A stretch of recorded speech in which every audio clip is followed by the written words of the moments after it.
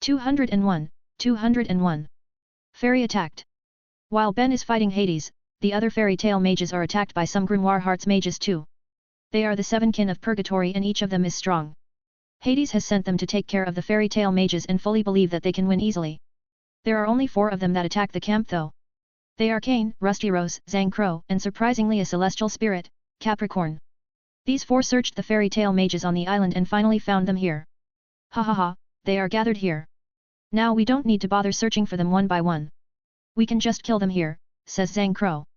Yeah, this job has become easier now. However, I don't remember that there are quadruplets among the targets, says Rusty Rose while looking at 4 of Ben's clones. These 4 clones stay here while the others do other jobs. Pride clone infiltrates the Grimoire Hearts ship, Greed clone watches the council's movement, Lust clone tries to find the other enemies. So from 7 clones, there are 4 who stay in the camp. Ben, do you know who they are? Asks Makarov. I haven't gathered enough information, but they should be the members of 7 kin of Purgatory. My main body has met one before while fighting Hades and there are 4 here. So there are still 2 more that haven't appeared. Also, there is another enemy that hasn't made his move and still stays on the ship. He should be stronger than all of these guys, says Gluttony clone while eating snacks. So we don't know their power yet, hey? Asks Makarov. Wait. That goat-like guy, I know him. He is a celestial spirit, Capricorn, says Lucy in surprise. The others get surprised to see a celestial spirit being one of the dark mages. They are usually summoned, not being one of the mages. But Fairy Tail also has a celestial spirit as a member before, it's Loke. It's quite strange, but there's no time to ponder over it because they are enemies. They need to think of how to fight these 4 dark mages and defeat them. None of them know the strength of these 4, so their advantage in number won't really matter if the enemies are very strong. Ah, Ben clones, why don't you fight them? There are 4 of them and 4 of you, so it's good, right? You can test them out, says Gildarts while smirking. Damn, old man, you want us to test them because it doesn't matter if we lose? We might be clones, but we don't want to die pointlessly too, says Lazy Clone. Yeah, why don't you fight them yourself? I'm sure you can beat each one of them in one punch, says Wrath Clone. Come on, it wouldn't hurt to try. Besides, they are good opponents for our young mages. Strong opponents are important for their growth. Also, they should have someone strong enough to fight me if they wanted to attack us, says Gildarts. Well, you're right. There's someone on the ship that might be a good opponent for you. Sigh, why don't we split them? Fighting in groups like this will make it difficult because our magic might hit each other. They might have good teamwork too, so it's better to split them and fight them alone. We have an advantage in number, so we can fight one of them with a few of us, says Ben. That's a good idea, says Lysina. But suddenly, the enemy's number increased because Capricorn summoned 2 celestial spirits, Kawazu and Yumazu. Now there are 6 enemies against 25 of them. We have Master, Gildarts, Urza, Myra, Natsu, Gajeel, Levi, Kana, Lucy, Grey, Loke, Juvia, Lysina, Elfman, Evergreen, Freed, Big Slow, Wendy, the 3 cats, and 4 clones. It will look like we bully them. But their magic power alone is as strong as S-class mages, so our number doesn't matter, thinks Greed clone. While they talk, the enemies suddenly attack them first. A lot of roots suddenly come out of the ground and attack them, forcing them to split. Ben's clones are surprised to see this magic because they know who uses it. You're still alive, hey? Asks Wrath Clone. I won't die that easily, says Azuma who comes out of a tree with a pink-haired girl. Wrath Clone looks at Azuma's stomach which has 5 claw marks in it. But the claw marks don't have any blood coming out of it. It seems Azuma has high durability or he has defended himself when Ben attacked him before. You are his clones, hey? Your main body's power is very ridiculous. I have defended myself using the best wood armor, but it still broke and the claws still scratch me. If I don't have a strong body, then I would surely get injured gravely by the impact, says Azuma. Ha, you're good. It seems I can expect something great from Hades, says Wrath Clone. Don't underestimate Master or you will regret it, says Azuma before he uses his magic again. Azuma controls the giant roots to push everyone and split them. Then his comrades will chase the groups to fight them. The enemies also intend to fight the fairy tale mages one by one or in small groups rather than fighting them at once. They know that their chance is low because they see Makarov and Gildarts. These 2 are the most dangerous mages in Fairy Tail and they know it. Only their master and ace can handle these 2, so they can't fight them. Zhang Crow chases Natsu for an unknown reason but Ben's clones can feel something from this Zhang Crow guy. So the Wrath Clone chases after them to know what Zhang Crow is up to. He feels that there will be a good thing by following them, after all. Rusty Rose chases after Elfman, who moves with Evergreen in his arms. Kane chases after Freed and Big Slow, while Capricorn chases after Lucy and Kana. As for the spirits that get summoned by Capricorn, Kawazu and Yumizu chase Gajeel and Levi. The pink-haired girl, Mirti, is chasing after Juvia and Lisana. Then Azuma, who moves late, chases after Urza and Myra, who move together. No one chased Wendy, the cats, Makarov, Gildarts, Grey, and Loke except the Roots. The fairy tale mages have moved in their S-class exam groups without the intention to do so. But then, Loke changes his direction to chase Lucy because he is Lucy's celestial spirit and needs to help her. Lazy Clone approaches Grey and says, "Grey, help me protect Wendy and the cats. I can't use my full power because I'm just a clone, so I need your help." "Alright, I'm also worried of them because they have the lowest battle powers now," says Grey while nodding. Lazy Clone then teleports Grey to Wendy and the cats' location. The four of them are moving together by flying, and Envy Clone is also with them. But then Envy Clone leave after Lazy Clone comes with Grey. "Where does he go?" asks Happy. "To the battle locations. We might have low battle powers, but we can help in emergencies. The enemies are strong and our friends might need help. So the other 3 clones will spread to help in an emergency," says Lazy Clone. "You're really working hard, aren't you?" asks Grey. "It's normal. I won't reach this level without hard work," says Lazy Clone. Grey has a rather bitter expression and says, "Hard work, huh? I also work hard, you know." "I know. But just working hard won't take you anywhere," says Lazy Clone. They have a conversation while walking to find their friends. Well, it's mainly the Lazy Clone that gives Grey advice to get stronger. The Roots have stopped moving, so they can walk and talk calmly. But they've been pushed very far from their previous location.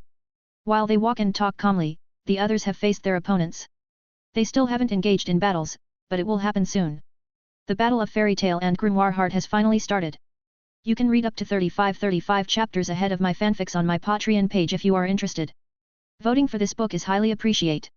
I've uploaded 1 Chapter 236 of Fairy Tail, Sun Eater. 2 Chapter 247 of Transcended as Lord Buggy. 202. Demon's Eye. Back to Ben's battle with Hades, which hasn't progressed yet. Both of them have realized what happened in the fairy tale camp. Ben knows it through his clones while Hades gets information through one of his mage's magic. "Ha ha ha, it seems the battles on other locations have started. Your guildmates will get wiped out soon by my mages," says Hades haughtily. "Ho, you seem very confident," says Ben. "Of course, I have taught them different kinds of lost magic for years. They all are strong," says Hades. "Lost magic, huh? Now I'm interested. I really need to check your ship thoroughly and maybe your base too after this. But I don't think they are as strong as you say. They purposely avoid Master and Gildarts," says Ben. "They aren't ready to fight those 2 yet. But I have someone who can do it," says Hades while grinning. "Ha, that guy on the ship that has just left, huh? He sure has a good amount of magic power, but it's just around Master's level. Gildarts will pummel him in no time," says Ben while smirking. "Humph, the amount of magic power isn't everything," says Hades. "I know, I always say that, after all. But I still think that he doesn't have a chance against Gildarts. Unless he receives some kind of help," says Ben. Ben doesn't want to resume this conversation and rush to attack Hades. He moves very fast and appears in front of Hades in less than a second. Then he immediately attacks Hades with a strong straight punch. However, his punch is blocked by an invisible pushing force. Ben knows it's not a barrier made of magic because it's pushing him away from Hades' body. So he assumes that it is caused by Hades' Demon's Eye, which releases the pushing force. It must be the Demon's Eye ability because he didn't use it before when I beat him up. But why doesn't he move? He can't or doesn't want to, ponders Ben. Ben tries to attack again using his punches and kicks at a very high speed. But all of them are repelled by the pushing force from Hades. The force is strong enough to counter his powerful attacks. In Devil Force mode, Ben's physical stats raise a lot and so are his magical stats. It causes his attack power to increase exponentially too. So it surprises him that Hades can easily counter his attacks that have been enhanced a lot. As I thought, this old man has a secret skill or tools. His magic power doesn't reduce at all even after using this strong force to block my attacks, ponders Ben. While Ben ponders about it, suddenly a tentacle comes out of Hades' back. It moves fast to attack Ben from his right side like a whip. Ben, who is focusing to attack Hades, doesn't realize it and gets hit. The hit is strong and it flings Ben until he crashes onto some trees, breaking them in the process. Such an attack will injure him in normal condition, but he is in Devil Force. His durability is enhanced a lot and he doesn't receive any damage from that attack. So you can make tentacles too like those demons that you created. You're truly a creepy old man, says Ben while walking back toward Hades. I don't want to hear it from someone that looks like a real demon, says Hades. Hades extends his right hand forward and uses his chain magic. He shoots a pair of chains to attack Ben and now the chains move faster than before. But it's still not a match for Ben's speed, who can evade it easily while moving closer to Hades. Ben covers both his hands with Devil Slayer's red solar energy. His claws are glowing bright red as he starts to attack Hades with them. The glowing claws hit the force and push each other as Ben keeps attacking. Hades keeps attacking with his chains and tentacles, so Ben needs to evade them while attacking. He still attacks at close range to find his limit at close range while using this Devil Force mode. Ben attacks using more strength and speed, but he still can't break through the force. His solar energy covered attacks break the surroundings, but the force that protects Hades is still fine and the area below it is also fine. Damn, you use that much energy but your magic power is still as strong as before, says Ben while grinning. You talk as if your magic power is depleting, says Hades with a pissed tone. It is depleting, but not that fast, says Ben while still grinning. Ben finally decides to stop his close-ranged attacks and fight more seriously. So he moves back and gets a little relaxed while cracking his neck. His sudden change surprises Hades, who gets wary of it. Don't be that wary.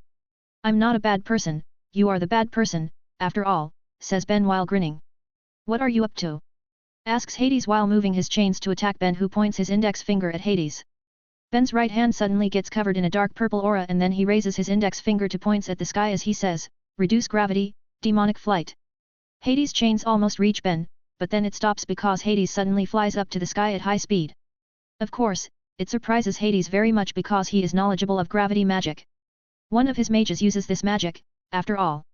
No way. I have learned almost everything about gravity magic. Even Blue Note won't be able to make me fly like this, says Hades with a very shocked tone as he flies up. Blue Note? Ah, that guy who stayed on the ship, hey? Asks Ben, who suddenly appears on top of Hades by using teleportation. Hades gets surprised again, but Ben keeps talking. That might be a lost magic, but its grade must be lower than my Devil Slayer magic. Furthermore, my son Devil Slayer magic has a special trait. But you don't need to know that. Ben takes a deep breath and accumulates a lot of magic power in his mouth. It makes Hades get alerted, so he uses his chains and tentacles to attack Ben again. But then again, before they reach Ben, he makes his move first. Sun Demon Solar Scream. Ben shoots a big and strong red solar energy attack from his mouth. It hits the chains and tentacles, then destroys them without any trouble. Hades makes layers of defense using magic, but he is midair currently, so the impact from above will still push him down. The red solar beam hits Hades and shots him down at a very high speed. It hits the ground below and destroys a large part of it. A big and deep hole appears in the forest after Ben stops his spell. Ben flies down slowly as he reduces the gravity on himself. That attack used a lot of his energy, so he eats the sunlight as he descends to the ground. He finally lands after replenishing half of the magic power that he has used. Then he looks down at the hole and his mouth twitched in disbelief. Hades is still very much alive and doesn't appear to have many injuries. Furthermore, his magic power is still very high even when he is in such a state. What a tenacious old man, says Ben. Suddenly, a tentacle attacks Ben from below and he evades it narrowly. His chest is grazed and gets a small scratch wound. Hades can still attack Ben even when he is deep underground. Then Hades comes out with the help of his tentacles to climb. Some of his small injuries get healed fast and he looks very healthy now. His durability and regeneration are very unbelievable considering his age. You will need more than this to kill me, kid, says Hades. Haha, I guess you're right, says Ben with a stiff laugh. But then Ben widens his eyes when he gets telepathy from his clone that infiltrates the airship. His stiff laugh turns into a smirk and then into a hearty laugh. It makes Hades confused, but then he gets shocked after hearing what Ben says. Ben smirks and says, Devil Heart, hey? No wonder you can have that much power when you already smelled like a graveyard. You can read up to 35 chapters ahead of my fanfics on my Patreon page if you are interested. Voting for this book is highly appreciate. I've uploaded 1 Chapter 237 of Fairy Tale, Sun Eater. 2 Chapter 248 of Transcended as Lord Buggy. 203. Destroying the Devil. Ben's Pride clone has found the secret behind Hades' power. Hades has a magic item made of his own heart that he put in his airship. It supplies him with a massive amount of power, be it magical or physical power. This magic item is called the Devil's Heart, a machine that gathers and provides power for Hades. That's why his magic power never reduces even after he used a lot of magic power. His body also becomes very strong so he could defend Ben's attacks without getting any damage. But now his secret has been found and if the Devil's Heart is destroyed, Hades will lose most of his power. That's why now he is panicking because if Ben knows this secret, it means that Ben has found the Devil's Heart through a method that he doesn't know. Now after he found the Devil's Heart, it will be easier to defeat Hades. He just needs to destroy it and Hades will lose most of his power. But it won't be that easy because there must be defense mechanisms around the Devil's Heart. Ben's Pride clone doesn't know the defense system that Hades put around the Devil's Heart, but it shouldn't be weak. As a clone, he doesn't have that much power compared to the main body, so he can't be reckless or he will fail to destroy the Devil's Heart. Luckily that Blue Note guy is not here and has gone to the island. I am not his match because I'm just a clone with a little power. I could move in the ship undetected thanks to my stealth skill. But now I need the power to destroy this Devil's Heart, says Ben's Pride clone. The clone thinks of what he needs to do now so he can destroy this Devil's Heart before he runs out of power. Then after some thinking, he decides that the only way is to use all his power at once. He will use one big attack rather than attacking it multiple times. Such an attack will have higher damage and a higher success rate. It might also destroy the airship and break the Devil's Heart indirectly if he fails to destroy it directly. Alright, let's do it even if it kills me, says Ben's Pride clone. The clone closes his eyes and gathers his magic power. Golden flame starts to cover his body and the temperature around him raises significantly. He enters sun mode using his Sun Dragon Slayer magic. After accumulating all his magic power, Ben's Pride clone makes 6 big golden magic circles that surround him like a cube. His golden flame spreads and smolders inside the cube that it lights up the entire room to become very bright. Then he claps his hands and chants his spell, Clone Suicide Technique. Star Explosion, True Supernova. Boom. The clone's body explodes and so is the golden solar energy flame. It creates a massive explosion that engulfs the entire room. The explosion has a very strong force and heat so it breaks everything it touches and melts most of them. It breaks everything, including the defense system of the Devil's Heart that can't handle the massive explosion force of the clone's magic spell attack. With the defense broken, the Devil's Heart also breaks and stops supplying power to Hades. The airship also gets destroyed, but the clone's power isn't enough to destroy it completely. It can only destroy the surrounding area of the Devil's Heart. Only a fifth of the airship gets destroyed because it has a massive size, but it's not a problem because the Devil's Heart has been destroyed. Ben and Hades are quite close to the coast where the airship fly. They can hear the explosion clearly but can't see it because the tall trees block their sight. Ben, who receives the memory of his clone, now knows what happened and he grins because now he can beat Hades. Hades himself is very shocked because now he doesn't get any power supplied by his Devil's Heart. But strangely, he doesn't die even though his heart that he installed in the Devil's Heart is destroyed. It seems he has changed the heart in his body with an artificial heart, or maybe he uses magic. Nonetheless, now he won't get an infinite supply of power. I can even feel his magic power drops significantly now. This is the end, thinks Ben while smirking. The explosion sound is actually loud enough to be heard from the entire Tenro Island. It alerts everyone and makes them ponder what has just happened. The only ones who know what happened are Ben, his clones, and Hades, after all. Ben's clones don't tell them what happened though, so they won't lose concentration. It might lower the enemy's morals, but it might also make his comrades become overconfident and act recklessly. Being wary of enemies is very important in battles, after all. Besides, he worries that it won't affect the enemy's morals at all because dark mages usually don't care about their comrades' well-being even if it's their guild master. Also, he hasn't won, so there's no need to spread the news now. Back to Hades, he is dropping on his knee after his power suddenly plummeting. He holds his left chest because it is where he received the power from the Devil's Heart. Just like what Ben thinks, there is a magic item replacing his real heart in Hades' body that replaces his heart's function and becomes the power receiver. The sudden stop of the power supply shocks his body so he falls on one knee. He suddenly gets a lot weaker, after all, so his mind and body haven't synchronized. But it doesn't take long for him to adapt and stand again. Hades looks at Ben hatefully and says, "Damn brat. How did you find out about the Devil's Heart?" Ben smirks and says, "With this." Ben flicks his fingers and then a dark magic circle appears on the ground. Then a clone appears on top of the magic circle and it is the Pride clone. The clone really didn't die because it's just Ben's magic, so it doesn't even live from the beginning.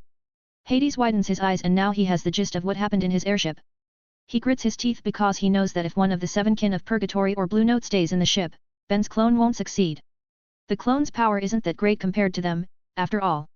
I know what you're thinking, but it's too late to regret it, old man.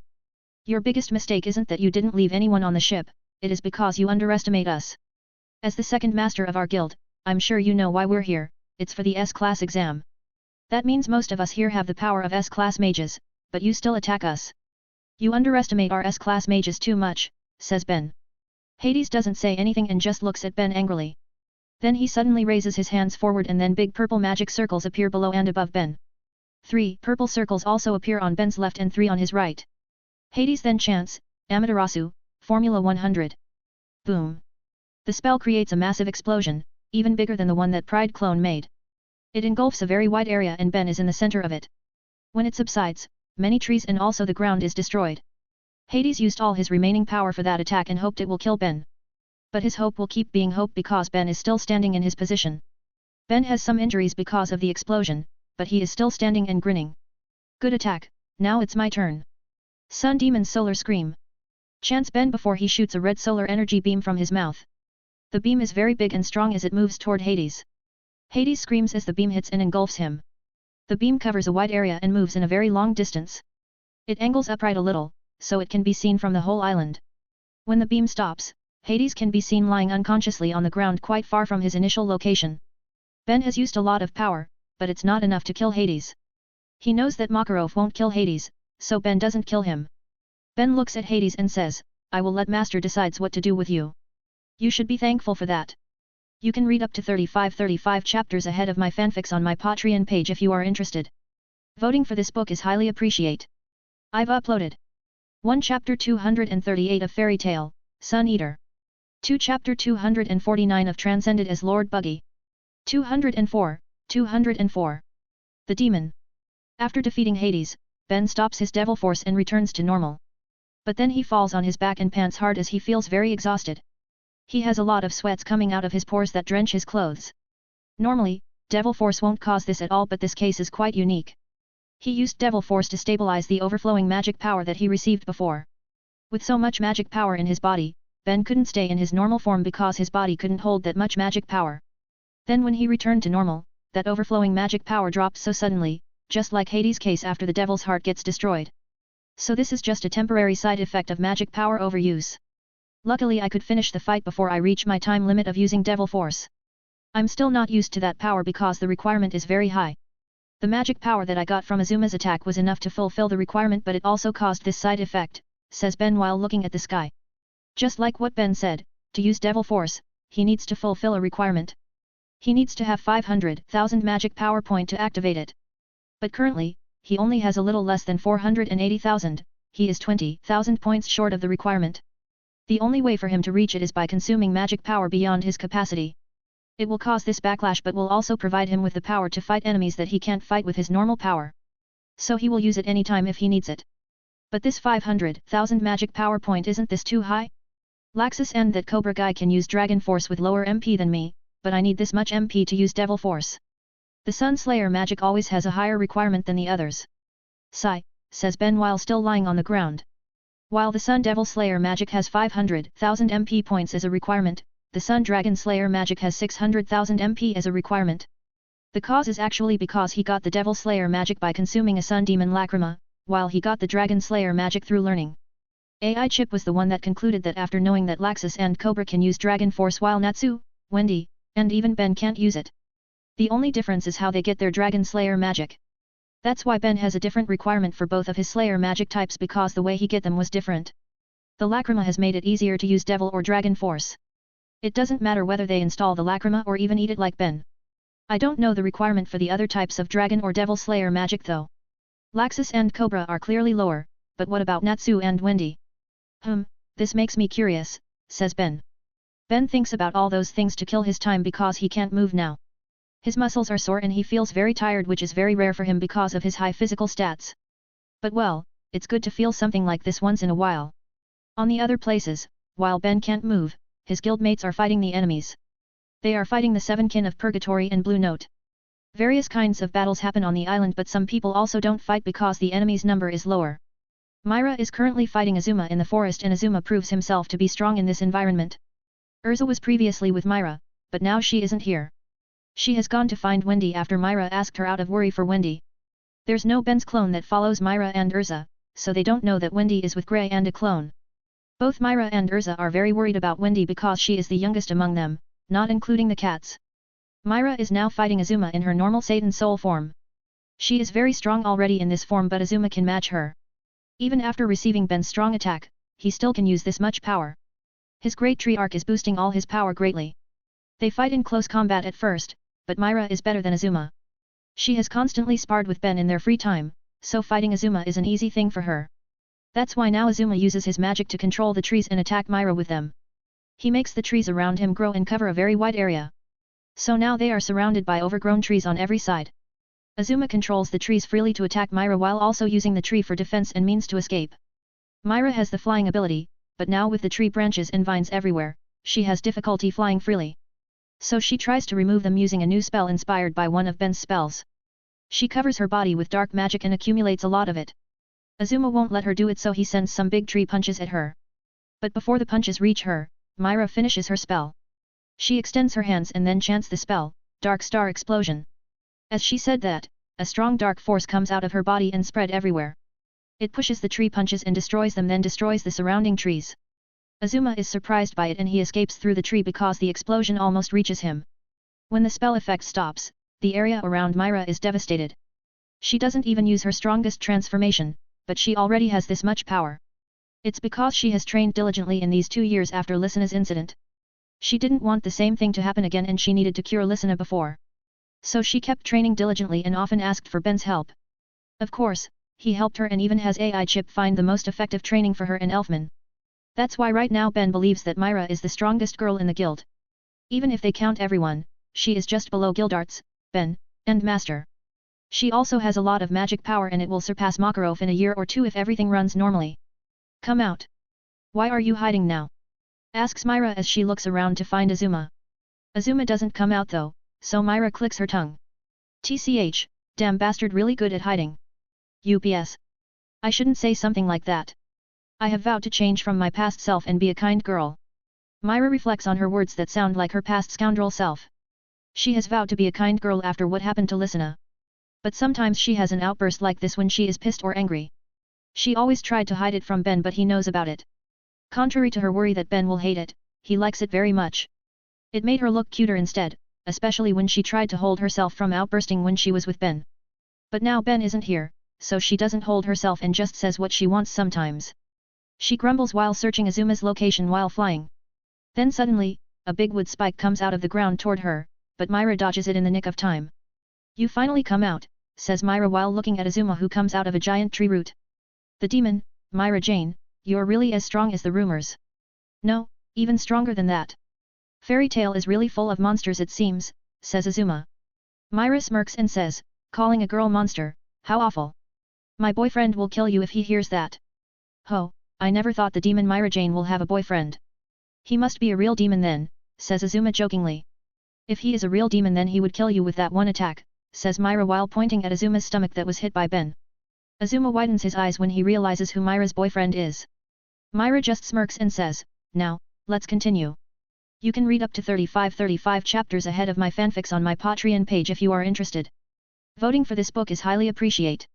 I've uploaded 1 Chapter 239 of Fairy Tail, Sun Eater.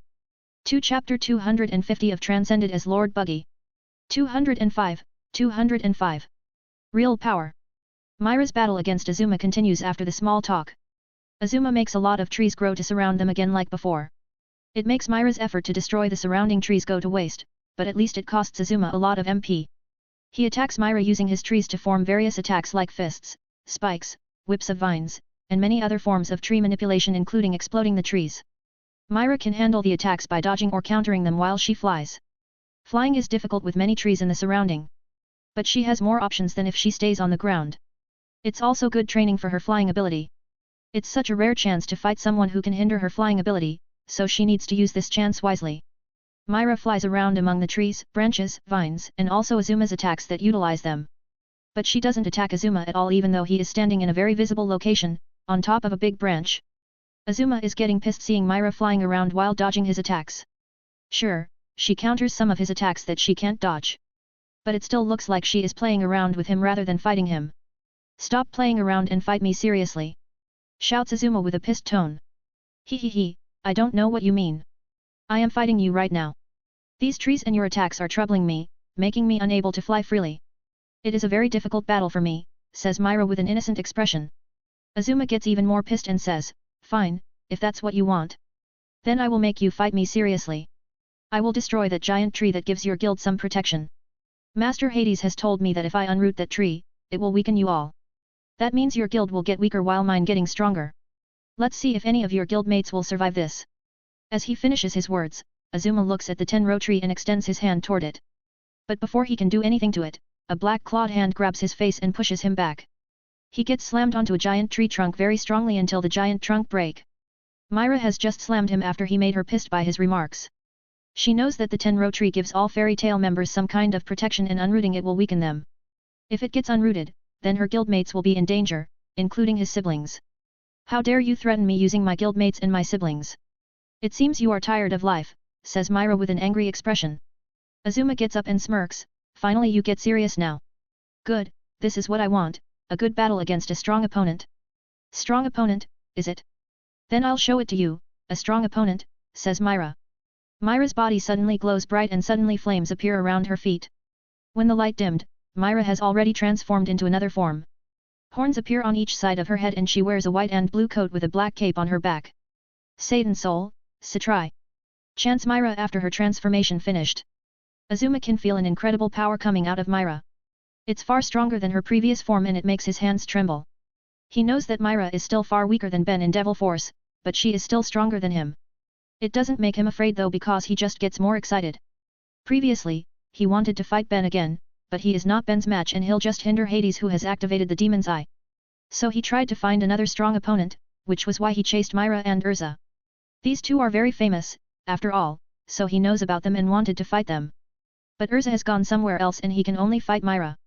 It's not a problem though because Myra is actually far stronger than he thought and it makes him excited. Azuma rushes to Myra and engages her in close combat. But again, he wasn't her match in close combat while she was in normal Satan Soul form, not to mention now. He gets overwhelmed easily and immediately gets a lot of injuries. Then he changes his strategy and uses explosion spells to attack Myra.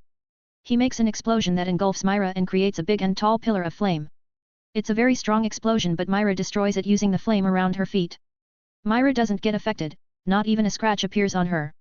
It makes Azuma grit his teeth and then he uses another spell. Myra just looks at Azuma while she gets ensnared by many vines and gets buried like Ben. Then Azuma says, that monster didn't get affected by this, but I wonder if you are the same. This is my last and most powerful attack. If you can survive this, then it will be my loss. It is futile no matter what you do, says Myra. Azuma claps his hands and says, we'll see. Terraclamare. Boom. The spell creates a giant explosion that engulfs Myra just like how it engulfed Ben before. But the scale of this explosion is lower than what was used on Ben. Azuma has lost a lot of MP before, so he can't make the explosion with the same power. But it still uses all his remaining MP and will kill any normal mage. Too bad though that his opponent isn't normal. Myra in Satrai form can manipulate flame and has high resistance to flame-based attack. The explosion suddenly scatters and Myra comes out of it unscathed. This kind of explosion is nothing compared to Ben's spells. I've fought with him numerous times so it will be shameful if I can't handle an explosion of this scale. Azuma smiles bitterly and says, as I thought, your guild is full of monsters. I will take that as a compliment. Now, let's finish this game. I'll show you this monster's power, says Myra. Myra suddenly flies high to the sky and stops after reaching a high altitude. She looks down at the massive trees that Azuma made and then she extends her hands to the trees below. Then a giant red magic circle appears below her and a big rotating flame ball appears below her. Meteor rain. Chants Myra. The flame ball suddenly scattered and turns into numerous fireballs that fall at a high speed toward the trees. They all hit the trees and destroy them with their high power.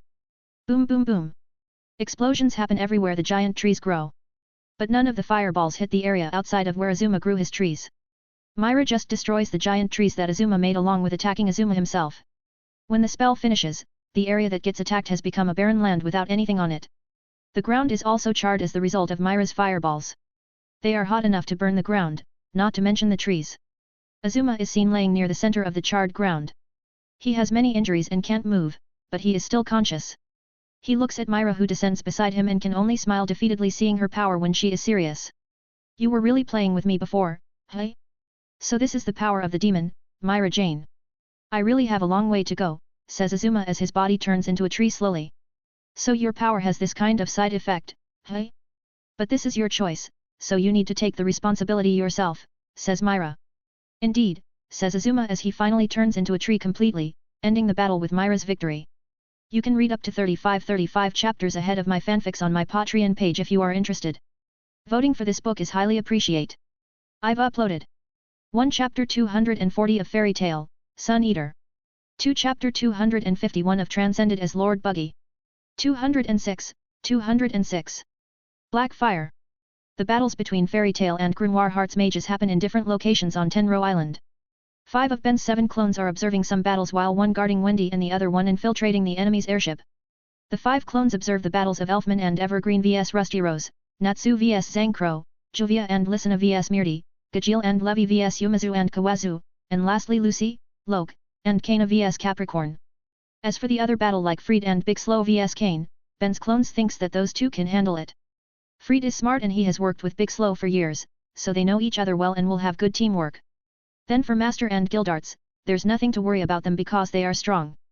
Myra and Urza are S-classes, so they will be able to take care of themselves. That's why the clones stick with the exam participants to ensure their safety. Although they are still worried about the other 2 dark mages that haven't made their appearance, Altair and Blue Note. It will be good if they meet Gildarts or Master because these 2 should be able to handle them. Right now, the most exciting battle to watch is Natsu's battle against Zangcro. Ben's clones already have a strange feeling about Zangcro and now the clone who follow them know the reason. Zangcro is a fire god slayer mage so it attracted their attention. A god slayer magic. I need to find out where he gets the magic and then find a clue on how to obtain god slayer magic for myself. Is it learned from gods or is it made by humans to match gods? Well, anyway, it is worth researching as it might be able to take care of my dragon seed forever, thinks Ben's clone while hiding in a tree. While looking at the battle, Ben's clone is intrigued by the color of Zangcro's fire. It is black instead of red or orange like a normal fire. So now he knows that the 3 types of Slayer magic he knows have different colors. Most likely it's because their characteristics are different. But can Slayer mages from different types eat each other magic, ponders Ben's clone. The answer comes soon when Zangcro eats Natsu's fire. But when Natsu tries to do the same, he fails and even takes damage when he tries to eat the black fire. Zangcro laughs and says that it's because his fire magic is superior to Natsu's. God is classified higher than dragon as magical creatures. In the past, dragons were considered as deities until the discovery of gods who are stronger than dragons. So God Slayer magic is a tier higher than Dragon Slayer magic, that's why Natsu can't eat Zangcro's fire. It makes Ben's clone thinks that a Dragon Slayer can eat a Devil Slayer's magic but not the other way around. Being able to eat also means that the higher tier Slayer mage is immune to the lower tier's magic. But then he gets confused because, in the record that he found in Midas the Sun Demon's tomb, the battle between Midas and Escanor the Sun Dragon was fierce. That means they injured each other and Midas' magic affected Escanor. If Demon's magic is weaker than Dragon's magic, then Escanor shouldn't get affected at all. So there must be something that made Midas could injure Escanor. He might find the answer after watching Natsu and Zangcro's battle. The 2 mages keep fighting and Natsu is completely overwhelmed by Zangcro. But Ben's clone doesn't step in because Natsu is still not in danger. He wants his guildmates to grow stronger and difficult battles are important. Natsu's attacks aren't inflicting any damage to Zangcro but the opposite of it happens. The black fire inflicts damage on Natsu even if he just touches it. But he doesn't get burnt because he still has immunity against fire and rather high magic resistance. Ben's clone is getting impatient as he sees Natsu can't fight back at all. His attacks are futile and Zangcro even gets more magic power by eating his fire. It makes Ben's clone wants to jump in and help but he holds himself from interfering unless it's very necessary. As a clone, I only have a small part of my main body's strength. I'm even weaker than Natsu now so I'm not sure if I can defeat Zangcro. The best thing to do is to observe and help Natsu when he is in dire situations. My MP is low, so it might run out shortly after I helped, thinks Ben's clone. The dire situation comes faster than he thought. Natsu has taken too much damage and now lays on the ground. Zangcro is about to launch an attack on Natsu but Ben's clone interrupts him by shooting a light bullet. It's not enough to injure Zangcro badly but it's enough to stop him. He looks in the direction of where the bullet came from and sees Ben's clone sitting on a tree branch calmly. Ben is still pointing his fingers at Zangcro and ready to shoot his light bullet anytime. Bastard, who are you? Asks Zangcro. A mage, replies Ben's clone. Be Ben, why are you here? Asks Natsu. I'm just watching your battle because I sensed something from him. To think that he has fire god slayer magic, it's truly interesting. So how is it, Natsu? Want me to take care of him? Asks Ben's clone while smirking. No. I will do it myself, says Natsu while getting up slowly. Can you win though? Asks Ben's clone. I can. I will win and protect my friends, says Natsu. Say that after you can protect yourself. But well, it's good to have motivation. If I see you aren't capable of defeating him, then I will do it myself, says Ben's clone. Oi oi oi, weaklings like you are talking about defeating me? Ha, you must be dreaming. I've learned the best magic from the strongest being, God. There's no way people like you can defeat me, says Zhang Crow arrogantly. Let's see if what you said is true. All dogs can bark, after all, but their bites aren't always that strong, says Ben's clone while smirking. Zhang Crow gets angry and sends a roar attack at Ben's clone. It destroys the trees that get hit by it, but it doesn't hit Ben's clone. He has teleported away to avoid that roar attack and now leans on a tree on another side. It makes Zhang Crow pisses because he feels like Ben's clone is playing with him. So he wants to attack again, but Natsu attacks him first using a fire-coated fist.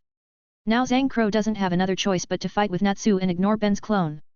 The clone just watches as the battle goes on and tries to learn about the Fire God Slayer magic. It might help him to get God Slayer magic for himself. Of course, he wants Sun God Slayer magic so it can match the other two types of Slayer magic that he has. If I can't find the method to learn Sun God Slayer magic, then I will make it myself. But to do that, I will need information about God Slayer magic. Grimoire Heart has this Zhang Crow guy, so they must have had the method. They should have kept the information in the airship or their base. I need to investigate it later. If I can't find it, then I will get it from this Zhang Crow guy, thinks Ben's clone while still watching the battle. The battle continues with Natsu still being pushed by Zhang Crow. It keeps getting worse, so Ben's clone decides to interfere because Natsu might get killed.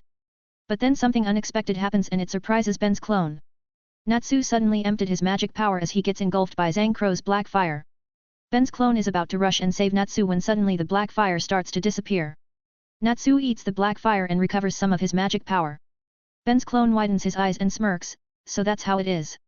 You can read up to 35 chapters ahead of my fanfics on my Patreon page if you are interested. Voting for this book is highly appreciated. I've uploaded 1 Chapter 241 of Fairy Tale, Sun Eater.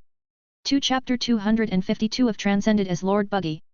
207. Trick. Natsu eats the black fire after emptying his MP reserve. Ben's clone and Zhang Crow who see it get surprised. But Ben's clone gets an understanding about how Natsu can eat the black fire while Zhang Crow doesn't understand at all.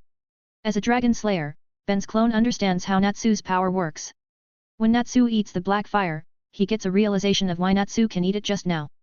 Natsu might do it because of his battle instinct, but Ben's clone knows the reason. The God Slayer's flame is a tier above Dragon Slayer's flame, that's true. But that's not the reason why Natsu couldn't eat it before. It's because when Natsu still has his MP, the eating process didn't go well, thinks Ben's clone. When eating elements, Dragon Slayer and other Slayer types transform the element into their MP. The new MP will match their Slayer type and become their MP. But lower tier Slayer mage can't eat from the higher tier because they can't transform the MP to match theirs. It's like using better fuel for a car when you usually use cheap fuel. That is good, but it also tends to cause trouble for the machine and it's not effective. The solution is to clean the fuel tank and all the machine parts before changing the fuel type. Well, that's the best comparison that Ben's clone can think of. The main point is that Dragon Slayer can't absorb God Slayer's magic when they still have their magic inside their body. Both types will clash and God Slayer magic will win because it's of the higher tier. But when the magic storage is empty, the God Slayer's magic won't clash with anything and the Dragon Slayer's body will be able to absorb it. Their body will adapt to the God Slayer's magic and absorb it faster because there's no clash of power. Even so, Ben's clone still thinks that it also depends on their strength. He has a hunch that he can eat the black fire without emptying his MP reserve. It's because his body and MP storage is far stronger than Natsu's, so he will be able to consume the black fire immediately. But he needs to test it to make sure of this. Ben's clone intercepts Natsu's battle to test it before Natsu defeats Zhang Crow. Now that Natsu knows how to handle Zhang Crow, he will be able to win. So Ben's clone needs to do it now or he won't have another chance. What are you doing, Ben? Asks Natsu as Ben stands in front of him. Sorry, I just want to test something. It won't take too long, so just wait for a moment, says Ben's clone. He walks towards Zhang Crow and taunts the guy to attack him. Zhang Crow gets irritated and attacks Ben's clone by shooting black fire from his hand. Ben's clone just takes it and he is surprised that he gets hurt by the fire. But it's not as painful as he thought after seeing Natsu getting hit by this fire multiple times.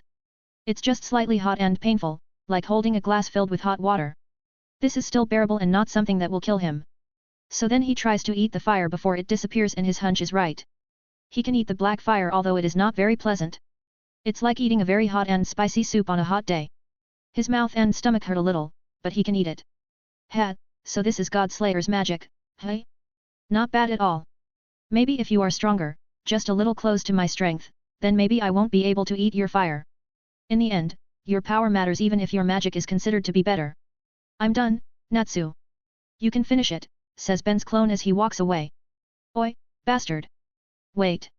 Shouts Zhang Crow with a pissed tone because his attack didn't work on Ben's clone and he gets looked down. But he doesn't have time to chase after the clone because Natsu has prepared an attack. Natsu has his right hand covered with Dragon Slayer's flame while his left hand is with God Slayer's flame. Then he uses both types of flame to attack Zhang Crow. Zhang Crow takes it and thinks that it won't affect him, but he's wrong. The combination of both flame types isn't something that he can take. Besides, just like what Ben has ever said to Natsu, even immunity has its limit and the flame combination surpasses Zhang Crow's immunity limit. This attack defeats Zhang Crow and then Natsu leaves after Ben gives him some fire to eat. Ben's clone stays behind though and waits until Natsu really leaves. After Natsu leaves, he approaches Zhang Crow and puts magic sealing stone handcuff on him. You will tell me everything you know about God Slayer magic, says Ben's clone while smirking sinisterly. Ben isn't a heartless man, but he also doesn't care about an evil man's well-being. Zhang Crow is a dark mage and has killed many people, so Ben won't hesitate to kill him if needed. But now he needs Zhang Crow to tell him about God Slayer magic, so he doesn't kill him. Ben's clone takes Zhang Crow to the top of the 10-row tree. There's no one here, so he can do anything he wants to Zhang Crow. He will extract all information from Zhang Crow even if he needs to torture the guy. Torture isn't something that he likes, but he has been trained to do it when he was a soldier in his last life. Well, he didn't get trained to torture his target, but he is trained to handle torture so he won't leak any information. That training also taught him how to torture someone though. It will be good if you just tell me everything so I won't need to use violence. But just know that I'm not a pure-hearted man, says Ben's clone before he starts his interrogation. On another battle location, when Ben still fights with Hades, Elfman and Evergreen are fighting Rusty Rose. It's a difficult battle for Elfman and Evergreen because their opponent uses a very versatile magic, Arc of Embodiment. This magic allows its user to create everything from their imagination as long as they have sufficient MP. That means he can make everything from nothing. He can make something based on his opponent's magic to counter it perfectly. His magic doesn't limit to creating non-living things. He can even make a living being, similar to black arts. Furthermore, he has an enormous MP and can create strong things to counter Elfman and Evergreen's attacks. Rusty Rose has created 2 sacred guardian beasts, Belcuses and Belfast. Both beasts have enormous sizes and they are strong. Belcuses is a heavily armored man-like beast while Belfast is a wyvern-like beast. Previously, Rusty Rose just used Belcuses, but Elfman was too strong for Belcuses. Ben and Myra have trained Elfman many times, so it will be disappointing if he can't fight one beast like Belcuses. Also, he has Evergreen to help him, so fighting one beast isn't too hard for him. Elfman and Evergreen have injured Belcuses a lot, so Rusty Rose summoned Belfast. He also helps his guardian beasts to fight by creating a beast-like arm. It's similar to Elfman's partial takeover, but he made it using his Arc of Embodiment. Right now, Elfman is fighting the 2 beasts while Evergreen tries to hold Rusty Rose. But of course, it's very difficult and both of them are getting pushed back. Elfman is in his beast soul form, but fighting 2 strong beasts like this is very difficult. It's even more difficult for Evergreen because her opponent is too strong. Her petrification magic doesn't work because Rusty Rose can keep making glasses to block it. She finally gets a heavy blow and gets pinned down. Elfman, who sees it, gets angry because Evergreen is his precious guild mate. He suddenly gets attacked by Belcuses, but he blocks it with one hand. Then he suddenly stabs Belcuses' chest with his spear-like claws. Rusty Rose is surprised to see Belcuses get defeated by the angry Elfman. But he gets even more surprised when Elfman suddenly transforms into Belcuses. He takes over Belcuses before it disappears, as it is just a magic spell. Unbelievable. He takes over my beast, says Rusty Rose with widened eyes. You can read up to 35 chapters ahead of my fanfics on my Patreon page if you are interested. Voting for this book is highly appreciate.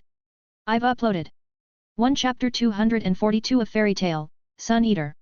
2 Chapter 253 of Transcended as Lord Buggy. 208. Arrogant brat. Elfman has taken over Belcuses and transformed into it. Belfast attacks him, but the angry Elfman doesn't want to waste time fighting the wyvern-like beast. So when Belfast attacks him from the side using its mouth, Elfman doesn't dodge. He stays in his position and then grabs Belfast's upper mouth. At the same time, he puts his left foot on its lower jaw. Elfman gets pushed by Belfast and it takes him to fly. It intends to take Elfman to the sky, then dive down to crash him on the ground. But Elfman won't let it do as it pleases. He puts both his feet inside Belfast's mouth and grabs its upper teeth with his hands. He is in a crouching position now because the mouth is too small for him. Then he pushes Belfast's mouth and opens it wide forcefully. Crack! Belfast has its lower jaw breaks because Elfman opens it too wide. But he hasn't finished yet. He kicks the beast's tonsil and then kicks its mouth ceiling as hard as he can. The broken jaw already made Belfast start losing its consciousness, so the kicking make it worse. The beast falls from the sky and Elfman knows it's bad because they fly very high. He looks at the beast and immediately uses his magic to take over its body before it disappears. It doesn't take long for Elfman to succeed and he flies, avoiding crashing to the ground. This fast development surprises Rusty Rose who now lost his 2 sacred guardian beasts. He can make them again but it will just be a waste because Elfman can defeat them. Using the same strategy is not a wise thing to do. Elfman transforms into a black werewolf and attacks Rusty Rose. Evergreen supports him by using her fairy magic to explosive dust. She is very careful to not catch Elfman in the explosions while he fights Rusty Rose at close range. Rusty Rose fights Elfman using his transformed arm. His arm transformed into a black claw-like sword, similar to Elfman's partial takeover. He is very good at close combat and can hold Elfman in werewolf form. Elfman is very fast in this form but Rusty Rose can match him while defending Evergreen's attack using a magic barrier around his body. This guy can make everything using his arc of embodiment, after all. So creating a barrier around his body is easy. But using 2 spells at once cost a lot of MP so he needs to finish this fast. He wants to use another spell but Elfman catches his jet black sword arm. Then Elfman uses his takeover magic to take Rusty Rose's jet black sword. Now Elfman is a black werewolf with jet black sword right arm. He attacks Rusty Rose's body using his new arm while still holding Rusty Rose's arm. Rusty Rose coughs some air because of the punch and then Elfman keeps attacking him. Elfman has become very strong physically since Ben taught him to train his physical strength. With Ben's training method, Elfman becomes strong physically without gaining too much muscle mass so he isn't too buffed. He keeps punching Rusty Rose until the guy has a lot of injuries. But then Rusty Rose creates a bomb in front of him so Elfman has no other choice except to release him. Rusty Rose also jumps back to avoid the explosion. Bastard! You've overstepped your boundaries. A weakling like you should have just gotten defeated by me. Shouts Rusty Rose in anger. He never thought that he will get cornered like this by Elfman and Evergreen. He targeted them because he thought he could play around with them. But it's a mistake. Ben and Myra didn't teach Elfman to be that weak. Elfman and Evergreen want to attack again but Rusty Rose makes his move first. The ground below them suddenly glows in purple color and then a massive tower comes out of the ground. It catches both of them and drags them upward as it grows. Tower of Ding-Er! Chants Rusty Rose as the tower grows. The tower immobilizes Elfman and Evergreen so they can't leave it. Ha ha ha. You won't be able to move whatever you do. Then you will die when it explodes, says Rusty Rose with a lot of resentment. The tower starts to glow and both fairy tale mages know it will explode. They try to move but their body just can't move. Elfman sees Evergreen beside him and he roars as he transforms into Belfast. Now he can move but it's still very hard. He can only move slightly and he grabs Evergreen, covering her using his wing. Then the tower finally explodes, creating a massive explosion that destroys the surrounding area. Rusty Rose laughs victoriously because he is sure that both of them have been defeated. He waits for the dust and smoke to disappear so he can see their defeated state. But when the surrounding is cleared, he doesn't see both Elfman and Evergreen. Suddenly, he hears a voice from the woods, "Are you looking for them?" He looks at the voice's source and sees Ben's clone. Behind the clone are the disheveled Elfman and Evergreen. He has saved them at the last moment using teleportation but they are still caught up in the explosion. Even Ben's clone is not in a good condition now and he almost disappears. The explosion was too strong for a clone like him. But at least, he could save Elfman and Evergreen from that explosion. He is glad that he followed Elfman and Evergreen. This is as far as I go. I leave the rest to you, Urza, says Ben's clone as he disappears. Leave it to me, says Urza who comes out of the wood. TCH, another one has appeared, says Rusty Rose. Urza, weren't you with Big Sis? Asks Elfman weakly. Don't worry about Myra. If she can't defeat her opponent, then I won't be able to do anything too. I'm not proud of this but currently, I am the weakest S-class in our guild. So just leave it to me and take care of Evergreen, says Urza. Alright. Be careful, he can make everything using his magic, says Elfman. Thanks for the information. Now, rest, says Urza. Elfman nods and then he approaches the unconscious Evergreen. She didn't get caught directly by the explosion, but she has gotten too much damage before so the shockwave was enough to knock her out.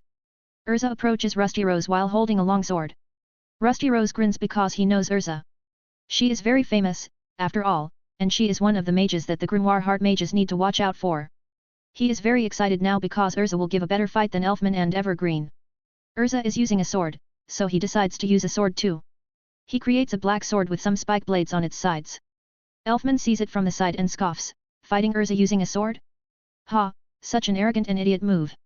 This guy is too full of himself that it makes me feel sorry for him. Both of them rush at each other and start a sword fight. But of course, Urza is better and she pushes Rusty Rose back, he underestimates her too much. He really doesn't stand a chance against a sword expert like Urza. So he changes his strategy and makes a pair of wings to fly. Then he makes a lot of ghost-like figures to attack Urza. The wave of ghosts engulfs Urza but suddenly comes out of the ghost swarm and flies up. She is now wearing silver armor with a pair of wings on her back. A lot of swords appear around her as she floats in front of Rusty Rose. The ghost swarm is useless against her, so Rusty Rose prepares to use another spell. I'm sorry, but I can't play around with you.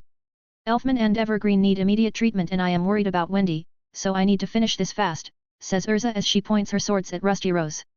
Ha, you sure know how to talk, says Rusty Rose as a big red magic circle appears in front of him. But before he can execute his spell, Urza makes her move. Blumenblatt. Chants Urza as she rushes at Rusty Rose. She slashes the magic circle along with Rusty Rose using both of her swords. It destroys the magic circle and slashes Rusty Rose's body. But it hasn't ended because the floating swords also move and strike Rusty Rose, instantly defeating him. You can read up to 35 chapters ahead of my fanfics on my Patreon page if you are interested. Voting for this book is highly appreciate. I've uploaded 1 Chapter 243 of Fairy Tale, Sun Eater. 2 Chapter 254 of Transcended as Lord Buggy. 209. Goat. Battles of mages happen in many locations on Tenro Island. Among them is the Battle of Lucy and Kana vs Capricorn. One of Ben's clones is chasing them too because he is worried about them as they are chased by one of the seven kin of Purgatory. Capricorn finally catches up to Lucy and Kana so they can only stop. They get ready to fight and Kana is quite confused because their enemy is a goat-like human. Then Loke suddenly appears there and the girls are relieved seeing Loke here because it means he can help them. Ben's clone knows that Loke was following them and left Grey. But it doesn't mean he is relieved because the enemy is one of the strongest among the Grimoire Heart mages. Furthermore, Ben's clone has a bad feeling about Capricorn and he always believes his feeling. Let's watch the situation first because I don't have the strength of my original body. I will help them when they can't handle it anymore and take them to a safe location, thinks Ben's clone. The clone decides to observe the situation first because the opponent is strong. Maybe he is as strong as an S-class mage of Fairy Tale or at least the S-class candidates. Kana, Lucy, and Loke should be able to hold the enemy for some time even if they can't win. Of course, he hopes that they will win but it's easier to say than done. A battle isn't just decided by power, after all, but also by strategy or even compatibility. It's just like how Ben has a hard time against Gildarts but he has an easier time against Hades who also has a higher MP than him, just like Gildarts. While Ben's clone thinks about that, the battle finally broke. Lucy summons Taurus to fight alongside Loke. Kana uses her card magic to produce lightning and attack Capricorn but he dodges it. Taurus and Loke rush at Capricorn then fight him in close range. They question Capricorn on why he stayed in the human world for years. He has gone from spirit world for a long time and no one knows his whereabouts. Capricorn doesn't answer though and just keeps fighting them. Even if the three of them are celestial spirits, they still fight seriously. They might be comrades in the spirit world, but they can become enemies in the human world if their summoners are enemies. So Loke and Taurus aren't asking why Capricorn attacks them, but why he disappeared for a long time.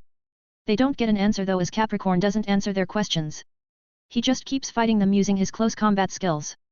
But fighting two opponents at once is tough so Capricorn jumps back and makes some distance between them. Then a purple light appears on the tip of his index finger. He waves it in the two's direction and then someone appears. Hero of Rubengard, San Jiaoshin. Shouts Capricorn as he waves his hand and a line of runes appears from the purple light. A bright light shots from the runes and it lands in front of Capricorn. The bright light then turns into a figure. It's a middle-aged man with a long brown beard wearing green traditional Chinese clothes and holding a guandao. It's a Chinese weapon that looks like a curved one-bladed spear. San Jiaoshin immediately rushes and swings his guandao at Loke. His attack hits Loke and flings him back. A human will get cut in half, but as a spirit, Loke or Leo has a very tough body. Taurus rushes at San Jiaoshin and attacks with his axe. San Jiaoshin swings his guandao to counter Taurus' axe. They clash and both of them get pushed back. Lucy and Kana wants to help but suddenly their magic power gets weakened. Ben's clone rushes and grabs the girls and then takes them into the woods. This is an urgent matter because he knows why they get weakened and what will happen if he let them be. Ben, what are you doing? Asks Kana. Saving you, says Ben's clone. What do you mean? We just get weakened a bit, says Lucy. And you will keep getting weakened until you can't fight. Capricorn uses a lost magic, human subordination magic. One of its uses is weakening his human opponents. Then when they become too weak, he can capture them and enslave them. That's why I need to get you out of there fast, says Ben's clone while still running. But what about Loke and Taurus? Asks Lucy. They'll be fine because that magic doesn't work on non-humans. You just need to keep supplying magic to Taurus. Loke came here by himself, so he doesn't need your magic power. What's the max distance for you to keep supplying magic power to your spirit? Asks Ben's clone. I don't know, but I feel I can still do it from here, says Lucy. Ben's clone stops and puts the girls down. Alright, you will stay here until the battle finish. Keep your connection with Taurus so you'll know what happens in the battle. Lucy nods and concentrates to supply her magic power to Taurus. While she does that, Ben's clone writes some runes to encircle Lucy and Kana. Then he activates it and a transparent green barrier dome appears. Stay here, the barrier will protect you. I will return and help them, says Ben's clone. What? But won't you get weakened? Asks Kana in surprise. I won't because I'm not a human. I'm just a clone, after all, magic, says Ben's clone. So clone isn't human. Ponders Kana. No, I am just magic. Anyway, this barrier will protect you. But if something urgent comes up, you can leave it. I made it so that you can leave and enter it as you please, but no one else can do it, says Ben's clone. Without explaining anything else, Ben's clone returns to the battlefield. He felt something amiss with Capricorn and thinks that the goat hides something. So he decides to help Loke and Taurus, then finds out what the goat hides. When he arrives, he sees Taurus is fighting 5 human warriors that have been captured by Capricorn. Capricorn himself is fighting Loke in close range. Loke and Taurus are overwhelmed by their strong opponents. Ben's clone flashes out of the woods and kicks a human enemy that attacks Taurus. He kicks the man strongly and flings him toward Capricorn. The man crashes onto Capricorn and pushes him back, freeing Loke. Ben! Why are you here? Where's Lucy and Kana? Asks Loke in surprise. Don't worry about them, they will be fine. I'm here to help you finish this faster, says Ben's clone while attacking the other 4 human warriors together with Taurus. What are you thinking? You know that you will get weakened by his magic, aren't you? That's why you took them away from here, says Loke. I know, but it won't work on me, right, goat? Asks Ben's clone while smirking. Capricorn has a sour face because his magic really doesn't work on Ben's clone. It makes Loke surprised and asks Ben how he does it. Ben's clone just gives him the same explanation as to the girls. Ben's clone and Taurus wipe out the human warriors after some time and move to help Loke fights Capricorn. They surround Capricorn and attack him together. But Capricorn is a tough opponent with good close combat skills.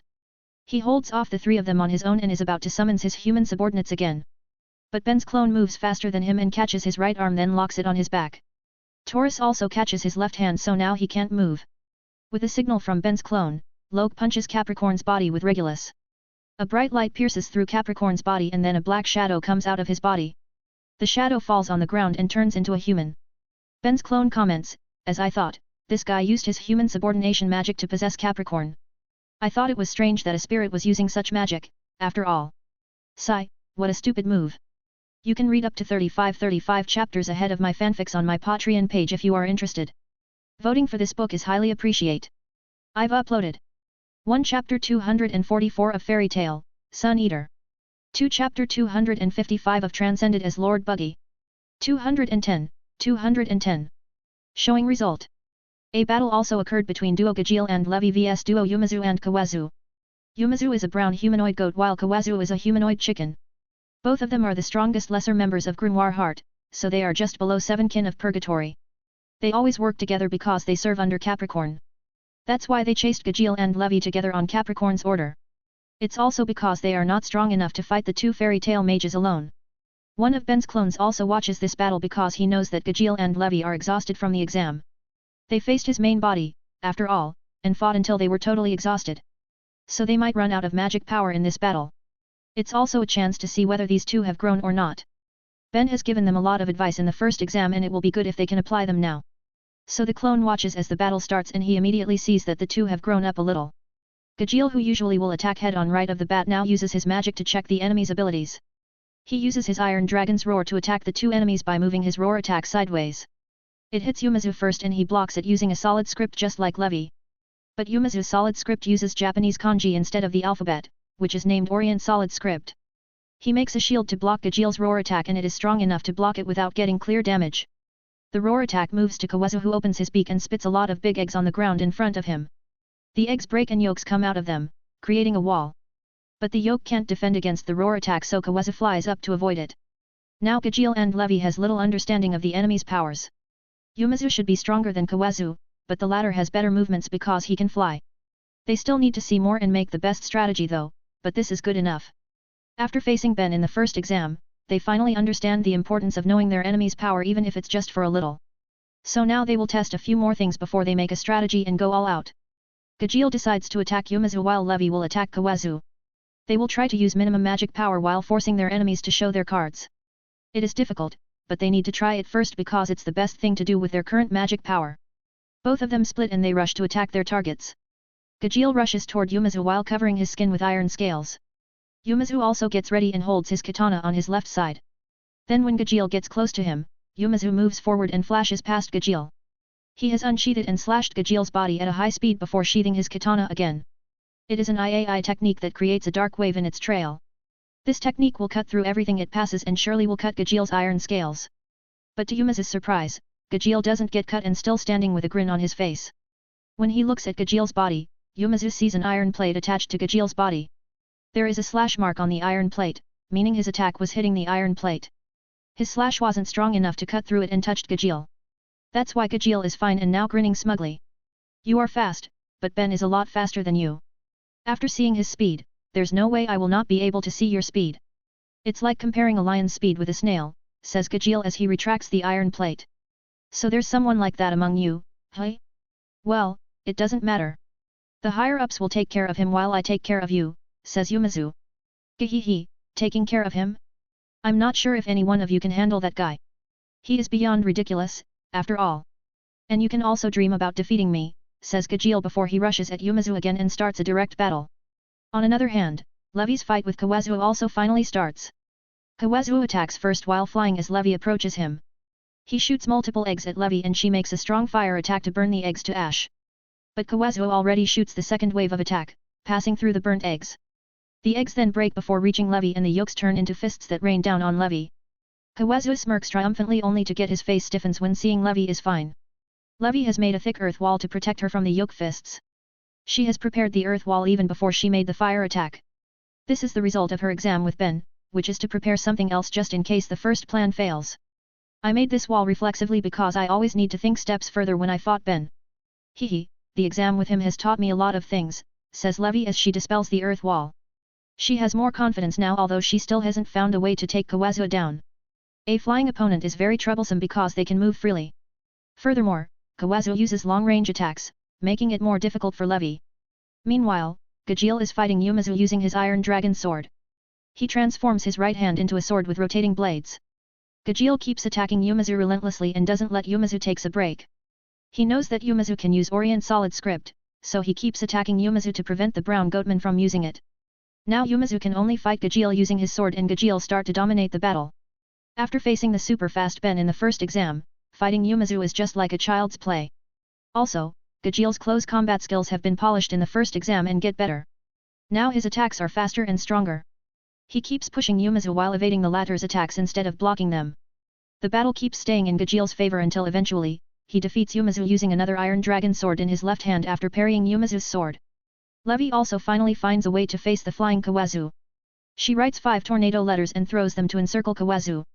Then 5 whirlwinds appear around Kawazu who still flies in the air. The 5 tornadoes cause a big disturbance in the air and make Kawazu unable to control his flight. He gets stirred up in the middle of the 5 tornadoes and gets thrown here and there. He tries to resist but all his attempts are futile. Levi hasn't finished yet though as she writes a big lightning letter. He throws it into the middle of the 5 tornadoes and activates it. The letter turns into multiple lightning strikes that shot everywhere. Kawazu who is thrown around in the turbulence gets hit by multiple lightning currents although not all of them hit him. But the ones that hit him give him a lot of damage and his muscles tensed up because of the electricity so he can't move his wings temporarily. The tornadoes almost disappear right after the lightning strikes get executed. Kawazu hasn't defeated completely, so Levi makes another attack. She writes hammer and throws it at the falling Kawazu who can't fly temporarily. The letter turns its shape into a giant hammer and it hits Kawazu from above very hard. Kawazu falls at a very high speed and crashes onto the ground very hard. He almost gets unconscious by that attack and finally really turns unconscious when Levi hits him a few more times using the giant hammer. Ben's clone smiles happily seeing Gajeel and Levi use his main body's advice and their experience when fighting him immediately. They have grown and become better than when they faced him in the first exam. The current victory is something they deserve. You can read up to 35 chapters ahead of my fanfics on my Patreon page if you are interested. Voting for this book is highly appreciate. I've uploaded 1 Chapter 245 of Fairy Tale, Sun Eater. 2 Chapter 256 of Transcended as Lord Buggy. 211. Fast Battles. One of Ben's clones is currently watching another battle. It's the battle of Juvia and Lysina against a girl named Mirti. They fight in a clearing in the middle of the forest. Mirti actually wanted to chase Grey, but he has moved too fast with Locke before, so she could only chase Juvia and Lysina. Also, she looks down on Juvia and put the latter on a low ranking among the fairy tale mages on this island. Ben's clone knows she must have her reason despite saying she knows Juvia's power. That means she knows that Juvia has a water body and is immune to most attacks. But she still says that, meaning she knows how to handle Juvia's water body. It really is the case because when she attacks Juvia using swords made of her magic, they can hurt Juvia's water body. Ben's clone wants to find out what her magic is and the answer appears soon from Mirti's mouth. She says that her magic is Magulti Sense, a lost magic just like the other 7 kin of Purgatory's magic.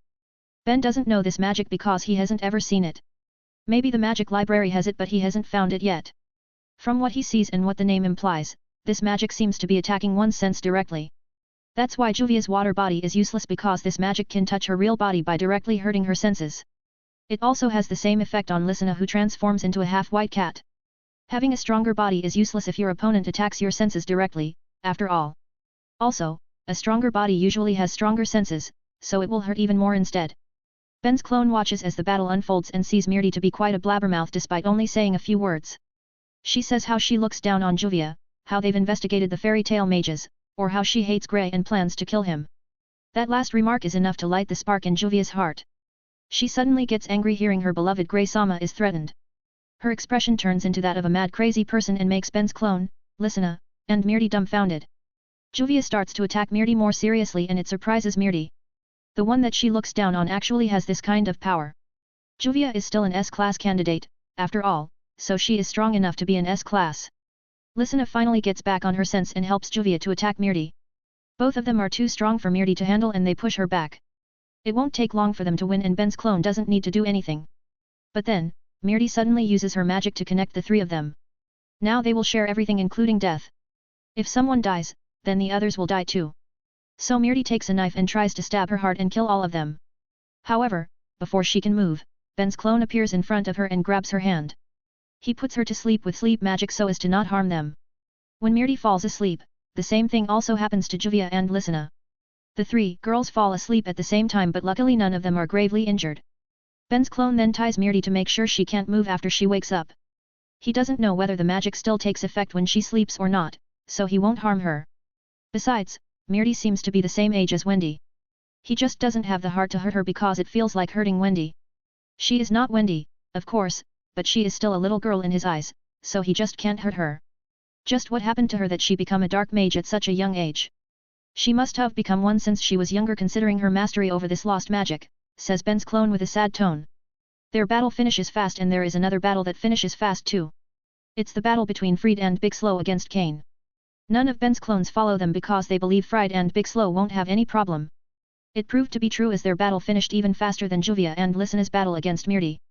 Both Fried and Big Slow have been working together for years so they have good teamwork and they are strong too. As soon as their battle against Kane started, they charged at the fat guy, and attack with all their strength. They know that there are many enemies on the island including the previous ones that they saw. All the enemies that they've seen before are strong so they are worried about their guild mates. That's why they immediately go all out to finish their battle fast and help the others. It's not that they don't believe in their guild mates, just that they can't help but get worried. Their enemies are dark mages who won't hesitate to kill. Not to mention the dark mages learned lost magic. Usually, lost magic is strong and has a high destructive effect. So Fried and Big Slow decide to use their full power from the start. Fried has made an enchantment to prevent Kane from leaving this area and prevent anyone from entering too. Then he uses his magic to transform into a demonic being using his dark creature magic. Big Slow supports Fried who charges forward and engages Kane in close combat. Using his puppets, Big Slow disturbs Kane and prevents the latter from using magic. Kane is using a doll to activate his magic but Big Slow hit it using his puppets, making it falls from Kane's hands. Fried who has gotten very close to Kane immediately attacks him. In his demonic form, Fried is much stronger and faster than before. He engages Kane in close combat and quickly gains dominance as Kane failed to use his magic. Fried attacks Kane relentlessly and Big Slow helps him by attacking Kane from behind using his puppets. Kane is unable to fight back because both of them keep attacking him. They don't give him any chance to use his magic at all. After some rounds of beating, Kane finally reaches his limit. He lost consciousness and falls to the ground with a lot of bruises and bumps on his body. His lost magic doesn't have any chance to shine in this battle. What should we do now? Asks Big Slow. Let's find the others and help them. We could defeat him easily because we moved fast and prevent him from doing anything. It might not be the case with the others and they might be in danger now, says Fried. You're right. But we need to make sure this guy won't get away and target anyone after we left, says Big Slow. Don't worry, we will make sure that he stays here, says Fried. Fried then asks Big Slow to tie Kane using vines and Kane's own clothes. Then Fried writes enchantments on Kane's body after he gets tied up. His enchantments will make Kane unable to move his body. After that, both Fried and Big Slow move to help the others. They finally find a battle, but it's Myra's battle against Azuma. Their help won't be needed and they will just be burdens for Myra, so they leave. They try to find other battles but they find Grimoire Heart's lesser members instead. These lesser members are weak, but there are many of them. Fried and Big Slow don't have another choice but to fight these guys and defeat them lest they attack the other fairy tale mages. It's easy for both of them to defeat these guys, but it will take a lot of time because of the enemy's high number. Well, as long as they can win, then it doesn't matter. You can read up to 35 chapters ahead of my fanfics on my Patreon page if you are interested. Voting for this book is highly appreciate. I've uploaded 1 Chapter 246 of Fairy Tale, Sun Eater. 2 Chapter 257 of Transcended as Lord Buggy. 212. Play along. While battles run across Tenro Island, Grey is doing nothing with Wendy and the cats. Well, he is guarding them with Ben's clone now, so he has something to do actually. But they just stay in their place, doing nothing. After some time, however, two enemies finally appear. But one of them is unconscious and being carried by the other. They are Altair and the unconscious Ziref who suddenly appear there as if they've intended to come here. Ben's clone doesn't try to observe the situation first like the other clones. He immediately stands in the front with Grey to protect Wendy and the cats. There's no way he can just observe when Ziref appears there. You're Altair, the one who made a ruckus in Magic Council with Jalal. So your guild's aim is Ziref, hey? Asks Ben. That's right, but I don't plan to become your enemy. I'm here to talk with Grey, says Altair. Me? Asks Grey.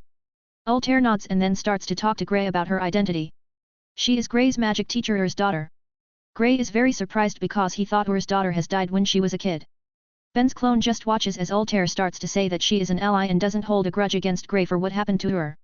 Then she talks about her plan with Ziref to create a world for mages only and normal beings won't live there. Of course, Grey doesn't like that idea at all but Altair says that it's Ur's will. Then she says that to achieve that, they need to remove Hades because he will just use Ziref for his own gains. Altair says that only Grey can defeat Hades using his iced shell because Hades is very strong.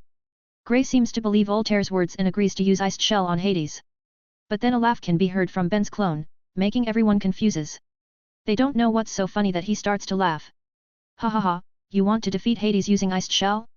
What a stupid idea, says Ben's clone while laughing. What do you mean? Iced shell is a very strong spell and it can surely stop Hades, says Altair. I never say that it can't, I just say that it's a stupid idea to use such a spell. There's no need to use that spell, after all. My main body is currently fighting Hades and Met, he is just so-so. It's just a matter of time before he gets defeated, says Ben's clone. This conversation occurs while Ben still fights Hades in his Devil Force form. So Hades hasn't been defeated yet and the Dark Mages still think that Hades is omnipotent. Besides, only Ben's clones know the current situation of their main body's battle with Hades, so the Dark Mages still think that Hades is undefeated. You sure have high confidence. Well, if you can defeat him, then that's good. But if you can't then Iced Shell is the only option, says Altair. You're right, says Grey. Ben's clone laughs again and says, ha ha ha, come on, Grey. Don't play around with this girl again. We don't have time for this. I don't know why you follow along with this drama, but you need to stop now. Ziref is too dangerous so we can't have him here any longer. Altair is confused but Grey just sighs and says, you don't need to say it you know. I just want to know what she is after, so I play along with her demands. But you're right, we can't play around for too long. What do you mean by that, Grey? You don't want to grant Ur's will? Asks Altair with a surprised tone. She never thought that Grey isn't falling into her trap. Don't get me wrong. I respect Ur very much but I also have my own life. I will do what I want to do in my life just like what Ur asked me to do. Besides, I don't believe that Ur wants to create such a world, says Grey. Altair smiles and says, it seems you've grown smarter now. Ben, Please leave her to me. I know I'm being selfish, but I want to finish this myself. It's a personal business, after all, says Grey. Sure, says Ben as he suddenly teleports beside Ziref that has been laid down to lean on a tree by Altair. Altair is surprised and wants to attack Ben's clone, but an ice wall blocks her. Ben's clone touches Ziref and teleports him to the opposite side of this island, far from everyone. Then Ben's clone teleports back beside Grey. He grabs Grey's shoulder and then pulls Grey to get closer to Altair. Before she can react, Ben's clone grabs Altair's shoulder too and teleports both of them to coast. He can't let them fight here because Wendy and the cats are here. Besides, there will be a big battle too in here, so he doesn't want Grey to get distracted and Altair to get some help. The big battle that he means is a battle against Grimoire Heart's lesser members who are coming here. Ben's clone has detected them just now, that's why he moved fast to remove Ziref and Altair from here. Grey said he wanted to fight Altair, so Ben's clone sent him away too. He knows Grey has some business with Altair, so it's better to leave her to Grey. Wendy, Bella, Carla, Happy, get ready. We have many guests coming our way, says Ben's clone. Guests? Asks Happy. He means enemies, says Carla. Wendy gets ready to fight while Bella and Carla take their magic guns. Both of them always use the magic guns that Ben made to fight and they are quite good with the guns. Happy is the only one who doesn't have anything and doesn't know what to do. Ben's clone sighs and asks Bella to lend a magic pistol to Happy. Bella nods and takes a magic pistol from her storage bag. It is just a prototype weapon that Ben made in the past, but it still has decent power and it's better than nothing. Bella tries to explain how to use it but she just says a few words, making Happy confused. So Carla steps in and explains it to Happy. He understands it and tries to use the pistol by aiming randomly. Bang! Arg! Surprisingly, Happy's shot coincidentally hits someone. It makes everyone surprised and then Happy gets smug. He tries to shoot randomly again but of course, it hits nothing. Just when Happy gets depressed, many people come out of the woods. They are Grimoire Heart's lesser members that Ben's clone mentioned before. There are tens of them here and they surround the fairy tale mages. Wendy, you can fight however you want. I will just watch from behind and only help you when it's necessary. This is important for your growth, so use this chance well, says Ben's clone. Yes, I will do my best. Carla, Bella, Happy, let's do this, says Wendy firmly. The cats nod and then the battle starts. Wendy attacks one side while the cats attack the other side. Ben's clone keeps his guards up to prevent Wendy and the cats from getting into dangerous situations. But his worry is for naught as the four of them can fight well. It's not an easy battle but not very hard either. Even the cats' gunshots can hurt and defeat the enemies. He also sees that Wendy has grown a lot stronger since they joined Fairy Tail. It's not only her strength that grows but also her mind. Now she is more confident in battle although she is still shy and clumsy in daily life. Her battle sense has grown too and she has gotten more effective in her battle. Sky Dragon's Roar! Shouts Wendy as she shoots a big whirlwind attack from her mouth. This roar attack hits the remaining dark mages that are preparing to attack her. But she moves first and prevents them from finishing their magic. With this, Wendy and the cats finally defeat all the dark mages that attacked them. You can read up to 35 chapters ahead of my fanfics on my Patreon page if you are interested. Voting for this book is highly appreciate. I've uploaded 1 Chapter 247 of Fairy Tail, Sun Eater. 2 Chapter 258 of Transcended as Lord Buggy. 213. Last of 7. After Wendy and the cats defeated the enemies, Urza appears with Elfman and Evergreen. They come here after defeating Rusty Rose. Evergreen is still unconscious so Elfman carries her even though his condition is quite bad too. Urza asks Wendy to treat them and she does that immediately. With Urza here, there's no need to worry about the enemies.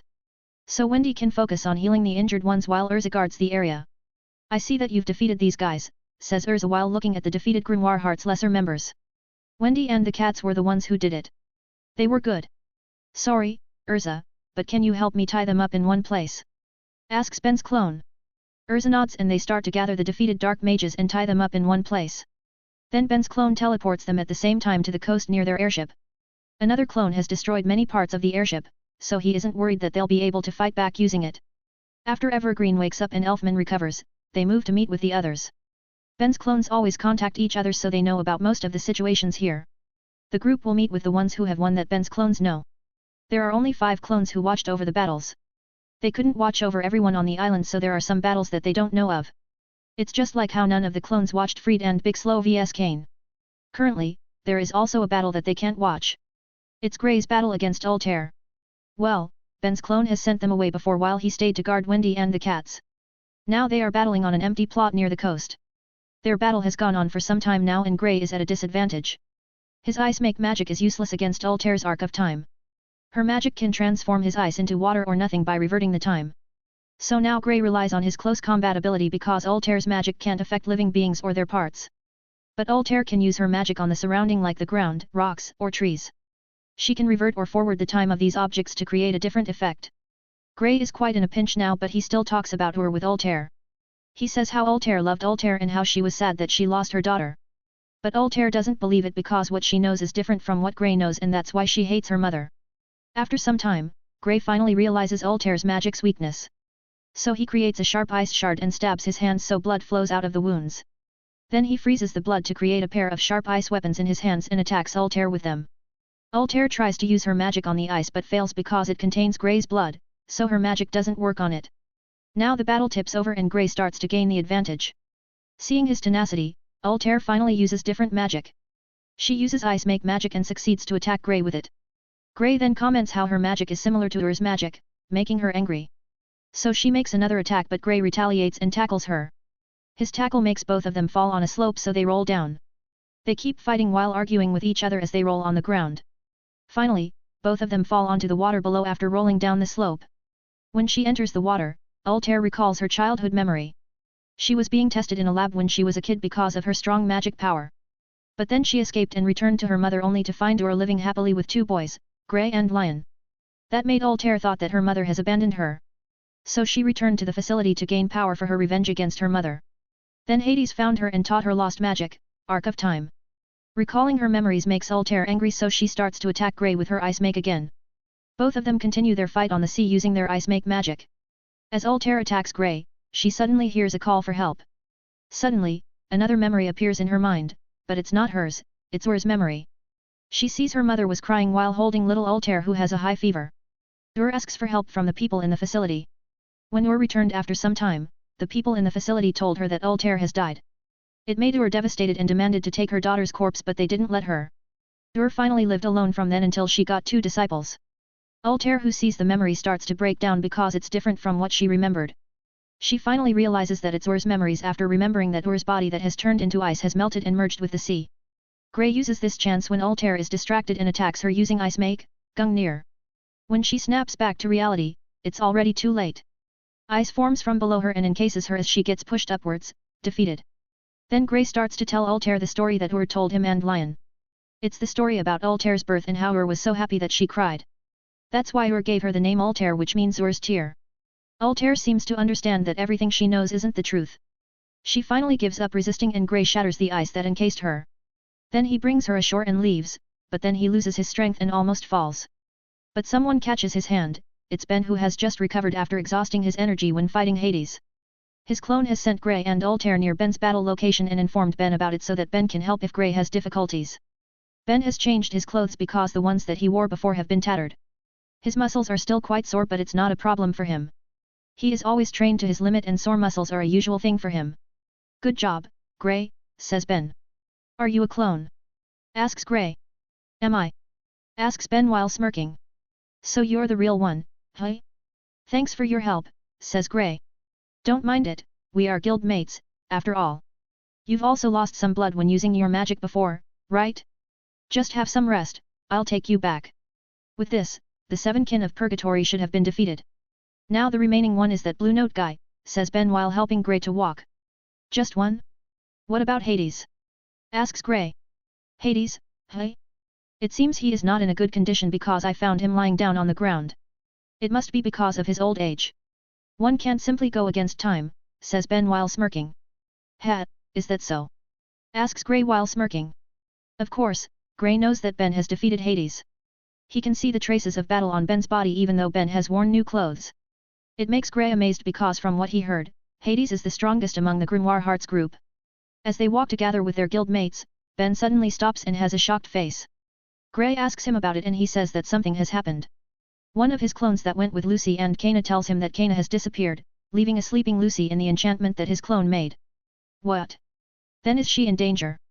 Asks Grey with a concerned tone. I don't know. The enchantment only lets Lucy and Kana pass it freely.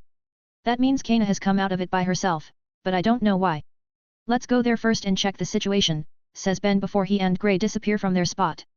You can read up to 35 chapters ahead of my fanfics on my Patreon page if you are interested. Voting for this book is highly appreciate.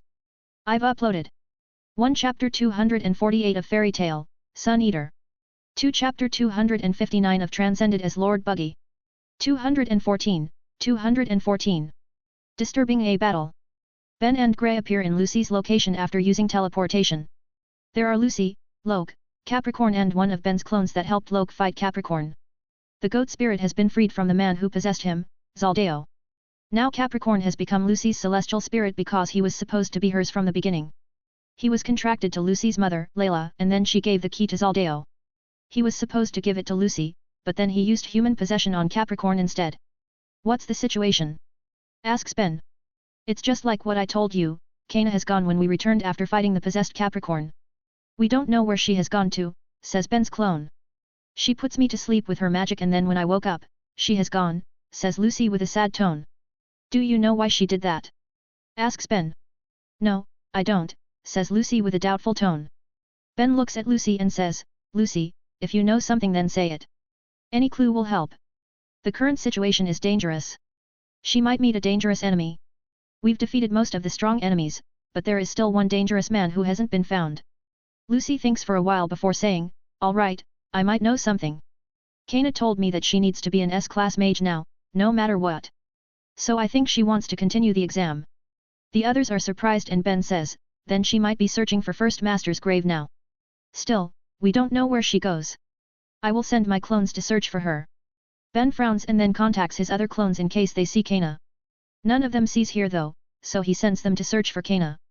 It is dangerous for her to move around the island by herself, so they need to find her soon.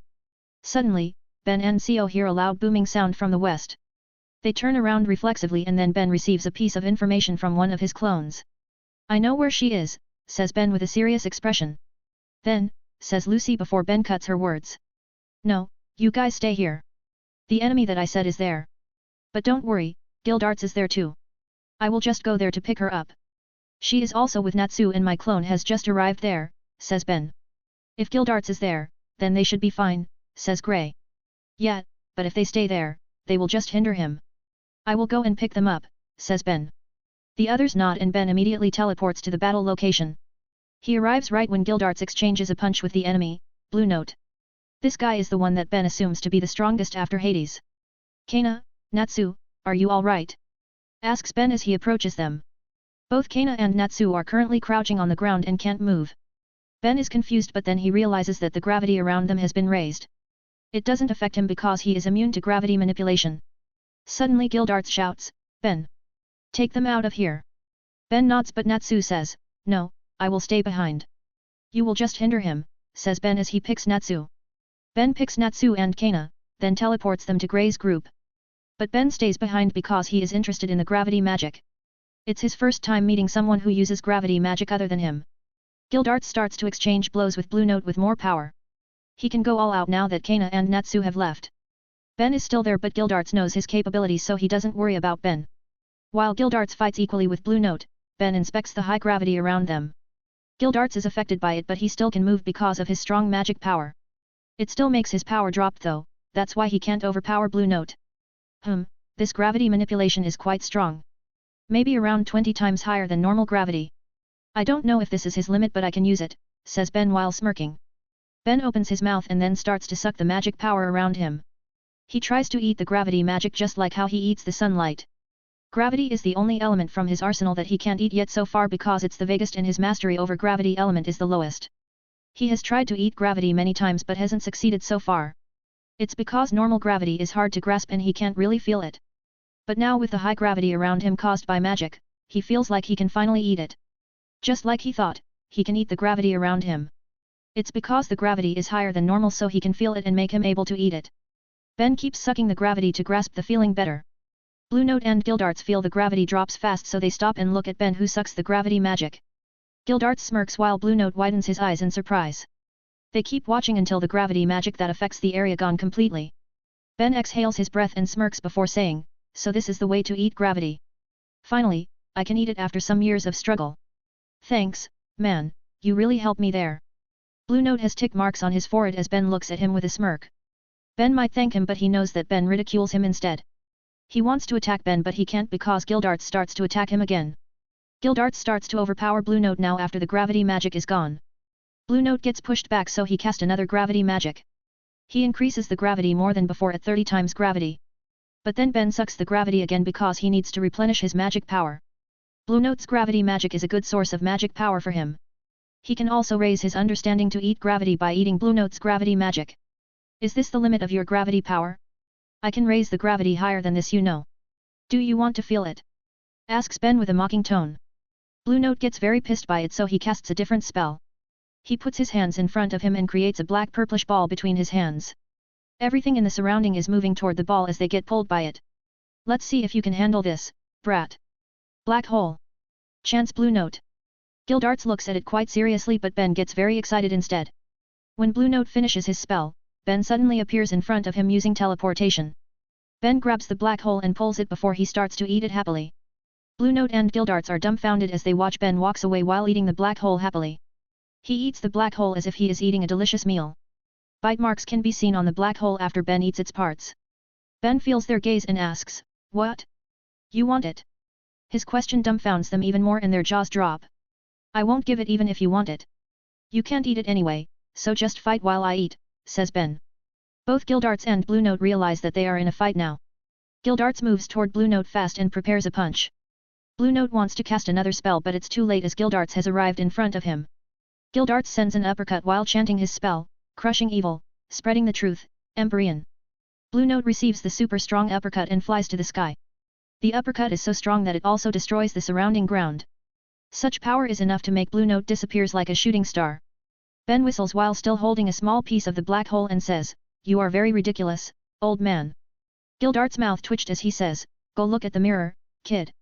You can read up to 35 chapters ahead of my fanfics on my Patreon page if you are interested.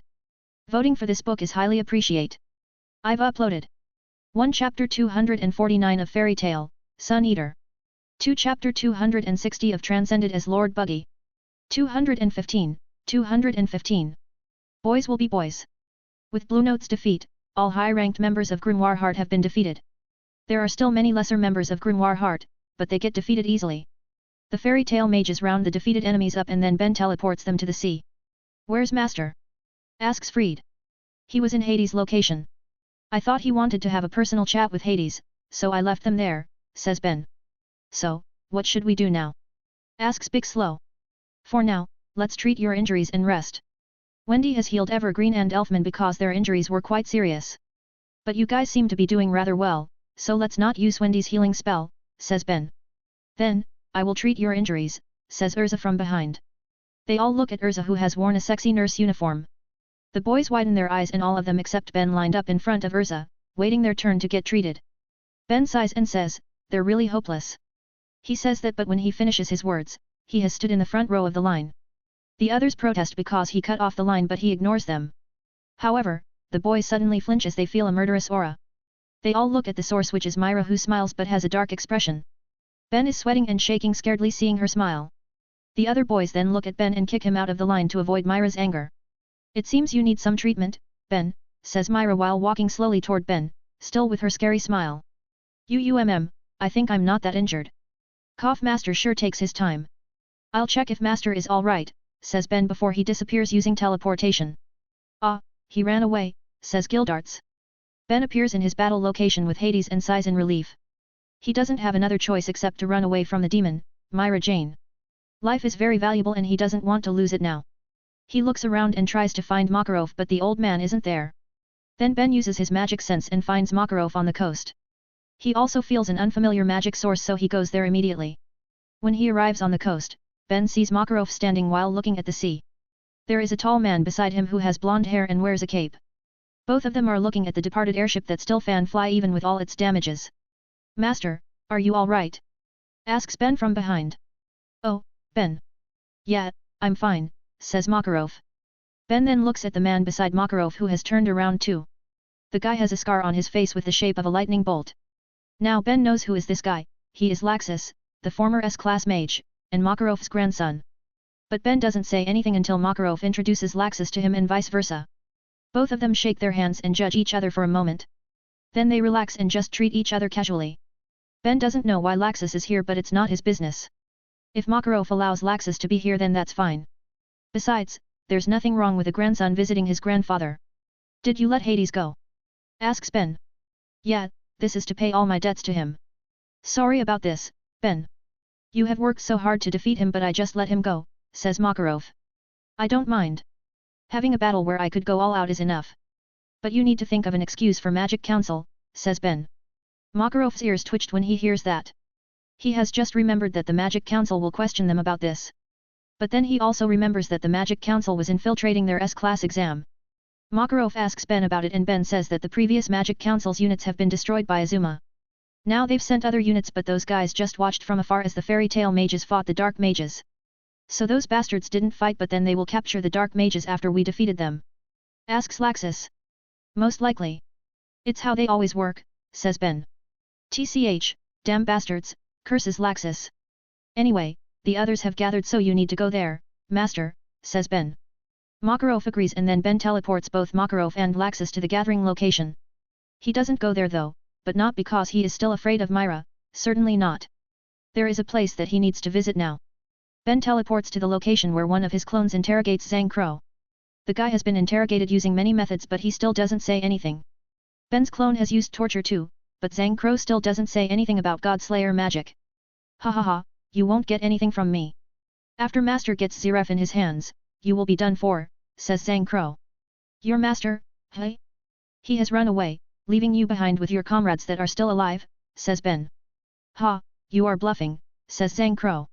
Whatever, you can think what you want, but it's the truth, says Ben as he dispels the clone in front of him. Ben looks at Zhang Crow and thinks that torture won't work on him. So Ben needs to use another method that he has thought about. Ben approaches Zhang Crow and places his right hand on Zhang Crow's head. Soul extractor.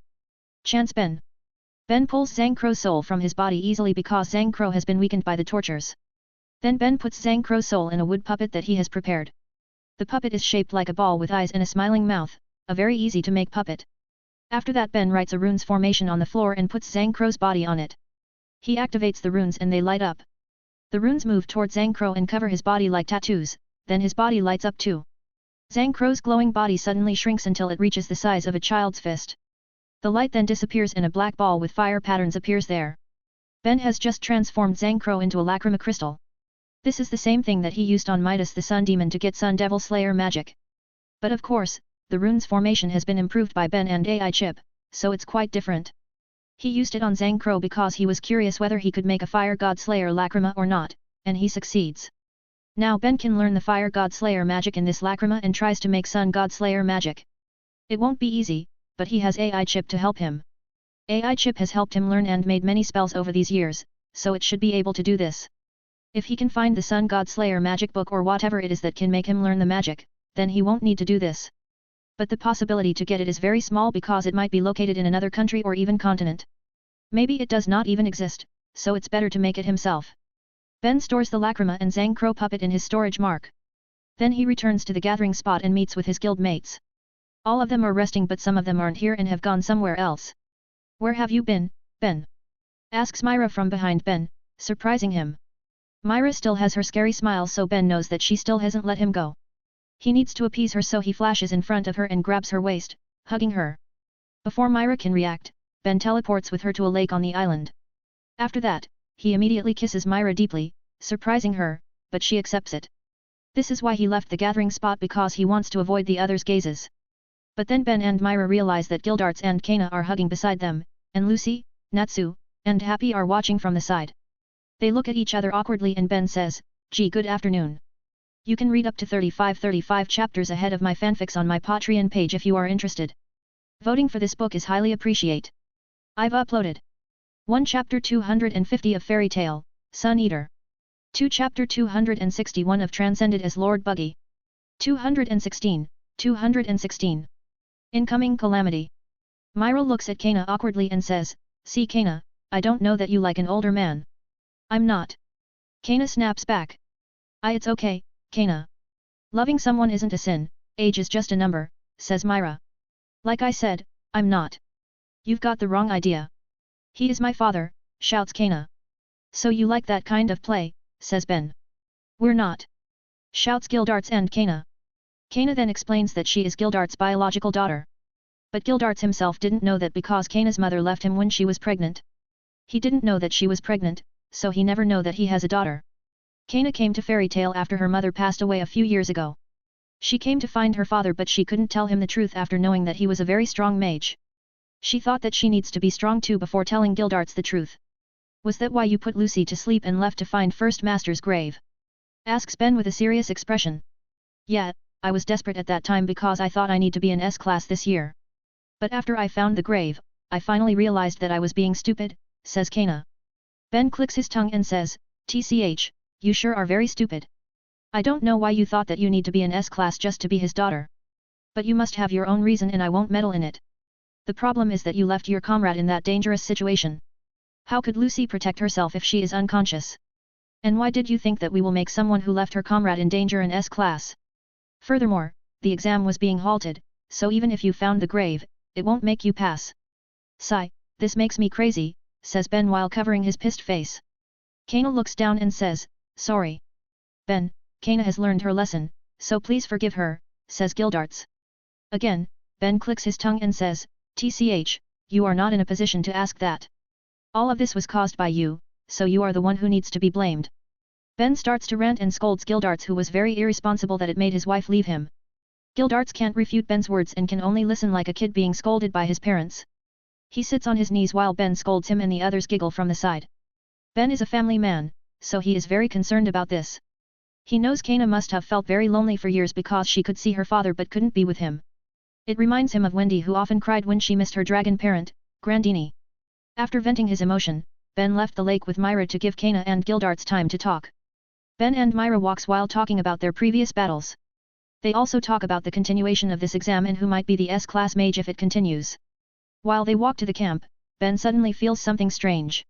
He looks to the left where he feels the source of the strange feeling.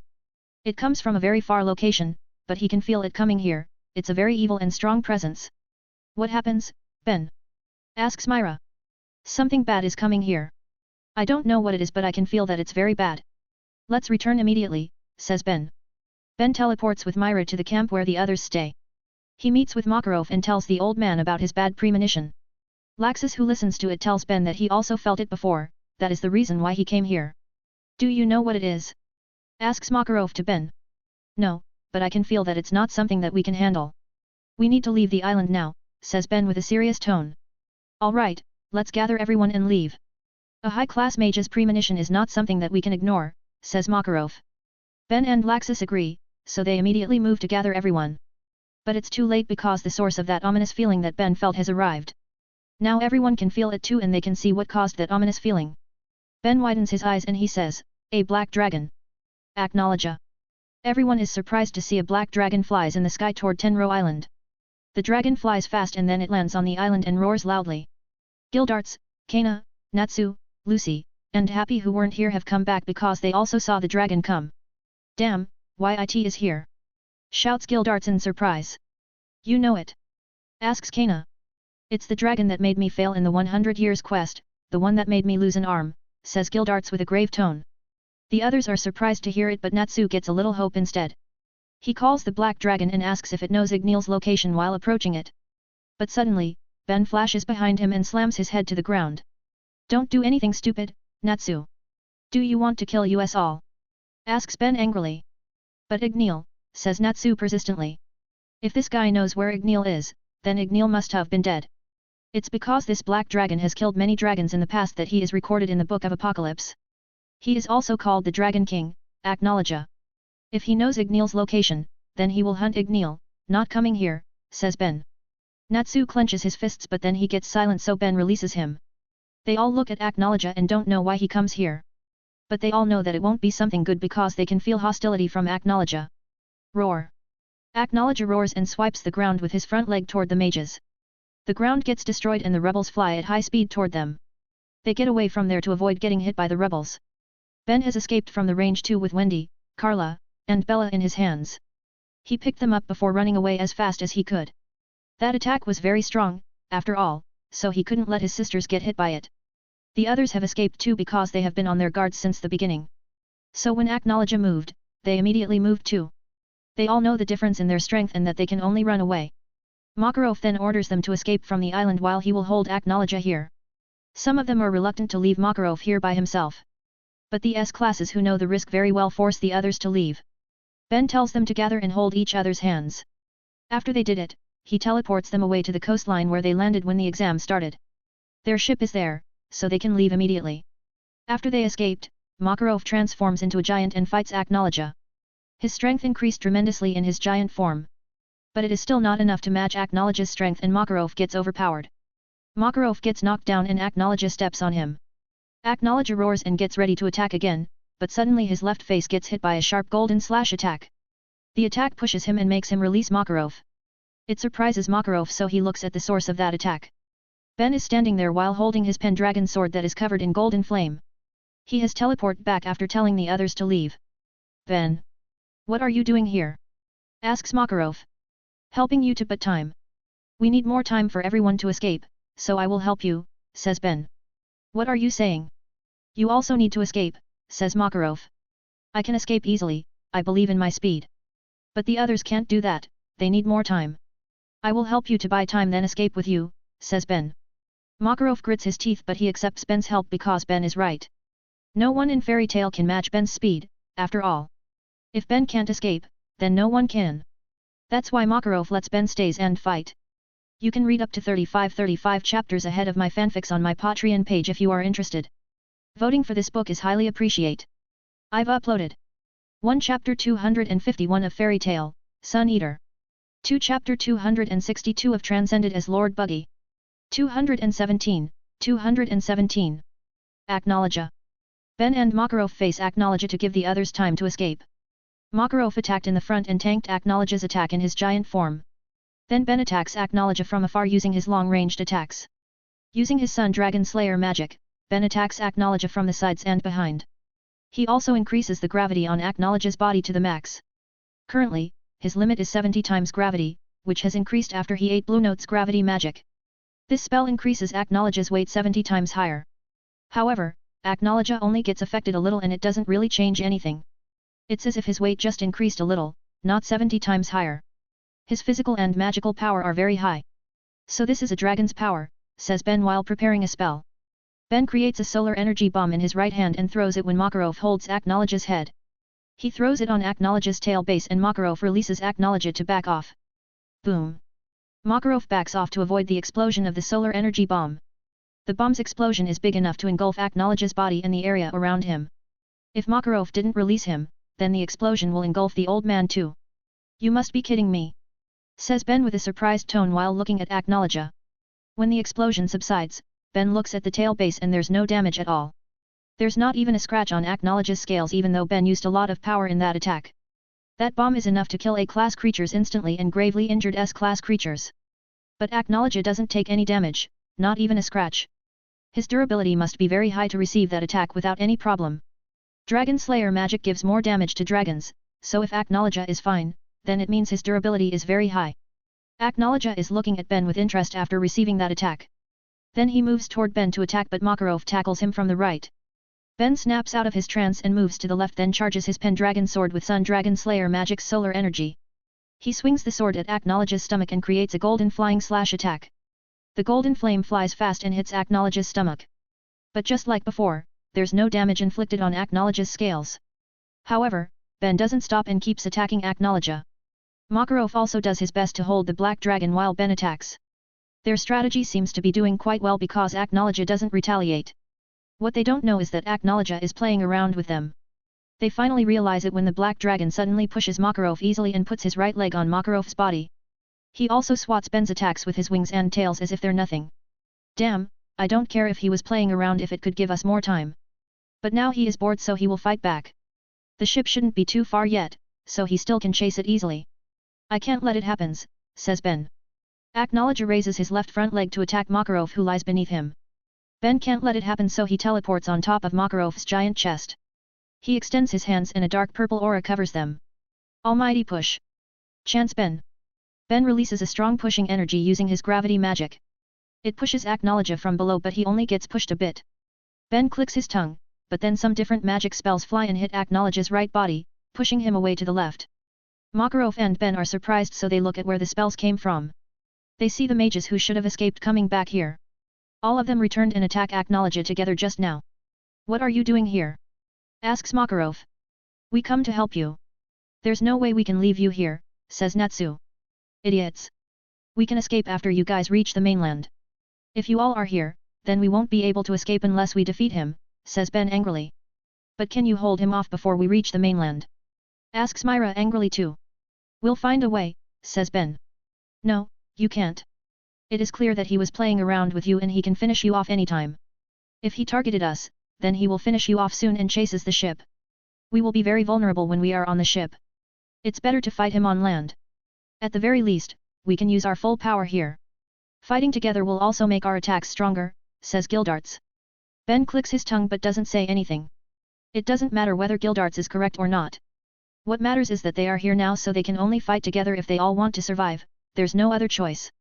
They all get ready as Acknowledge looks at them again. Acknowledge then starts to attack them using his front legs, wings, and tails. He just uses physical attacks so far and doesn't use magic even once since he came here. This means he is still playing around with them and they know that. But they can't do anything except attack Acknowledge with all they've got. This is the only thing they can do, after all, struggling for their lives. They all attack Acknowledge from every side using long-ranged attacks. Ben forbid them from attacking at close range because they can die if they get hit by Acknowledge even once. So the ones who mainly fight at close range need to change their attacks. Everyone attacks Acknowledge, even the cats who attack him using their guns. Bella lends a pistol to Happy again so that he can attack too. She also lends one to Lily so he won't need to attack using his sword at close range because it's dangerous. Meanwhile, Wendy is using supportive spells while also attacking. She increases the Dragon Slayer's strength, speed, and stamina after Ben asked her to do it. Dragon Slayer magic is the most useful magic against a dragon, after all. Wendy is strong enough to cast these supportive spells on 4 people now.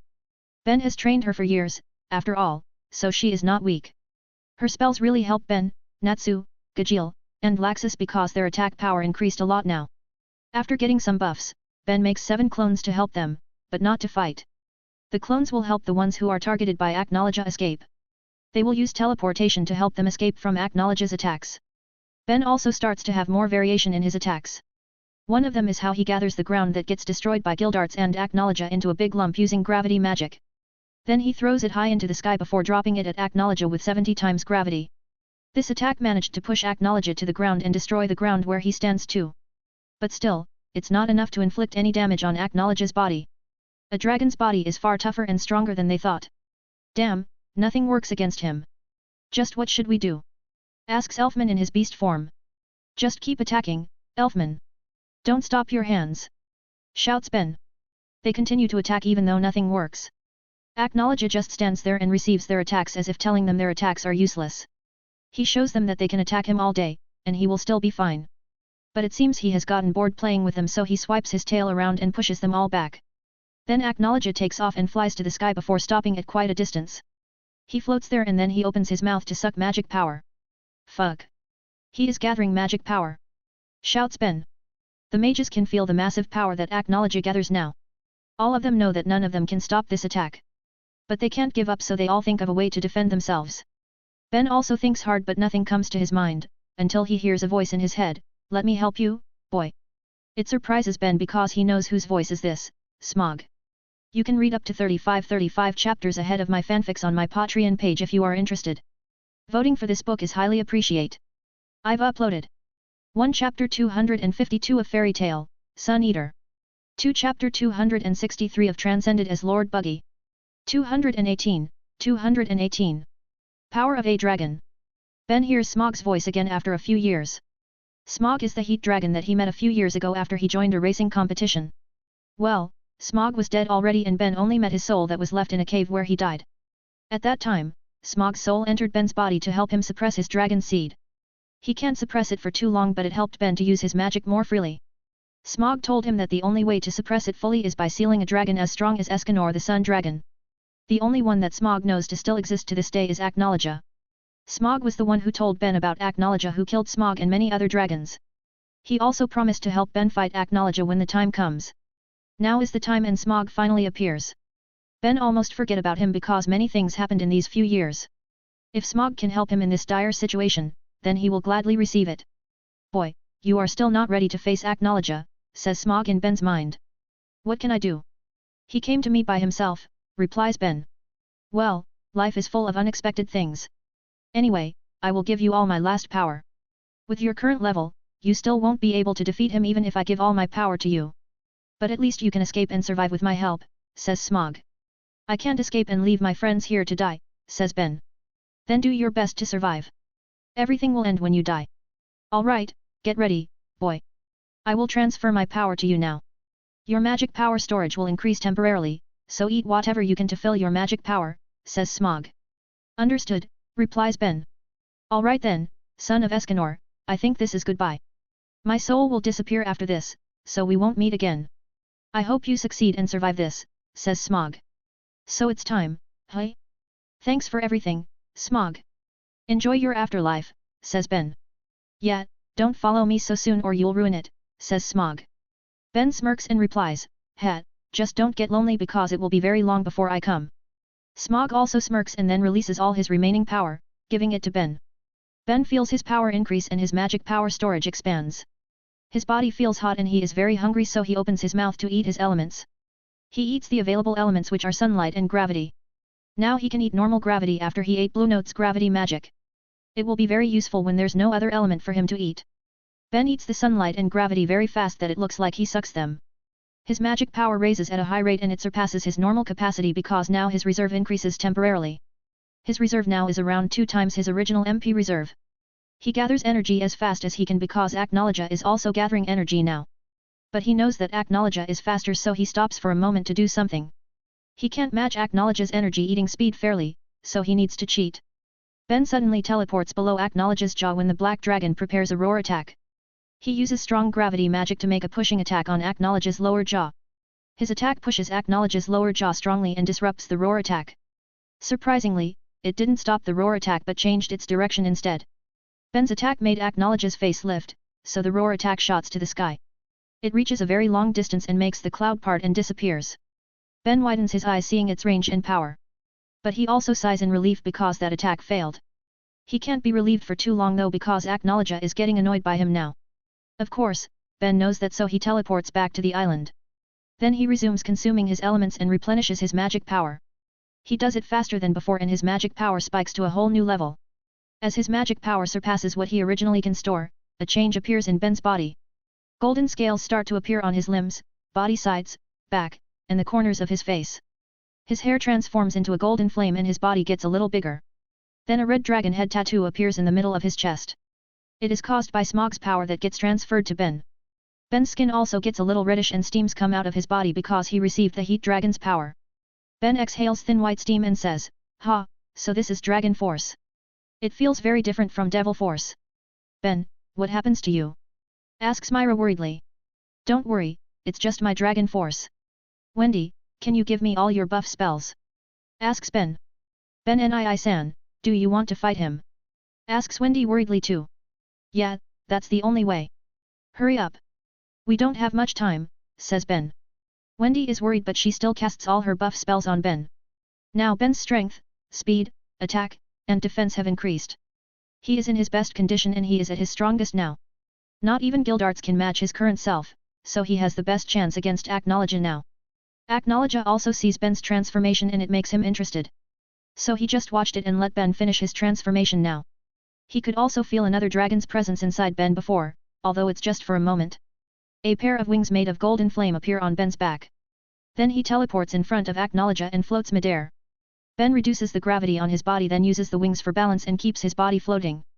He floats right in front of Acknowledge and looks like a small golden light bulb compared to the gigantic black dragon. But very strong energy radiates from that small golden light bulb. The already high temperature in the surrounding also raises because Ben received Smog, the heat dragon's power. "I will be very pleased with my current power if I don't meet you. Even this level of power is still too low compared to yours. I hope this will be enough," says Ben before he charges at Acknowledge. Ben moves very fast, a lot faster than his fastest speed in light mode. He becomes a streak of light when he moves now. Of course, he hasn't reached the speed of light, but he is incredibly fast already now. He flies around Acknowledge's body while attacking the dragon using his Pendragon sword.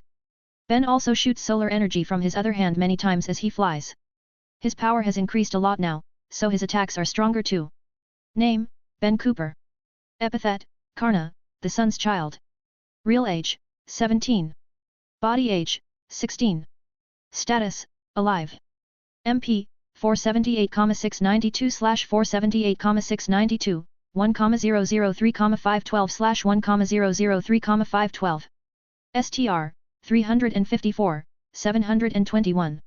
AGI, 365, 743. STA, 378, 792. INT, 746, 1512. A.N, they, is his temporary power in Dragon Force Wendy's buffs. However, even with his current power, Ben's attacks still don't inflict significant damage to Acknowledge. The most he can do is scratch the very tough scales and push Acknowledge's body a little. Acknowledge is really strong beyond reason. Ben keeps attacking Acknowledge at high speed and Acknowledge also tries to attack him. But Ben is too fast in his current form so Acknowledge can't catch him. Speed is the only advantage that he has over Acknowledge. The mages below are amazed at the battle. They can't see Ben's movements at all and can only see golden light flashing around Acknowledge's body. But they also know that Ben can't inflict much damage to Acknowledge even though he is very strong now. Then they see Acknowledge gets pissed by Ben's speed. He suddenly roars and releases a strong magic power pulse from his body. The pulse is very strong and it pushes Ben very strongly to the ground. Boom! Ben falls to the ground strongly, creating a big impact. He spits some blood because of the impact. Just an energy release from Acknowledge has injured Ben like this. Damn it, what an unfair match, curses Ben as he stands up slowly. His struggle to survive the calamity hasn't ended. You can read up to 35 chapters ahead of my fanfics on my Patreon page if you are interested. Voting for this book is highly appreciate. I've uploaded 1 Chapter 253 of Fairy Tale, Sun Eater. 2 Chapter 264 of Transcended as Lord Buggy. 219. Feudal Struggle. After getting blasted to the ground, Ben attacks Acknowledge again. He flies very fast like a laser toward Acknowledge's stomach. Ben kicks with both of his legs as strong as he can but it only pushes Acknowledge's stomach a little. Damn! Curses Ben as he teleports to avoid Acknowledge's slap. He teleports to Acknowledge's back, between the wings. Then he casts a spell immediately before Acknowledge can react. A massive red magic circle appears under Ben's feet, on top of Acknowledge's back. Secret Dragon Slayer Art. Third Hell, Heat World. Chants Ben. The massive magic circle turns into a massive red sphere of heat energy. It is very hot and causes the surrounding area's temperature to rise. The sphere itself has a temperature of 6,000 degrees Celsius. Ben uses it because now he can manipulate heat better after he received Smog's power. As a heat dragon, Smog's power complements Ben's heat power too. So now his strongest element is heat, that's why he uses it now. He intends to burn Acknowledge's body with this heat. This temperature is a little higher than Sun's surface temperature. Normal living beings will immediately die under such heat, but Acknowledge isn't normal. This heat sphere is still a magic spell and strong magic resistance can defend it. Acknowledge's magic resistance and physical durability are beyond ridiculous. This level of power isn't enough to damage his body.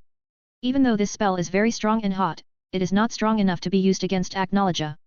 The heat affects him, but an effect caused by a magic spell can be defended with magic too. That's what Acknowledge does, using his strong magic to defend against Ben's spell. Acknowledge covers his wings with magic power then he flaps them strongly. A strong magic tornado appears and destroys the heating sphere from inside. Ben is also forced to get away to avoid Acknowledge's attack. The Black Dragon has destroyed Ben's heat world easily even though that is one of Ben's strongest spells. He doesn't have a winning chance from the beginning, but now even his survival and escape chances seem to disappear slowly. Ben can't give up though because his sisters, girlfriend, and friends will die if he fails. He needs to repel Acknowledge and makes the Black Dragon leave no matter what. The problem is that Ben doesn't know that his action actually makes Acknowledge more interested in him. While Ben thinks of a way to attack Acknowledge again, some magic spells suddenly hit Acknowledge's body.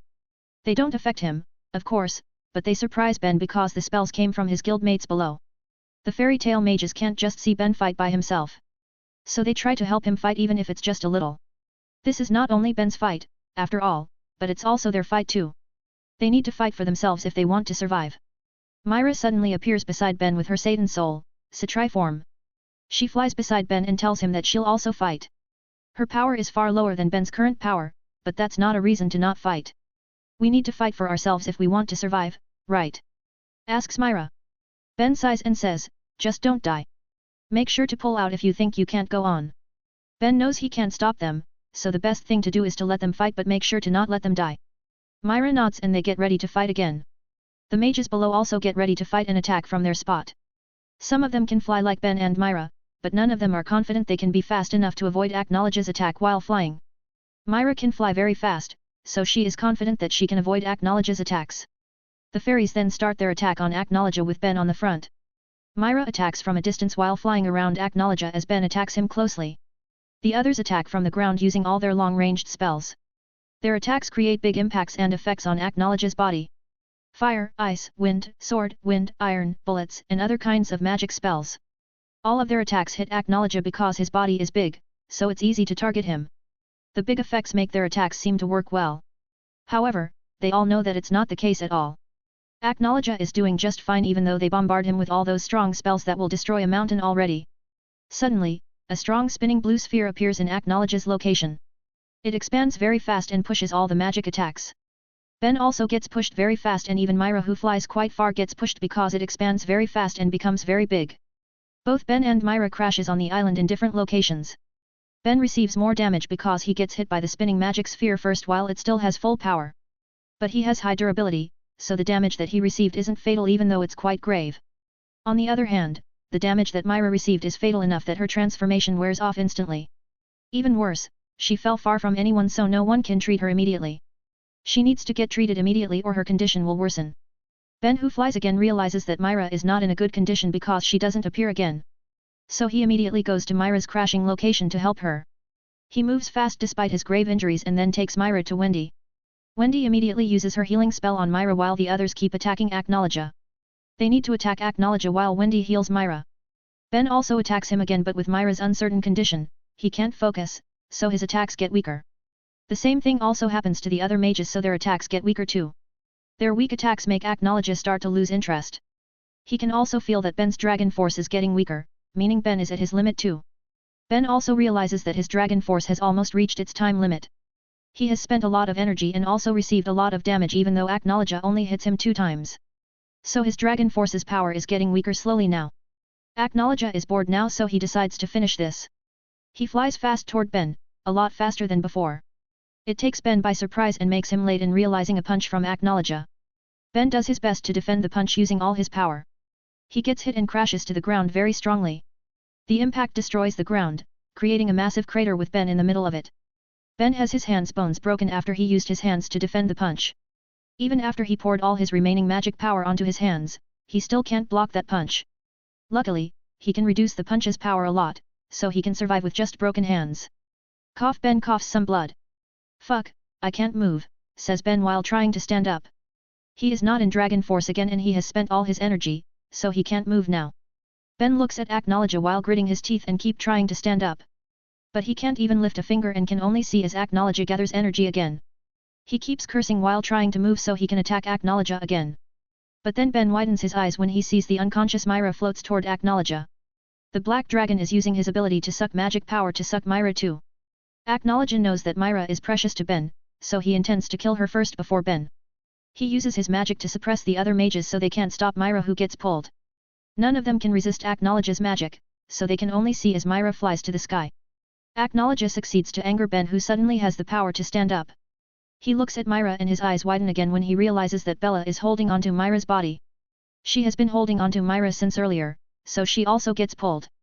Both girls are very close to Aknologia now and he has opened his right hand to attack.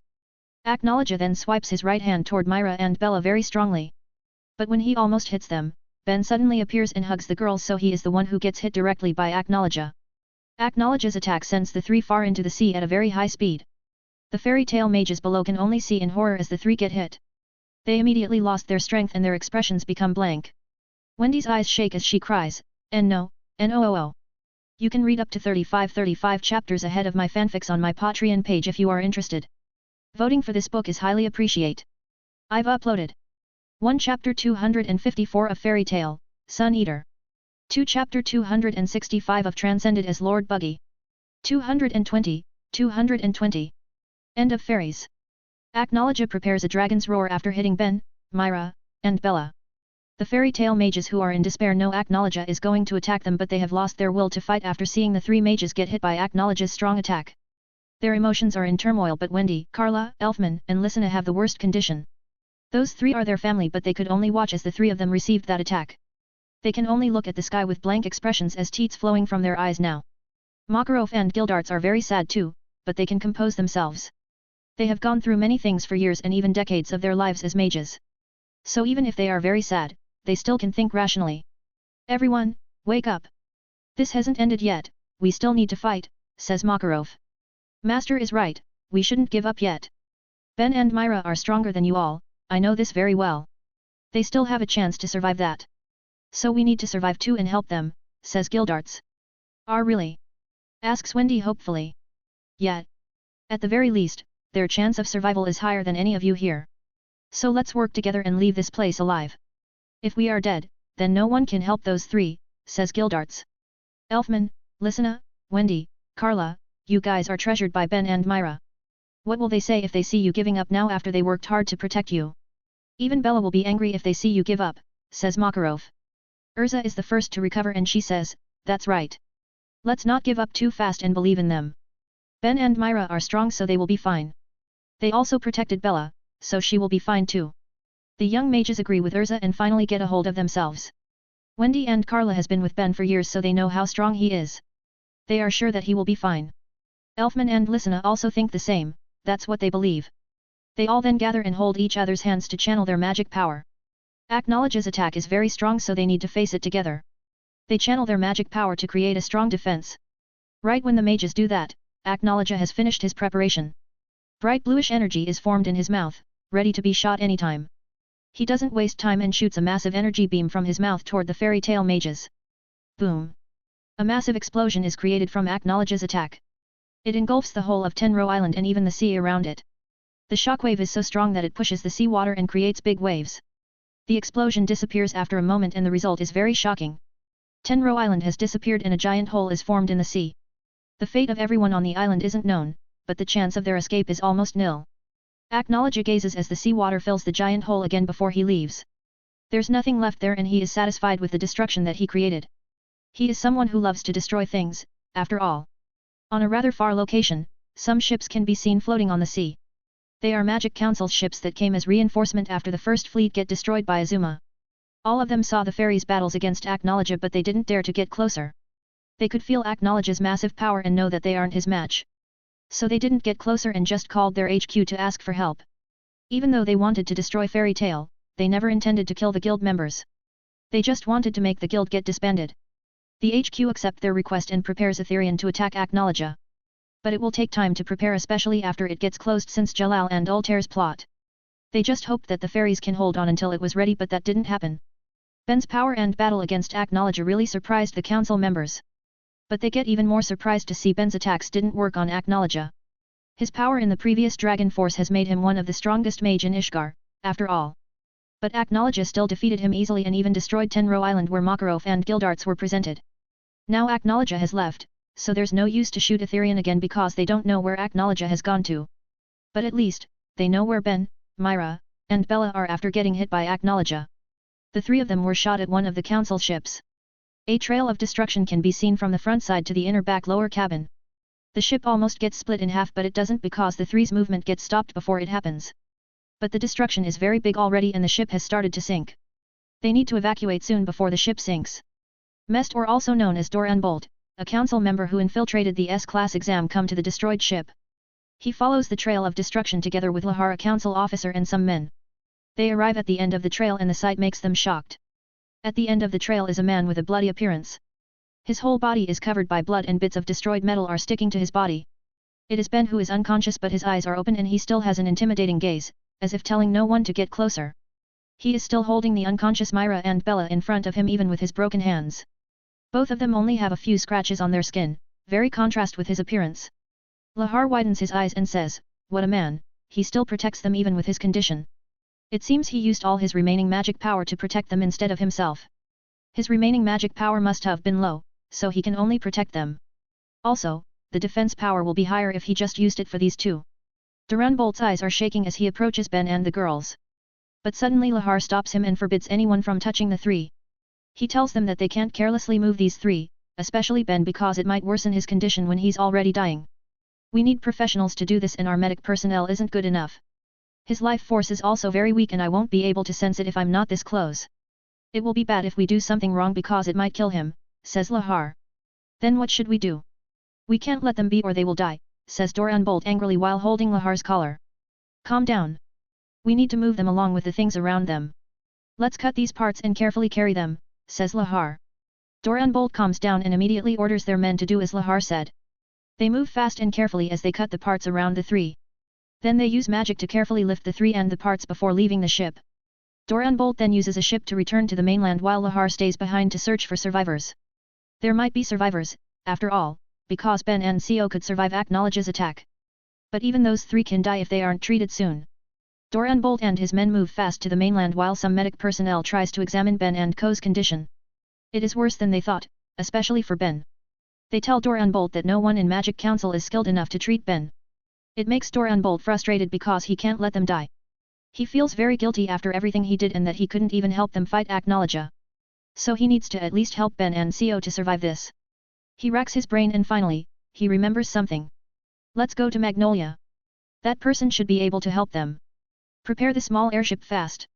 Please make us arrive in time. You can read up to 35 chapters ahead of my fanfics on my Patreon page if you are interested. Voting for this book is highly appreciate. I've uploaded 1 Chapter 255 of Fairy Tale, Sun Eater. 2 Chapter 266 of Transcended as Lord Buggy. 221. Treated. Doran Bolt's unit arrives on Magnolia in a small airship that they have on their ship. They moved fast because Ben's condition is very bad and none of them are skilled enough to treat him. Luckily, Doran Bolt, who infiltrated Fairy Tale, knows some useful information that can help them. Their airship doesn't stop on Magnolia though and they keep going to the West Forest. The airship can't land in the thick forest, so Doran Bolt uses his teleportation magic to take Ben, Myra, and Bella down together with some men who carry them. They appear in front of a very big tree that has a door, windows, and even ornaments. This tree is Fairy Tale's best doctor's house, Poor Lyusika's house. She is the only one that Doran Bolt can think of to save Ben, Myra, and Bella. There must be other skilled doctors out there but they won't treat the three as seriously as Poor Lyusika. Also, they don't have time to find another skilled doctor. Magnolia is also quite close to Harjanport so it took less time to reach this place. Doran Bolt knocks on the door hastily and calls Poor Lyusika repeatedly. This is an urgent matter and he is quite panicking right now. Luckily, the old woman comes out fast because she is quite angry at how he knocks on her door. What's wrong with you? Can't you knock on the door slowly? I am not deaf even though I'm old, says Poor Lyusika angrily. I'm sorry, but this is urgent. I will explain everything later, but please help them, says Doran Bolt hastily while bowing and pointing at Ben and Co. Poor Lyusika finally realizes that he is from the Magic Council. She is very surprised to see someone from the Magic Council bow to her. That only means that something really bad has happened so she looks at where Doran Bolt pointed at. The old woman widens her eyes when she sees Ben's bloody appearance.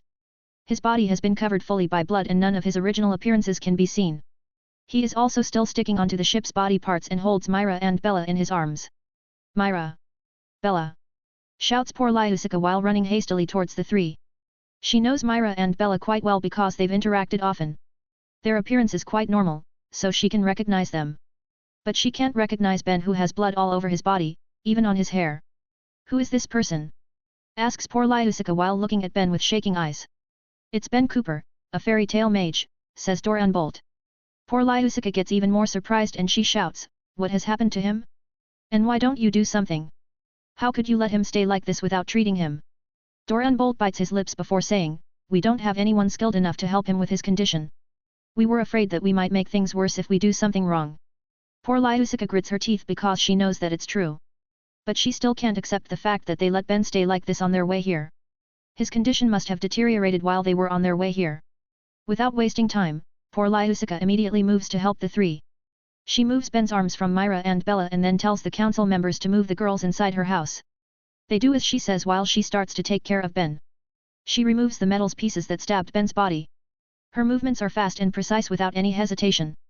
The council medics who watch her are amazed by it because they can't do the same feat. After removing all the small metal pieces, she tells the medics to help her move Ben's body from the big ship part where his body sticks. She gives them detailed instructions while she also works on them. Ben finally gets released soon and they move him inside the house. Poor Lyusica orders the council's medics to treat Myra and Bella while she treats Ben. The girl's conditions are bad, but not as bad as Ben's. He is hanging on the verge of death with a very thin thread, after all. So she needs to move fast now. She uses her magic staff to cast a spell on Ben's body. A blue aura appears on Ben's body and slowly it turns red as the blood that covered his body starts to disappear. While doing that, she takes 5 more magic staffs and places them around the bed where Ben lies. The staffs stand and then a light green magic circle with a pentagram and a star inside it appears. The pentagram and star's corner spots are the 5 staffs. Then as the light green magic circle shines on him, Ben's external wounds start to close. It is poor Lyusica's healing magic that she has learned over the years. This spell will prevent Ben from losing more blood than he already has. Soon, the blood that covers his body and his external wounds disappear. Now she can take a better look at him to examine the damage that his body suffers. The longer she examines, the more she can't believe what she sees. But she doesn't have time to be surprised because Ben needs immediate treatment. So she takes some small pieces of lacrima crystals and places them near the 5 staffs. She casts another spell using the 5 staffs and now they just produce a light yellow magic circle with many magic runes inside. Poor Lyusica then points her main magic staff in her hand to the center of the magic circle. It makes the magic circle creates a thin yellow light that shines on Ben's body. She keeps the magic circle for an hour until the small lacrima crystals get depleted. After the bright yellow light disappeared, Ben's complexion has gotten better. He is still not healed but at least his life isn't that threatened right now. However, his condition was very bad so her magic could only prevent his death for now. This is the best she can do for Ben today. His treatment can't be done in one day and she needs to treat him slowly every day. For now, she needs him to have more blood because he lost too much and without enough blood, he can't receive her treatments. Then she places another piece of lacrima crystal and puts it near Ben. After that, she casts another spell using her 5 magic staffs. Then a rather white transparent magic dome appears and covers Ben's body. This dome will protect and sterilize Ben's surroundings so he won't get disturbed because it can worsen his condition. It's like a barrier so people won't enter it and disturb Ben's recovery. The dome is protecting him and also helps him to recover faster. It will only disappear if she cancels it or the lacrima crystal runs out of energy. After she finished, she leaves Ben and go to check on Myra and Bella's condition. The council's medics have done what they could but they are still troubled. The girl's injuries are mostly internal, so it is very difficult, and they aren't skilled enough to handle complicated internal injuries like these. Poor Lyusica doesn't have another choice but to take over their jobs. She kicks them out of her house though because she will need to open Myra's clothes to do a better checking. There's no way she will let the men stay here and see Myra's body. She checks their conditions and does some treatments on them. Their internal injuries are very bad actually but they aren't that bad compared to Ben. Poor Lyusica can be more relaxed when treating them. She finishes their first treatment after half an hour and then leaves them. They need to rest first before they can get treated again. So she leaves them and goes to meet Doranbolt outside. How are they? Asks Doranbolt with a concerned tone.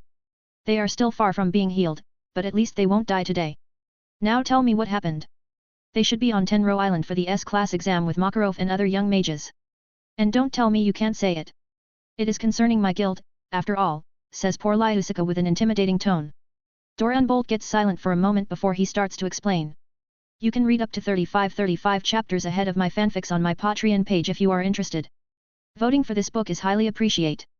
I've uploaded 1 Chapter 256 of Fairy Tale, Sun Eater. 2 Chapter 267 of Transcended as Lord Buggy. 222. The fairies grieve. Doranbolt explains what happened on Tenro Island from his point of view when that happened to poor Lyusica. The old woman is really shocked and she gets very angry at the Magic Council fleet that didn't do anything but watched.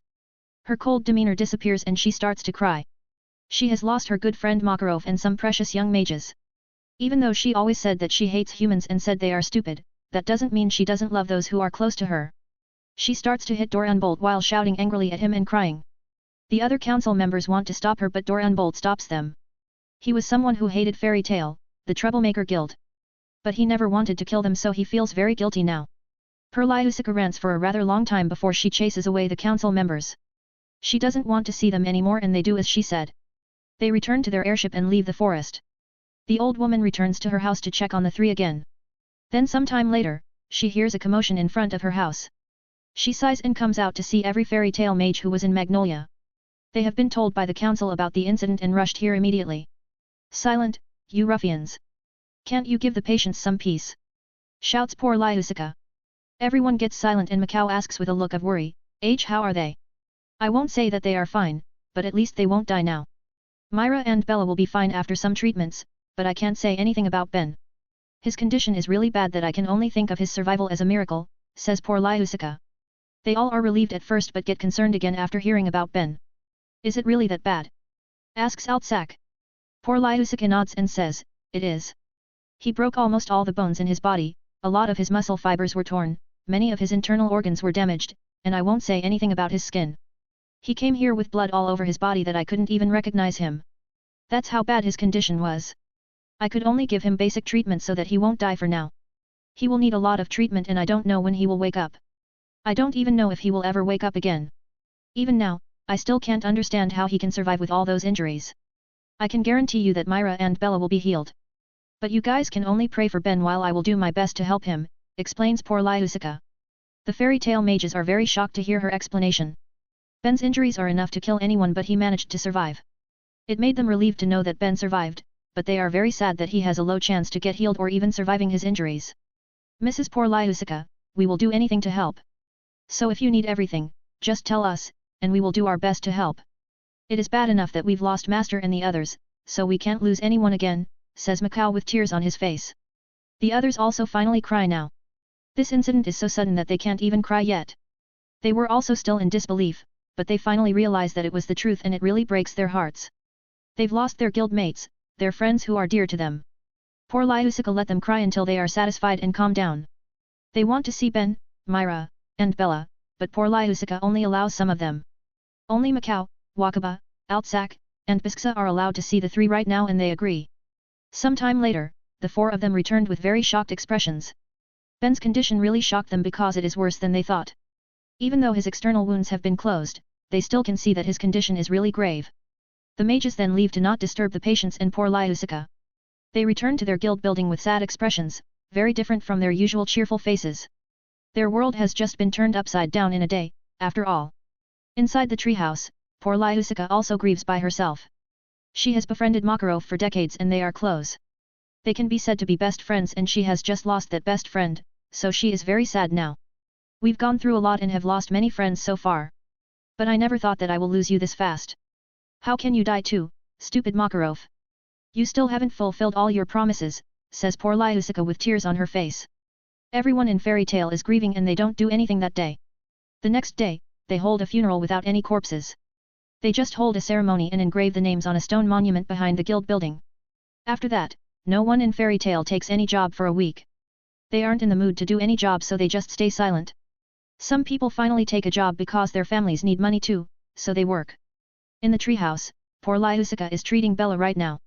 She has treated the three of them every day in different rooms and checked their condition every hour when she was awake. Myra and Bella's conditions have improved a lot in this 1 week, so she is relieved. The problem is Ben who hasn't shown any improvement. Although it might be because his injuries were very bad that his improvement isn't visible. The good thing is that his condition doesn't deteriorate. Poor Lyusica has reread all her medical books and even purchased some new ones. She needs to improve her already high medical skill because it is still not enough to heal Ben. If she doesn't improve herself, then Ben might really never wake up. Then finally, 9 days later, 16 days after the incident, Bella wakes up. 2 days after that, Myra also wakes up but she still can't move. Both of them still haven't known the current situation and poor Lyusica doesn't intend to tell them yet. She will tell them after their conditions get better because it might affect their conditions too. They will surely get shocked and it will be bad for their health. They just need to improve their health for now so poor Lyusica keeps evading their questions about the incident. The news of the girls waking up makes everyone in the guild happy. They finally get relieved a little after being tense for many days. Ben's condition still worries them though, but knowing Myra and Bella waking up is good enough for now. Well, Ben's condition has finally improved after 16 days. It is just a small improvement, but it makes poor Lyusica and the fairies relieved. At least they can see hope now even though they don't know when Ben will wake up too. Myra and Bella's conditions improve faster after they woke up. It's because they can consume their medicine by themselves and they can eat food again. But they are still clueless about what happened on Tenro Island and think that everyone is treated separately. After 1 more week, the two of them can finally stand and walk by themselves. Most of their injuries have been healed and poor Lyusica predicts they will fully recover in a month. But with their health improved like this, poor Lyusica knows that she won't be able to keep silent any longer, and she is right. Grandma poor Lyusica, can I see the others now? I want to see my siblings and Ben, says Myra hopefully. Poor Lyusica is silent for a moment before saying, sure. But let's meet Bella first. Myra agrees and they go to Bella's room. They see Bella sitting behind the window and look outside with a sad face. She misses Ben, Myra, Wendy, and Carla because she hasn't seen them for days now. Bella, what are you doing there? Asks Myra while smiling. Bella turns her head and her face beams with happiness when she sees Myra. Myra! She shouts while flying toward Myra. They hug each other and talk happily. Then Bella suddenly asks about Ben, so Myra looks at poor Lyusica. Alright, let's see him. Prepare yourselves, says poor Lyusica.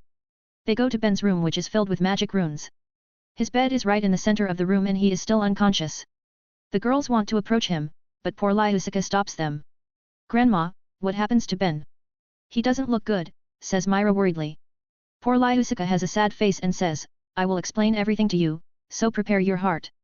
You can read up to 35 chapters ahead of my fanfics on my Patreon page if you are interested. Voting for this book is highly appreciate. I've uploaded 1 Chapter 257 of Fairy Tale, Sun Eater. 2 Chapter 268 of Transcended as Lord Buggy. 223. Heartbreak. No way. Lies. You lie. Shouts Myra after hearing poor Lyusica's explanation about what has happened. Bella cries while punching poor Lyusica's legs because she also thinks that the old lady is lying.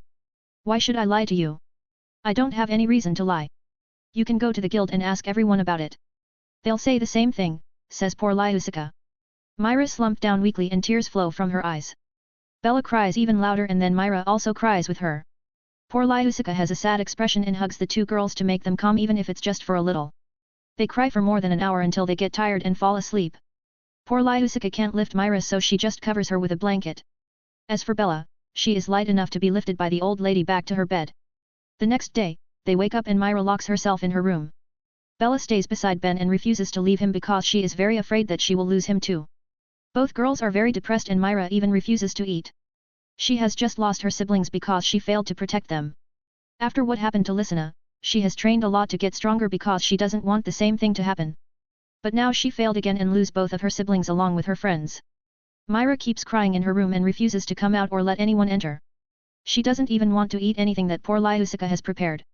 At least Bella wants to eat even if it's just a little, so the old lady isn't too stressed. After 3 days, Myra still hasn't come out of her room and never touched her food. Poor Lyusica finally has enough of it and she breaks into the room by breaking the door. Of course, it surprises Myra who sits on her bed with a haggard and pale expression. This is enough, young lady. I know that you are very sad but you shouldn't hurt yourself like this. You can cry as long as you want, but eat your food at least. If you want to starve yourself to death then do it elsewhere. Don't do it in my house. Yells poor Lyusica angrily. Then without waiting for Myra's response, she leaves the room. The surprised Myra moves to follow her but then she stops at the door and sees a tray beside the door. There's a plate of food and a glass of water on the tray. Poor Lyusica has prepared it before she barged in.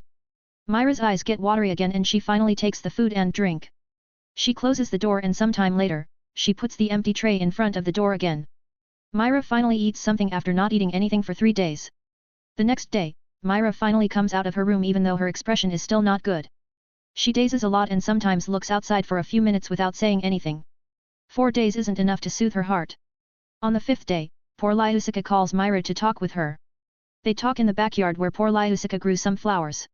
She hopes it will calm Myra a little while they talk. Myra, this must be very hard for you. I don't know how you feel but I can understand it a little. I don't have siblings like you but I have people who are very close to me too. Makarov is one of them. I have lost many of them in my life but at least I still have Makarov before. But now, even he finally left me alone, so I don't have anyone close with me, says poor Lyusica. Myra just looks down and doesn't say anything. Her brain and rationality know that she shouldn't get depressed for too long and moved on. Her siblings won't like to see her like this because it will just make them sad. But her heart and feelings just can't move on from her grief and sadness. She also keeps feeling guilty because she failed to protect her siblings. They have been by themselves since their parents passed away and as the oldest, she is responsible for her siblings. She has worked hard for them and promised to always protect them. But she failed to protect Lysina 2 years ago and almost lose her. Lysina was saved and she thought it will be fine from then on. But now this happened and she lost both Elfman and Lysina. You are an adult, so I know you understand what you need to do. I won't say anything about that because I can't do anything too. Only you can overcome that by yourself. It's just that I want you to know that you still have others with you. There's me, Bella, the other fairy tale mages, and there is still Ben, says poor Lyusica. Ben? How is he? Asks Myra, who finally remembers that Ben is not in a good condition. You finally say something. Sigh, I will be honest, his condition is still very bad. I've done what I could but it's not enough and I don't know what to do anymore. I will need time and more knowledge to help him. Also, I need help to do this. That's why, if you don't want to lose him too, you need to get a hold of yourself and help me to treat him, says poor Lyusica. Myra widens her eyes because she finally knows that Ben's condition is very grave. She has locked herself in her room for 3 days, so she doesn't know anything about Ben's condition. That's why she is very surprised when she finally knows it. She immediately goes to Ben's room hastily after knowing it. When she opens the door, she sees Ben who lays unconsciously with Bella sleeping beside him. Myra approaches Ben and stands beside his bed. She looks at him with tears on her face because she can see that his body is damaged a lot. It's the first time she sees Ben hurt like this. For her, he is the most invincible person and will always be fine even if he lost a battle. She believes that even Gildarts can't match Ben when it comes to survival. But by surviving, she never means it to be barely alive like this. His current condition is the same, he doesn't survive, just barely hanging on to his life. Myra wants to touch him but poor Lyusica stops her because Ben's body is very sensitive now. A wrong touch can hurt him even more, so no one is allowed to touch him other than poor Lyusica for now because she is his doctor. Myra just sits beside his bed while crying silently to not wake Bella up. But Bella still wakes up and when she sees Myra, she immediately jumps to her while crying too. Myra widens her eyes before she embraces Bella and both of them cry. Myra, Ben. Says Bella. I know, Bella, I know. Ben is hurt, but he will be fine. Grandma, poor Lyusica will heal him, we just need to wait, says Myra. Wendy, Carla, says Bella while crying louder. It's okay, Elfman and Lysina are with them, so they will be fine, says Myra as calmly as she can even though she is crying too. Myra's heart is also in pain right now but she still tries to calm Bella down. Bella is still very young and she needs to go through something like this. Myra also went through a similar thing when her parents died when she was very young. At that time, she really needs someone to be by her side. So now she will be there for Bella because Bella is also there for her after she lost her siblings. She needs to be strong for Bella even though she is very pained too. They are hugging while crying for a rather long time until they are satisfied. Then they look at Ben with very sad expressions. They ask poor Lyusica when he will wake up but the old lady doesn't know it too. I don't know when he will wake up, but I will do my best to make it happen soon. For now, you guys need to go outside to get fresh air. Staying inside for too long isn't good for your body, says poor Lyusica. You're right, let's go, Bella, says Myra after thinking for a bit. But Bella doesn't move while having her eyes widened. Outside? Son?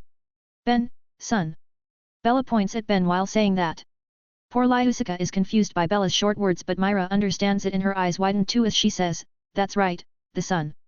Grandma, let's take Ben outside. He needs sunlight. You can read up to 35 chapters ahead of my fanfics on my Patreon page if you are interested. Voting for this book is highly appreciate. I've uploaded 1 Chapter 258 of Fairy Tale, Sun Eater. 2 Chapter 269 of Transcended as Lord Buggy. 224. Healing. No, we can't take him outside. He needs this rune formation to stabilize his condition, says poor Lyusica after Myra asked to take Ben outside. Grandma, you know that Ben is a sun dragon slayer, right? Asks Myra. I know. So what? Doesn't that just mean he can eat sun's elements? He is unconscious right now, so he can't eat anything, says poor Lyusica. No, it's not just that. I don't know if other dragon slayers have this trait, but Ben can absorb solar energy even without eating it. He just needs to bask himself in sunlight to absorb its energy. The absorption rate is very low compared to when he eats it, but it's still quite fast, says Myra. Sunlight heals, says Bella to remind Myra. Yeah, Ben has told me about that. In the past when he was still far weaker than now, Ben was injured badly after fighting a demon. He was getting treated in a hospital. It was then that he found out about this ability. During the day, his wounds recovered fast and at night they recovered very slowly.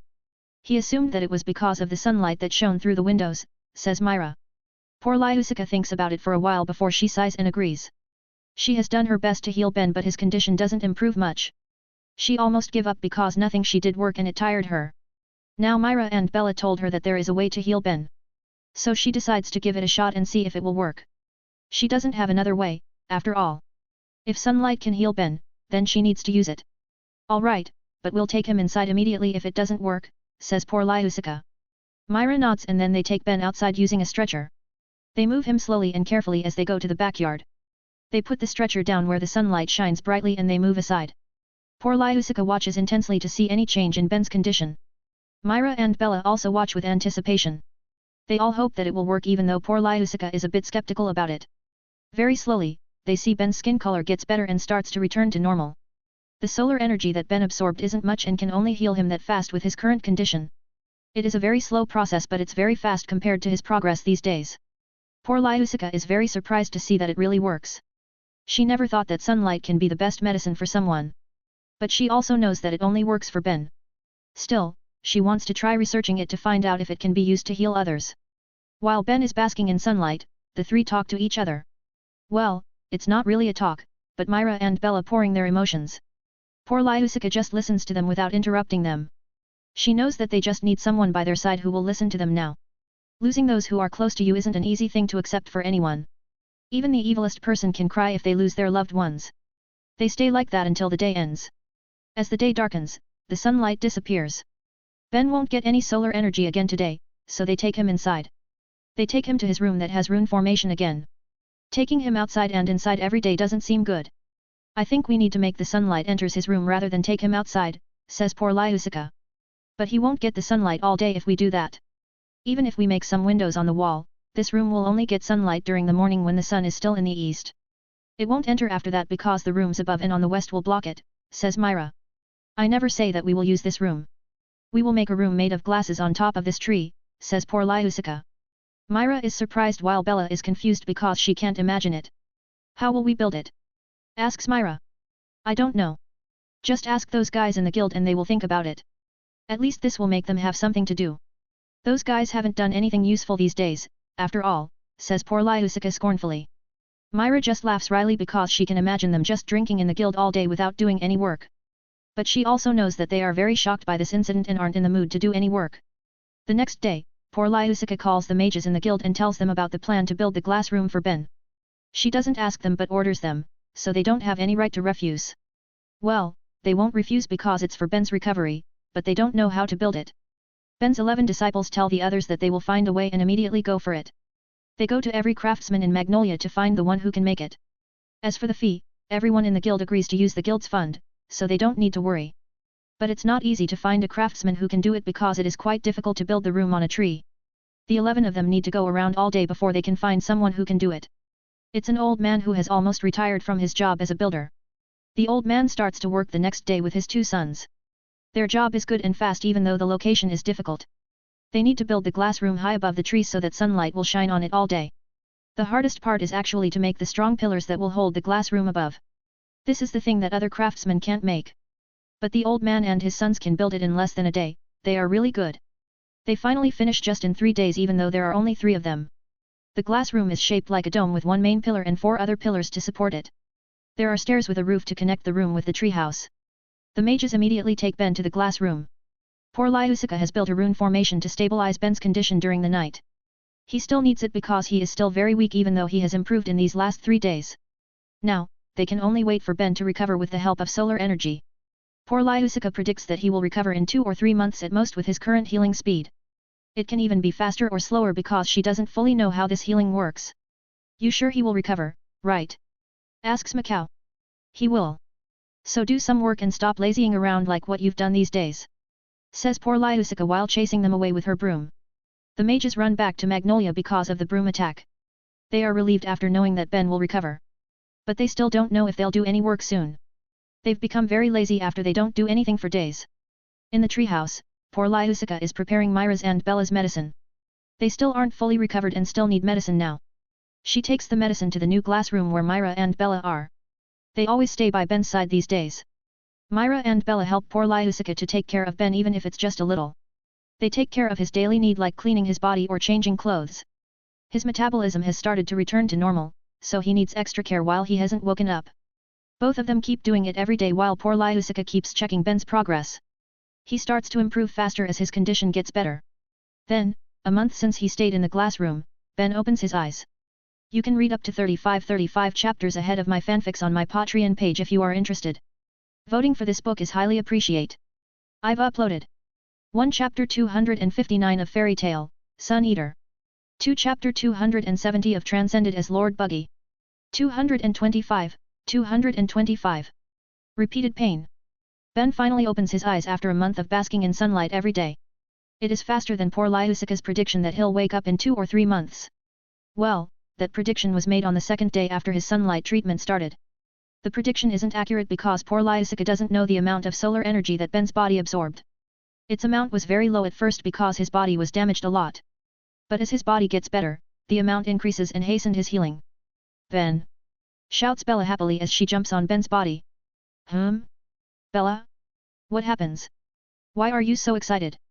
Asks Ben confusedly. It's because you have slept for too long, says Myra with tears in her eyes. Slept? What do you mean? Asks Ben. What's the last thing that you remember, Ben? Asks poor Lyusika. Ben tries to recall his last memory and finally remembers it. He widens his eyes and gets alerted before looking around for danger. The last thing he remembers is when he used his last bits of power to protect Myra and Bella from Acknowledge's attack. Where's Acknowledge? Where's everyone? Asks Ben panicky. Calm down, Ben. It's over, he has gone, says Myra while hugging Ben. Really? Then everyone is saved? Asks Ben hopefully.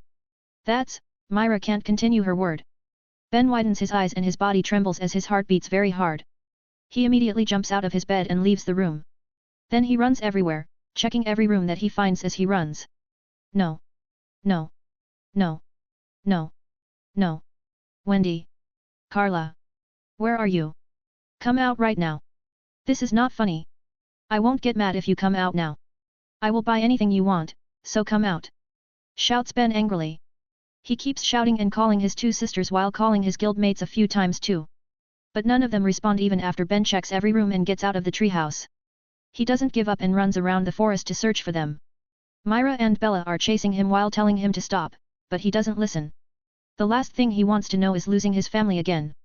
So he is in denial and still hopes that Wendy and Carla are fine as he runs around to search for them. Slowly, his angry tone turns into a begging plea as tears flow from his eyes. Please. Wendy, Carla, please just come out. I will do anything you want, so just answer me, I beg you. I'll take you to any festival that we haven't attended, we'll go on vacation anywhere you want, I'll even take you on my journey, so please come out, please. Myra and Bella cry as they see Ben's strong back slump down weakly as he cries and says, please, don't leave me. The girls hug Ben from behind as he cries harder and louder. He had never cried this hard in his whole life because now he feels his whole world collapse. It's the 3rd time he lost his family members through misfortune like this, so it really breaks his heart. Myra and Bella understand what Ben feels and they also cry hard on his back. They pour all their emotions through their tears and cry. The 3 of them have just lost their most important thing in the world, after all. Poor Lyusika just watches the 3 from afar without saying anything.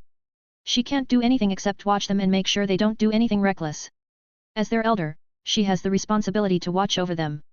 This must be very hard for you, so you can cry as hard as possible. But you need to move on after this, don't get stuck in the past because of your grief and sadness. If you can get past this, then you will be a lot stronger, mutters poor Lyusika while standing behind a tree. Ben, Myra, and Bella cry for a long time until their tears won't come out anymore.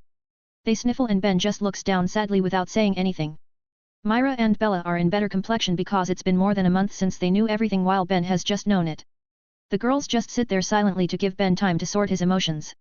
He just stays silent while looking down with his head between his knees. His face is expressionless and his eyes are blank as if his mind isn't there. Ben thinks of why this thing keeps happening to him. He has trained to grow stronger and he has become stronger than most mages. But his strength is still not enough and he lost some precious people again. Ben, let's go back. It's almost night, says Myra. Bella also nudges Ben's shirt but he doesn't respond to them. He just stays silent and doesn't move from his position at all. It makes the 2 really sad to see Ben like this. The pain in his heart must be very great to put him in this state. They don't have any choice but to take Ben back to the treehouse forcefully. He doesn't resist though and just lets them carry him back. They put him on his bed and he still doesn't move as they laid him there. Then just like what Myra did on the first days after knowing the truth, Ben doesn't want to eat anything. But he doesn't lock himself and will still swallow the food if they feed him. The problem is he still has his blank expression and never responds to anything they say even after 5 days. It's been 5 days and he is still like that. It really breaks my heart to see him like this. Can't we do something? Asks Myra while she eats dinner together with poor Lyusica and Bella. Help Ben, says Bella while looking at poor Lyusica hopefully. Sigh, it's difficult. Even I don't know what should we do. It will be better if he wants to talk, but he just stays silent for 5 days. His body might be here but his mind isn't. Helping someone who doesn't even listen is a very difficult thing to do, says poor Lyusica. Then what should we do? We can't let him stay like this forever, says Myra. I know, but it's not that easy. If we at least know what he thinks or wants, then maybe we can think of a way to help him, says poor Lyusica. What he wants, is it? The only thing that I can think of is he wants to know that Wendy and Carla are fine, says Myra. Giving him false hope isn't a good thing to do. It's better to know the painful truth rather than a happy lie. Nothing good will come out of it, says poor Lyusica. But I can't think of anything else, says Myra. Let's try to ask him at least. We haven't tried it, so we don't know if it'll work or not, says poor Lyusica. Myra thinks for a while and says, all right. We need to try it at least. They go to Ben's room after finishing their dinner while carrying Ben's food too. Myra feeds him slowly while Bella is holding his hand with concern. Then after he finishes his meal, Myra finally asks for it. Ben, everything that happened also really broke my heart. But seeing you like this breaks my heart even further. Bella is also very sad seeing you like this, so please come back, says Myra.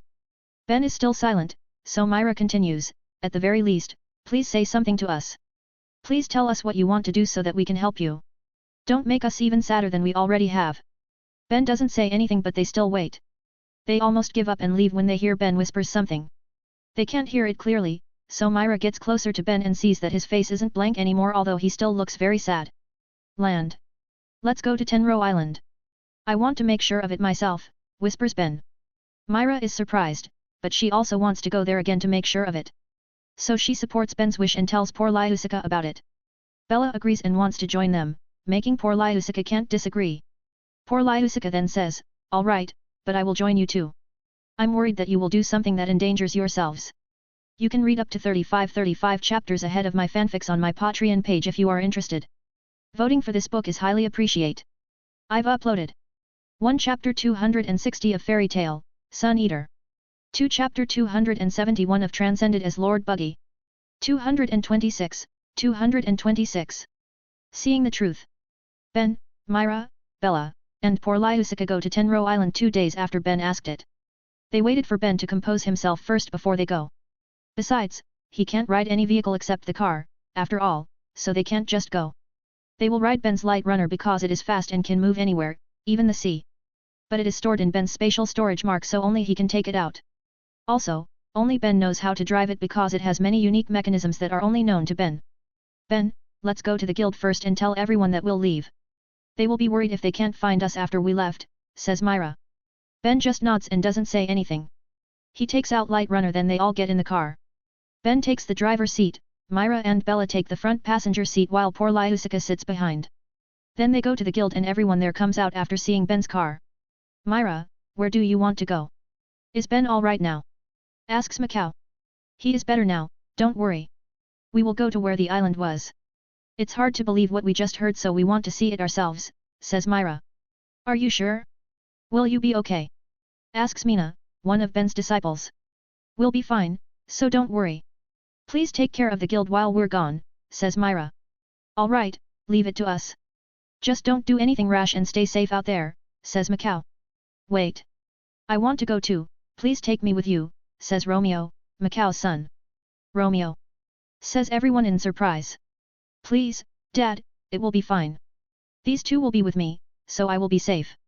They are S-class mages, after all, begs Romeo. But, says Macau worriedly. It's okay, Macau.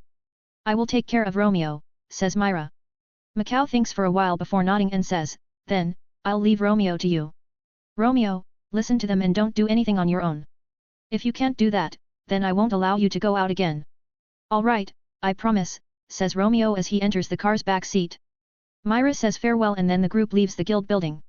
Everyone in the guild is worried but they can only let them go. It's their right to know the truth, after all, and the best way to know it is by seeing it. The group leaves Magnolia and moves fast to Harjan Port.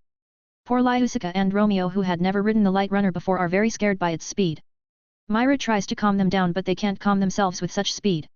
When they reach Harjan Port, poor Lyusica and Macau get down to puke. It's really worth praising how they can hold it until they reach Harjan port. Well, they were too afraid to even think of puking on the way here. Unluckily, they still need to ride the light runner again on the sea. They ride the light runner in boat mode and it jumps very often because of the waves. It makes the two scared again even though they aren't as fast as they were on land. Luckily, they don't need to suffer for too long because they reach their destination soon. They've reached where Tenro Island once stood. But just like what they've heard, there's no island there, there's only sea. Ben has checked the map that AI chip has recorded so they aren't in the wrong place. They all have gloomy faces and Myra even starts to cry, making Bella cries too. But Ben still hasn't given up and he wants to check the underwater. He transforms the light runner into a submarine and they dive. Ben uses his light magic to light up the dark sea depth. He overdid his magic and make the underwater really bright because he wants to see everything. They can see many kinds of life forms and things in the sea. But there's no trace of Tenro Island at all. There's only a trace of destruction on where the island once stood. The seafloor is caved in and it was caused by Acknowledge's attack. Now, they are sure that the island has really disappeared. They go up again and Ben finally can't hold his emotion anymore. He cries loudly, followed by Romeo. Poor Lyusica also sheds some tears after seeing the fact herself. But as he cries, Ben suddenly feels a strange sensation. It makes his cry stop because this sensation is very familiar. He can sense Wendy's and Carla's magic power even though it's very faint and almost untraceable. Ben knows it isn't just a coincidence, he really hopes it isn't. So he closes his eyes and concentrates then spread his magic sense to find any magic source around him. Then he really can sense Wendy's and Carla's very faint magic power, but he also feels something strange. This is, says Ben with a confused tone. What is it, Ben? Do you find something? Asks Myra hopefully. Yeah, I can sense Wendy's and Carla's magic power. I can even sense Elfman's, Listena's, and everyone else's magic power. But their magic power is very faint and I can't sense it all the time. There is something here that prevents their magic power to come out, says Ben. Really? So they are safe? Asks Myra happily. Maybe, the chance is high, says Ben with a very relieved tone. Why do you think so? Asks poor Lyusica.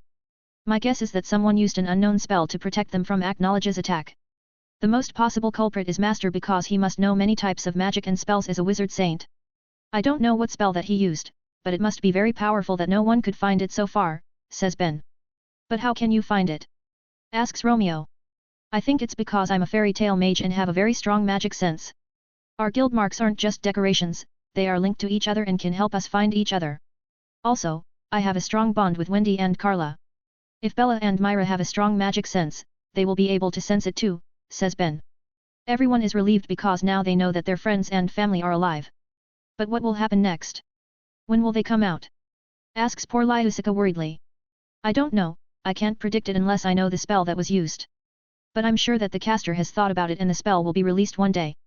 It can be in a few days, weeks, months, or even years, says Ben. Can't we do something about it?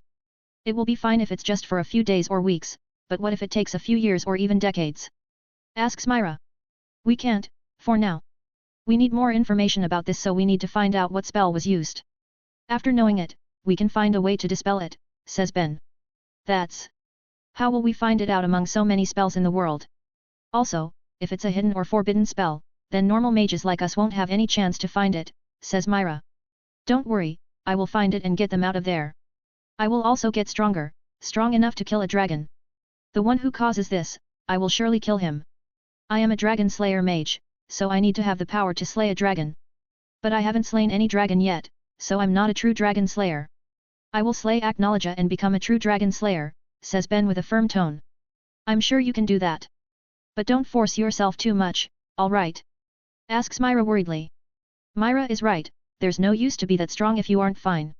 You should know that there are people who are worried about you too like how you are worried about them, says poor Lyusica. I know, Granny, I never planned to hurt myself. Never have I hurt myself just to get stronger, says Ben. The others aren't convinced but they don't say anything and Myra just asks, but how will you find the used spell? Ben looks at the sea and says, by becoming a wizard saint. You can read up to 35 chapters ahead of my fanfics on my Patreon page if you are interested. Voting for this book is highly appreciated. I've uploaded 1 Chapter 261 of Fairy Tale, Sun Eater. 2 Chapter 272 of Transcended as Lord Buggy. 227. Cleanups. After finding out that Tenro Island isn't destroyed and everyone on it is alive, Ben's group leaves the location. But now they need to find a way to dispel the spell used to make Tenro Island disappear. Listen, this will be our secret. For now, no one beside us will know this, not even our guild mates, says Ben on their way back. Why? They have been worrying about this incident. Don't they deserve to know the truth? Asks Romeo. You're right, they deserve it. We will tell them, but not now. I am worried that there are more spies like Mest who stay in our guild. They shouldn't be allowed to know about this fact. Who knows what their groups will do after knowing it? We don't have Master now, so our enemies might try to do something, says Ben. That's right. Mest might not be the only one who infiltrated our guild, says Myra. Romeo, can you tell me what happened in the guild while I was unconscious? Asks Ben. Romeo nods and tells Ben everything he knows about what happened in the guild after the incident. It's mostly about everyone's grief and they didn't take jobs for days because they couldn't concentrate. Everyone's behavior also changed a lot after the incident. The guild, which was a lively and happy place, became very gloomy. No one smiles since that incident, although they still drink alcohol, but not for fun like usual, it's to remove their sadness. Then, Romeo says a surprising thing. Some people left their guild soon after what happened on Tenro Island was announced. They said that they couldn't stay because Fairy Tail's reputation will drop and jobs will be more difficult. Romeo looks down sadly, and so are Myra and Bella. Poor Lyusica just sighs while Ben thinks of something different. He thinks that those guys are spies just like Mest. Don't worry about them. I think they are spies like Mest. They must have thought that there's no use staying in our guild again because without Master and the S-class mages, Fairy Tail will be ruined. Myra and I are still alive, but we were gravely injured, so they thought we wouldn't make it, says Ben. Really? But what if they aren't spies? Asks Romeo. It's not a problem. Leaving the guild while it's not in a good condition means that they don't have loyalty from the beginning. Well, they also need jobs and it's their freedom to choose a guild. The problem now is if more spies still stay in our guild, says Ben. There must be some who still stay. They must have wanted to know what happens to you and Myra. Your recovery will affect Fairy Tail's future, after all, says poor Lyusica. Ben agrees with it and says, then, I think we'll do some cleanups for now. Only after I'm sure that there's no spy in our guild will I tell everyone the truth. The others agree and promise they will keep this a secret. They don't want anything bad to happen to their guild again, after all. Ah, that's right, everyone in the guild has been talking about who will be the next guild master. We can't decide anything yet because we want to wait for you guys to wake up, says Romeo. Guild master, hey? Well, let's talk about it with the others later after we arrived, says Ben. The group arrived at their guild after a few hours because Ben drives slowly. They weren't in a rush anymore, so they could move slower, and it made the passengers relieved. Besides, they needed to talk about a lot of things that they need to do. After they arrived, Ben's group wears a fake sad and disappointed expression. Ben even stops talking to show that he is very depressed. Then the group except Romeo goes to poor Lyusica's treehouse to take a rest. Romeo has promised to stay silent about it, so they don't need to worry. They just need to act sad and depressed to fool the spies that might still stay in the guild. They need to move carefully to not make the spies suspicious. After arriving in the treehouse, Ben immediately acts based on the plan that they made on the way here. He makes 7 clones and sends them to investigate everyone and everything in the guild. This will take a few days, but it's not really a problem. I hope that Master has done something about this before. It will make things easier and we won't need to worry about too many things, says Ben after sending his clones. Do you mean that Master might have known about the spies? Asks Myra. Yeah, there's no way he never thought about this. He must have done something even though some of them might have succeeded to slip in, says Ben. Like those who left our guild? Asks Myra. I don't know for sure. Maybe they aren't spies, just people who don't have an attachment to our guild. Anyway, we need to assume that there are spies for now. So we need to be careful, says Ben. They all agree and they resume their plan to act sad and depressed for now. In the meanwhile, Ben's clones are working to investigate this matter. Ben needs to dispel and make them again every time their magic power gets depleted. It takes 4 days for the clones to investigate this matter. They found out that Makarov really has done something about it and removed a lot of spies. But the clones still found 3 spies who luckily have left the guild. It seems their employers have decided that they don't need to spy on Fairy Tail again because they think the guild has done for. That's not something that makes them happy, but at least now the guild is safe without any spies. So now they can announce the truth to everyone and tell them the plan for their guild's future. Ben then sends his clones to call everyone to gather in the guild hall. Everyone who is in Magnolia comes and only those who are working don't come. Ben, Myra, and Bella go to the guild building after everyone gathered. Poor Lyusica doesn't come because she doesn't like being in a crowd. The 3 arrive soon and after they entered, many runes suddenly appear on the guild walls. It makes everyone panic, but Ben calms them down and tells them that it's his doing. His clones have set up these runes before this meeting. The rune formation was built to prevent anyone from eavesdropping from outside. It's an important matter, after all, so they need to be careful. But it makes the clueless mages even more confused, so Ben starts to tell them what his group found out about Tenro Island. He explains it slowly so that they all can understand it. Without a doubt, his explanation makes everyone cry. They are still doubting what he says but, in the end, they fully believe it because Ben explains it really well. Besides, everyone also wants to believe that their friends are alive, so they accept Ben's explanation quite easily. Then Ben also tells them the next plan for Tenro Island's matter. He tells them that he will be a wizard saint so that he can get more information about the magic that was possibly used on Tenro Island. Knowing the used magic will help him find a way to dispel it. Also, if Ben becomes a wizard saint, it will help them keep their guild's reputation while he'll have more access to a lot of hidden information. Everyone agrees with the plan and they promise to keep this truth a secret. They'll also help to find any information even though the possibility is very low. But they don't want to make Ben and Myra work alone and they want to help even if it's just for a little. Ben and Myra thank them and want to end this meeting, but everyone still wants to talk about something. They need to discuss and decide on the next guild master. Their guild has been running without guild master for more than a month so they need to decide soon. You can read up to 35 chapters ahead of my fanfics on my Patreon page if you are interested. Voting for this book is highly appreciated. I've uploaded 1 Chapter 262 of Fairy Tale, Sun Eater. 2 Chapter 273 of Transcended as Lord Buggy. 228. Election. Sigh, Guildmaster, hey? Anyone is fine, just pick one among the senior members, says Ben lazily. Ben doesn't care who will be the next Guildmaster. He will support anyone as long as they do their job well as a Guildmaster. But what the others propose is not something that he expected. What do you mean by anyone is fine? It's not fine at all. A Guildmaster is an important position so not anyone can be one, says Myra with a scolding tone. Ben is surprised to see Myra scolds him, but she is not the only one. Bisksa also gives her thought, she is right. This is a very serious matter and we need to think about it carefully. Guildmaster is a guild's face to the outside world and the one with the highest authority in the guild. So there are many things to be considered. Power, intelligence, fame, and reputation. These things are important factors in selecting a Guildmaster. Just from the first factor, power, only you and Myra have sufficient power to be the Guildmaster because you are S-classes. So it must be between you two, says Macau. Then for intelligence, everyone knows that you are the smartest in our guild. Even Levy, who was the smartest can't be compared to you. You've outsmarted her in the exam, after all, says Myra while smiling. Ben has a sour face because he knows Myra wants to push this responsibility on him. He looks at the others but no one seems to support him. Bisksa proves it by saying, as for fame and reputation, you already have them. Your battle with Aknologia has spread and it made you very famous. People also respect you because you fought for your friends and even protected Myra and Bella at the cost of your life. If the news of your recovery spread, your fame will skyrocket even more. Also, you will gain more fame and reputation after you become a wizard saint. So you are the most suitable one to be our next guild master, says Wakaba. But I'm just a newcomer who've just joined a few months ago, says Ben, still trying to make them not choose him. Why does it matter? You have become an S-class even without taking an exam. That means the third master really trusts you. To be an S-class mage, you need master's approval and trust. You won't be an S-class without taking an exam if master doesn't fully trust you, says Macau.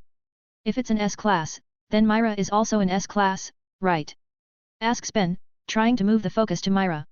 Yeah, Myra can be the next master too, but her fame won't be as high as yours after you become a wizard saint, says Wakaba. A wizard saint doesn't always need to be a guild master, right? Jura doesn't become Lamia Scales guild master even though he is a wizard saint, says Ben. We know, but the third master was a wizard saint before he was presumed to be dead because of this incident. If you who want to be a wizard saint don't replace him, then it will bring problems for our guild. Also, with a guild master who is a wizard saint, our guild's reputation will still be high. Don't you want to save our guild's reputation and prevent it from dropping? Asks Bisksa. The others also start to bombard him with their reasons. They all really want him to be the next Fairy Tales guild master. What he did on Tenro Island made every doubt disappear from their hearts. Some people still couldn't fully trust Ben before and they were jealous of him. He became an S-class mage without even taking an exam, so some of them thought it was unfair. Furthermore, he is a newcomer who has just joined the guild a few months ago. But what he did on Tenro Island has erased all those doubts and jealousy. Now they all know that Ben has the power to back up that special treatment. He is also very loyal to the guild as he was sacrificing himself to save his guild mates. What he did on Tenro Island made everyone wants to follow him. Thing like being a newcomer does not matter anymore to them. They just know that they can trust Ben to lead them. Besides, he is the one who gives them hope again after finding the truth about Tenro Island. I'd like to refuse, says Ben. We refuse your refusal, says everyone at the same time. Ben is taken aback because it seems they have anticipated this and prepared their answer. You guys, have you planned all of this? Asks Ben suspiciously. Oh no, we've been exposed, says Bisksa mischievously. Ben has a displeased expression, then he looks at Myra. She shakes her head while having a shocked expression. Myra doesn't know anything about this, so it's purely the other's idea. Well, we've thought about and discussed this in the last month. We have decided that if you recover in 2 or 3 months like what Mrs. Porlyusika predicted, then we will choose you as the next master. We will only choose someone else if you don't wake up within that time, says Wakaba. But Romeo said you haven't decided on anyone, says Ben. Romeo? Of course, he doesn't know anything. Why would we discuss this heavy topic with a kid? Asks Macau, making Romeo dumbfounded. May I ask who you'll choose if Ben doesn't wake up within 3 months?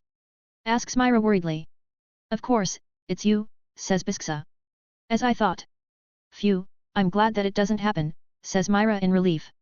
Ben has a dark face seeing that Myra is relieved because he becomes the victim instead of her. Now he knows that she has truly become a demon both physically and mentally. The most terrifying thing is that he still loves her even after she betrayed him like this. She must be a succubus, thinks Ben uselessly. Everyone keeps pestering him to be the next guild master. None of them care about his refusal, very typical of fairy tale mages. They just do as they please even in an important matter like this. In the end, Ben finally gives up and he accepts the guild master position unwillingly. But at least he succeeds to set a few conditions. He will only become a guild master if they agree with these conditions. 1. He can take a job once every month. 2. He can go on a short adventure once every month. 3. Every mage needs to take a job at least once every week except for S-class mages because S-class jobs can take a long time to finish. 4. He will ask for more reasonable things in the future. The mages agree, but they'll discuss the 4th condition when the time comes. What Ben asked is basically to be allowed to ditch his work every once in a while. Guildmaster is a busy position and it will tie him up, so he asked those to have time to enjoy himself. After everything is settled, the fairies want to hold a celebration, but Ben stops them. They need to hide the truth about Tenro Island, so they shouldn't act happy now. Rumors will spread if they hold a party just a little over a month after the incident. But then Myra reminds Ben that he has set a rune formation to hide what happens in the guild so no one from outside can see them now. That's why it's okay to hold a party, at least for now. They can at least enjoy this time after being saddened for more than a month. Ben forget about the rune formation because of the discussion about the guild master. So he now allows them to hold a party because what Myra said is right. They can be happy for now because they will act sad and depressed again after this to hide the truth from the world. The fairies enjoy themselves that night because the heavy loads have been lifted from their shoulder. Now they know their friends are alive and now they have a new guild master to lead them to go through this hard time. The era of the 4th guild master, Ben Cooper, has started. You can read up to 35 chapters ahead of my fanfics on my Patreon page if you are interested. Voting for this book is highly appreciate. I've uploaded 1 Chapter 263 of Fairy Tale, Sun Eater. 2 Chapter 274 of Transcended as Lord Buggy. 229. Adulthood. Ben has become the 4th Fairy Tale Guild Master. But there's no big celebration and they just hold an exclusive party.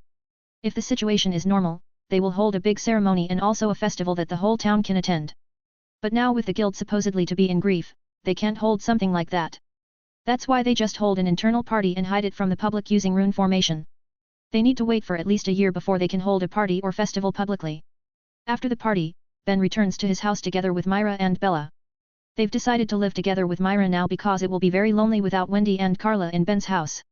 Myra is also lonely without Elfman and Lysina, so she agrees to live with them. They will move the Strauss siblings' stuff tomorrow because it's night already when the party finishes. Myra will sleep in Wendy's room and Bella joins her because she can smell Wendy's and Carla's smells there, making her feel as if they are there. Ben goes to his room, but he can't sleep because there are many things in his mind now. He is thinking about his plan when suddenly he hears a knock on the door. He gets up to open the door and he sees Myra is there in her pajamas while hugging her pillow with a blushing face. What's wrong, Myra? Asks Ben as if he is a dense protagonist. See, can I come in? Asks Myra nervously. Sure, replies Ben. They come in and sit on the bed, but Myra is taking a little distance from Ben. So, what do you need, Myra? Asks Ben. Myra doesn't answer, so Ben decides to tease her. You know that this is my room, right? When a woman enters a man's room, something will surely happen.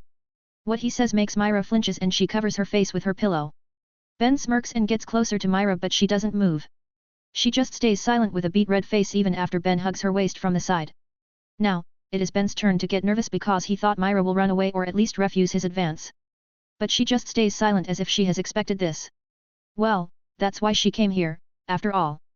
Ben has snoo experience with some girlfriends in his past life. But he is still a virgin in this life and the feeling he has for Myra is different from his ex-girlfriends.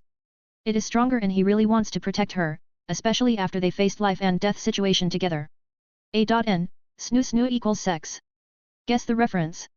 He knows why Myra comes here and he is also ready to do it.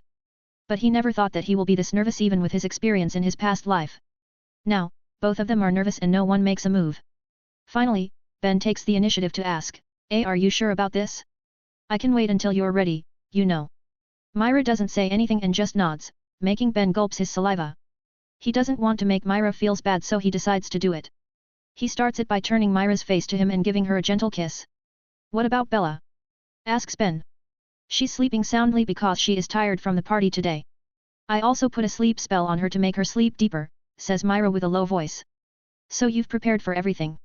Such a naughty girl. Don't regret this later, says Ben. I will regret it if it's not with you, says Myra.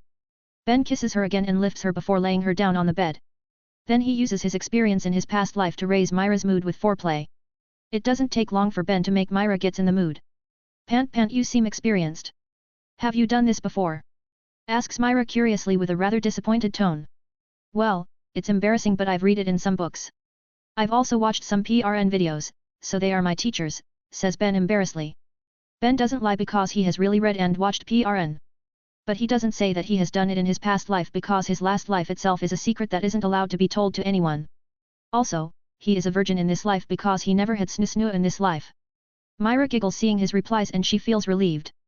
She doesn't have any problem if Ben has had snoo before. But she wants to be special by being Ben's first because he is also her first. It's just her selfish wish and she's happy that it is granted. After Myra gets happy, they start their first snoo.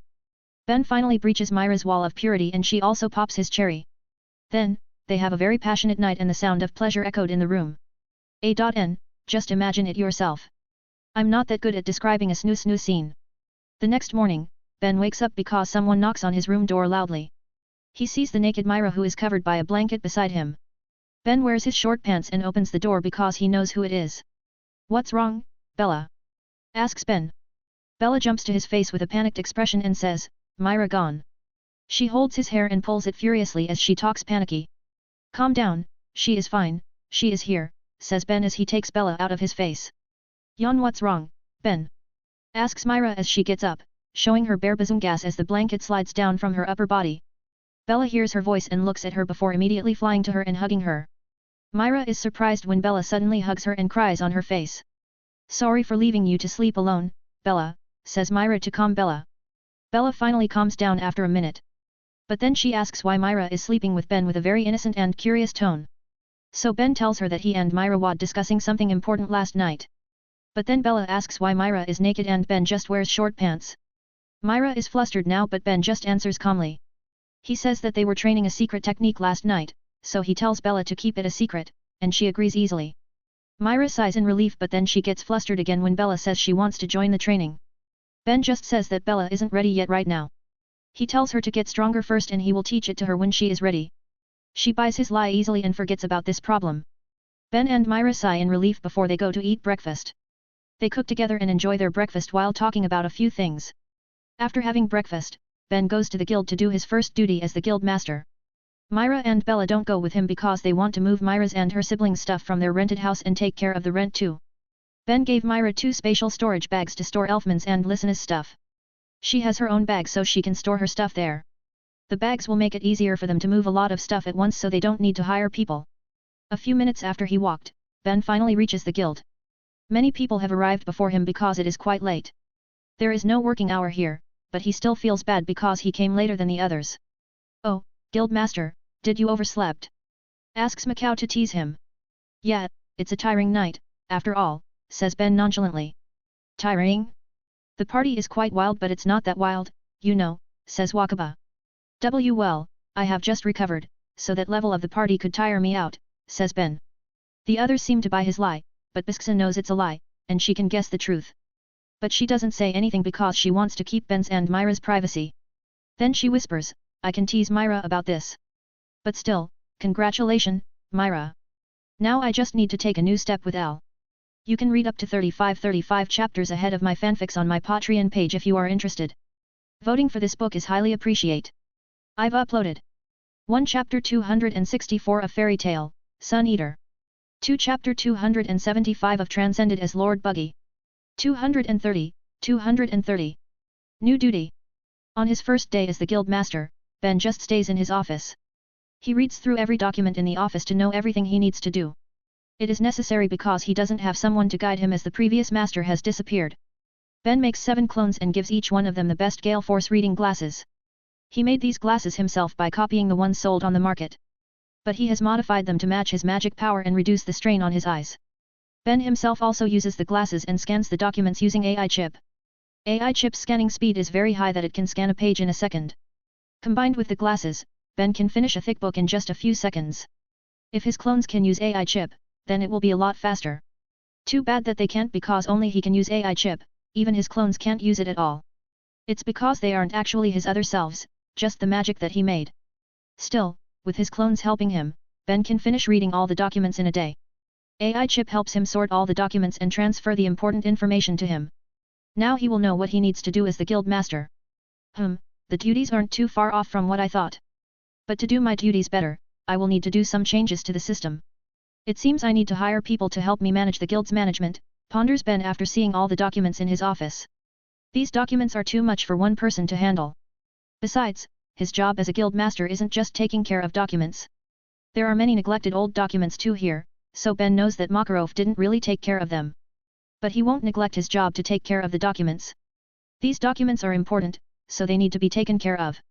That's why he will hire professionals, but they also need to be loyal because these documents are important for the guild. It will be difficult to find people like that, but Ben knows where to find them. They are actually very close because they live in Magnolia. He has thought about it and these people are the most suitable ones. Are ex-mages who has retired for various reasons. Most of them have loyalties and they are also experienced with how this guild worked, so it won't be too hard for them, says Ben while looking at the list of their retired mages. There are many mages who have retired after being in their guild for years. They have various reasons like living peacefully with their families, old age, or even permanent injuries. Basically, most of them retired because they can't do dangerous jobs anymore. This job won't be dangerous, so I hope they will accept it. Now I just need to make a list of who I'll hire based on some requirements, says Ben. Ben wants to do it as soon as possible, but it's night already.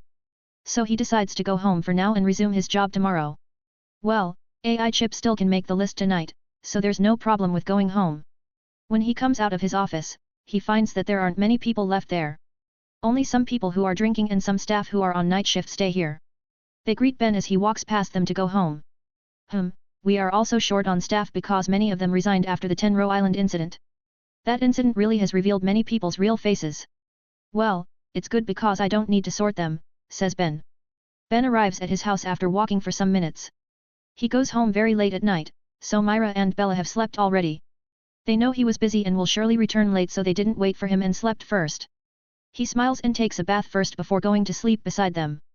The three of them sleep on the same bed that night and nothing else happened. It's just a peaceful night with a slow snoring sound in their bedroom. The next morning, they eat breakfast together again and Ben goes to train in their house's backyard. It has been a long time since he does his daily training. His body hasn't been well before, so poor Lyusika didn't allow him to train before. Now he is allowed to train again, but still with some restrictions. Ben is sure that he is 100% fine already, but poor Lyusika insisted that he hasn't fully recovered yet. The old lady is worrying too much, so Ben just does as she said to reduce her worry. Myra and Bella join his daily training because they also want to get stronger. Their miserable defeat on Tenro Island has made them realize that they are extremely weak. They thought they are quite strong and they also don't need to worry about anything with Ben, Gildarts, and Master there. But when Aknologia appeared, all their hopes just disappeared into thin air. No one of them stands any chances against the Black Dragon. Even the combined power of the S-classes mages and Makarov wasn't enough to save them from the Black Dragon's terror. That's why the three of them are very determined to get stronger. They need to get a lot stronger so that they won't need to face the same tragedy again. There's no guarantee that they can be saved again if something this bad happens again. They all are lucky now because no one actually gets killed. The ones on Tenro Island are just being trapped in a spell and got hidden in a safe place. Ben, Myra, and Bella were also lucky that Acknowledge didn't use more power or they'll surely get killed. But if a similar thing happens in the future, they might not be so lucky and get annihilated instead. So to raise their survival chance, they need to get a lot stronger than before. That's why they need to train hard and be as strong as possible. Ben, when will you register your new position to the Magic Council? Asks Myra while they train their bodies under a strong gravity that Ben made. In a few days maybe. I still have some things to do before going there. The trip to the council isn't just to register my position as a guild master, but also to make me a wizard saint. I've refused it once, so I think they won't just make me a wizard saint if I ask. I need to make sure that they'll accept me as a wizard saint, so I need to prepare for it, says Ben. How will you do it? Asks Myra. By gaining support from others. I will go to our guild's allies and ask them to support me, says Ben. Allies? Do you mean Blue Pegasus and Lamia Scales? Asks Myra. Yeah, we've made an alliance with them, after all. My visit is also to tell them that I've become the new guild master of Fairy Tail. They've helped us a lot in this crisis, so it's only right to tell them this news directly, says Ben. Then, I will go with you, says Myra. Bella too, says Bella hastily. Ben smiles and says, sure, they must have been worried about you too. Let's show them that we are all right now. Myra and Bella nod before they resume their training that morning. After the training, they take a short bath together. Bella doesn't care at all that Ben and Myra are bathing together. She is too innocent for it and she is just happy that she can take a bath together with them. After the bath, they go to the guild together and Ben announces that he'll go to Blue Pegasus and Lamia Scales tomorrow. It might take a few days because he wants to discuss things with the two guilds. So he will set up some rune formations to protect the guild while he and Myra are gone. Some idiots might try to do something while they are away, after all. He will teach them to control the defense formations before he leaves. Ben is busy making the rune formations that day and teaches some of his mages including 5 of his disciples to control it. These mages will stay in the guild until he returns, they will be on guard duty. Then after preparing a few more things, Ben sets out the next day with Myra and Bella. You can read up to 35 chapters ahead of my fanfics on my Patreon page if you are interested. Voting for this book is highly appreciated. I've uploaded 1 Chapter 265 of Fairy Tail, Sun Eater. 2 Chapter 276 of Transcended as Lord Buggy. 231. Lamia Scale. Ben, Myra, and Bella go to their allied guilds after preparing a few things in their guild. They go to Lamia Scale first because it's closer than Blue Pegasus. The two guilds are in opposite directions, so it's quite troublesome. TCH. Why can't they just be in the same direction? Asks Ben grudgingly as he drives his car. Myra's sweat drops and says, that's not something that we can decide, you know. Well, it's just troublesome how they are in a different direction. Anyway, the priority in Lamia Scale will be talking with Jura. I will need his help to get the Wizard Saint position, says Ben. You want him to recommend you, right? Asks Myra. Yeah, if he recommends me to the Magic Council, it will be easier for me to get the position. I've refused it once, after all, so they might not consider me to fill the spot that Third Master left, says Ben. But they might choose you because you are from the same guild as Third Master, says Myra. We can't rely on that possibility and need to have more insurance, says Ben. You sound as if you have prepared more, says Myra. You're right, I have prepared a few more things that will make me surely get this position, says Ben while smirking. Myra doesn't know what Ben has prepared, but that's fine. She knows Ben always prepares things thoroughly if he has a plan, so there's nothing to worry about. What she needs to do is just help him when he needs it.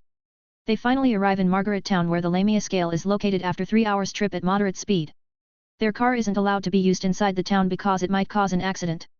So they need to walk from the gate if they are just normal people. As abnormal people, even among the mages, the three don't need to walk and tire themselves.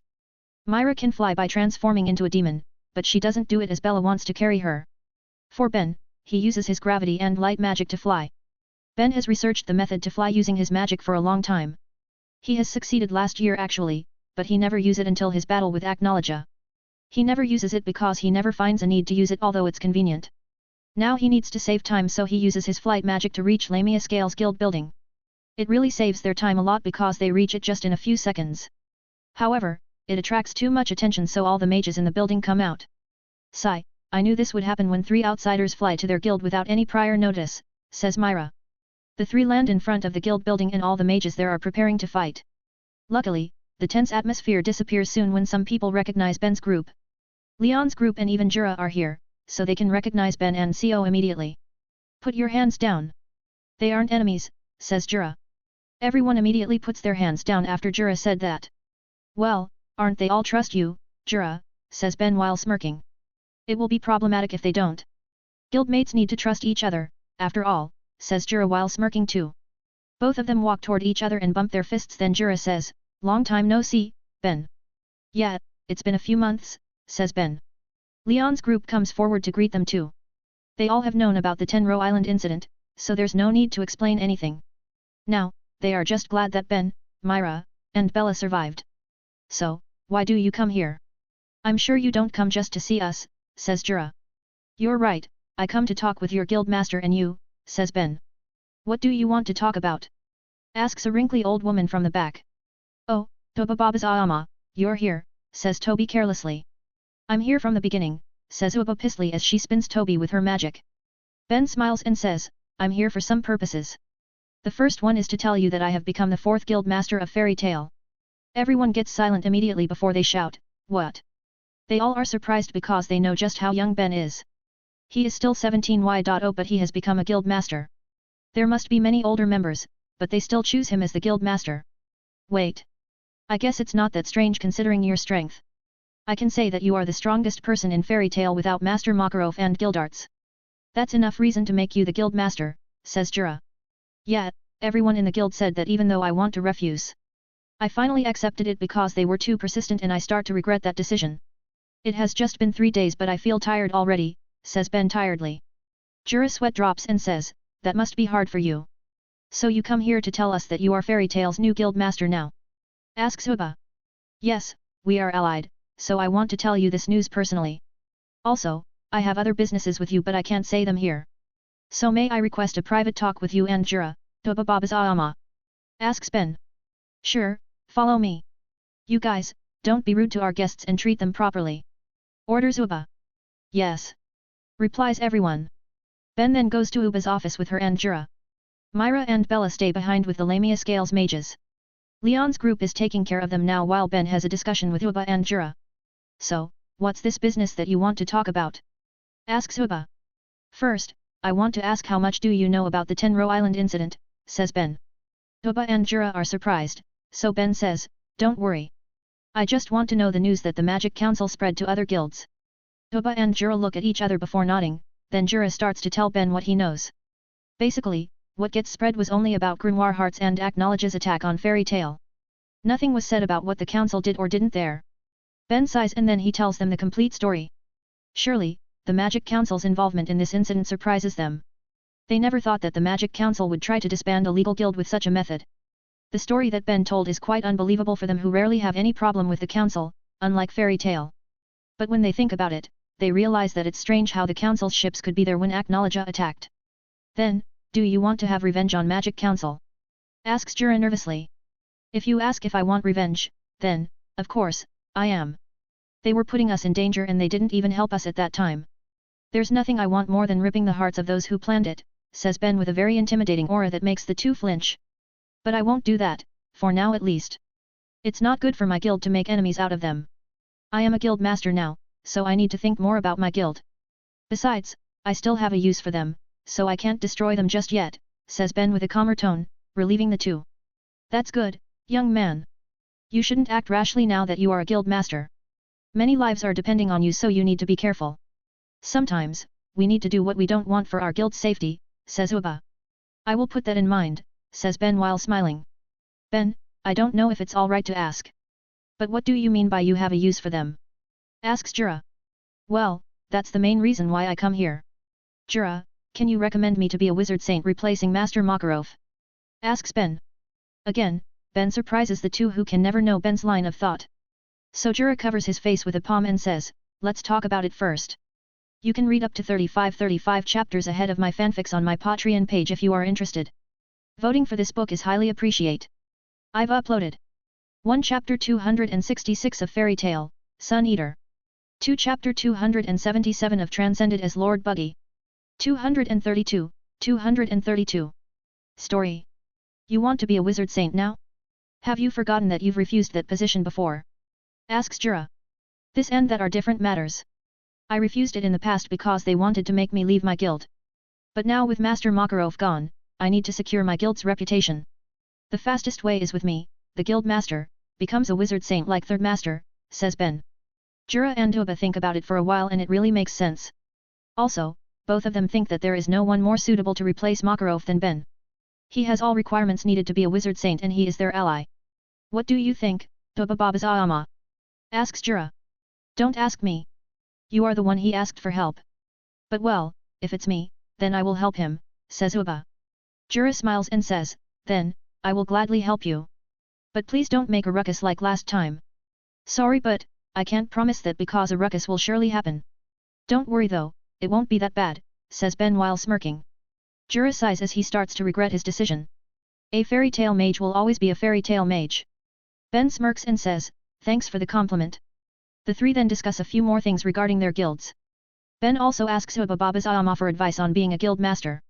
Without Makarov, he can only ask other guilds' guild master like Uba Babazayama.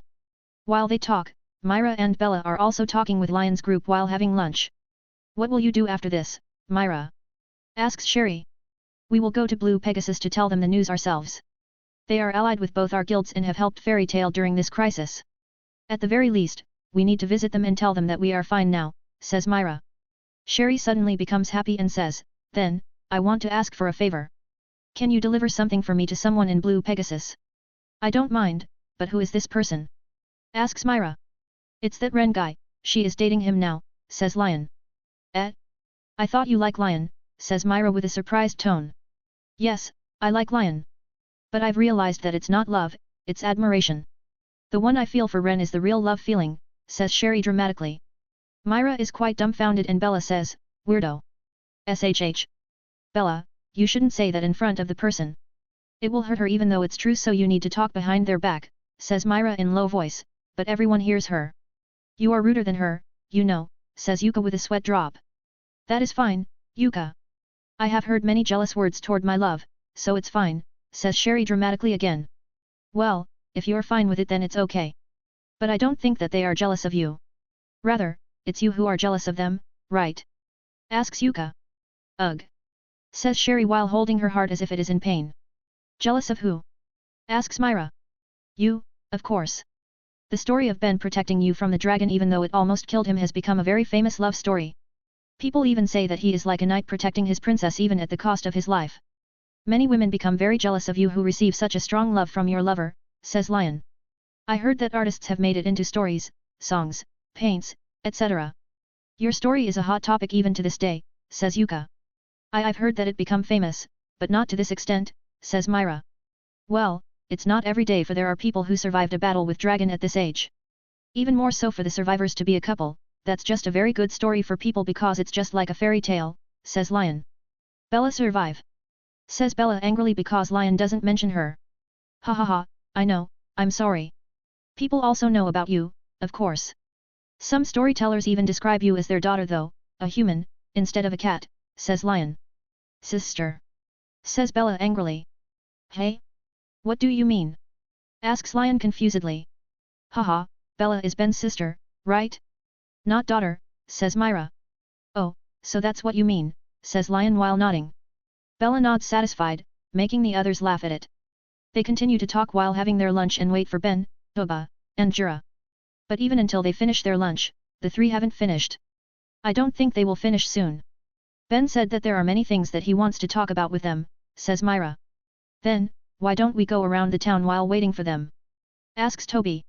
Explore. Says Bella excitedly. They all agree and leave the guild hall to explore the town. They go to various places with Lion's group acting as guides. Myra and Bella really enjoy the exploration because they can see many new things. Ben finishes his discussion at 6 p.m. and it will be dark soon. So he decides to stay here tonight and the girls agree.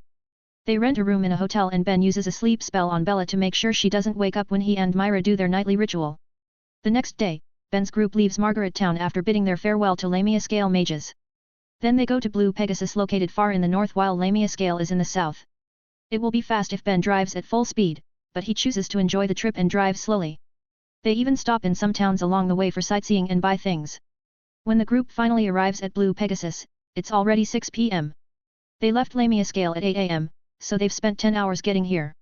But because they arrived quite late, they are allowed to enter the town in their car because the streets are quite empty.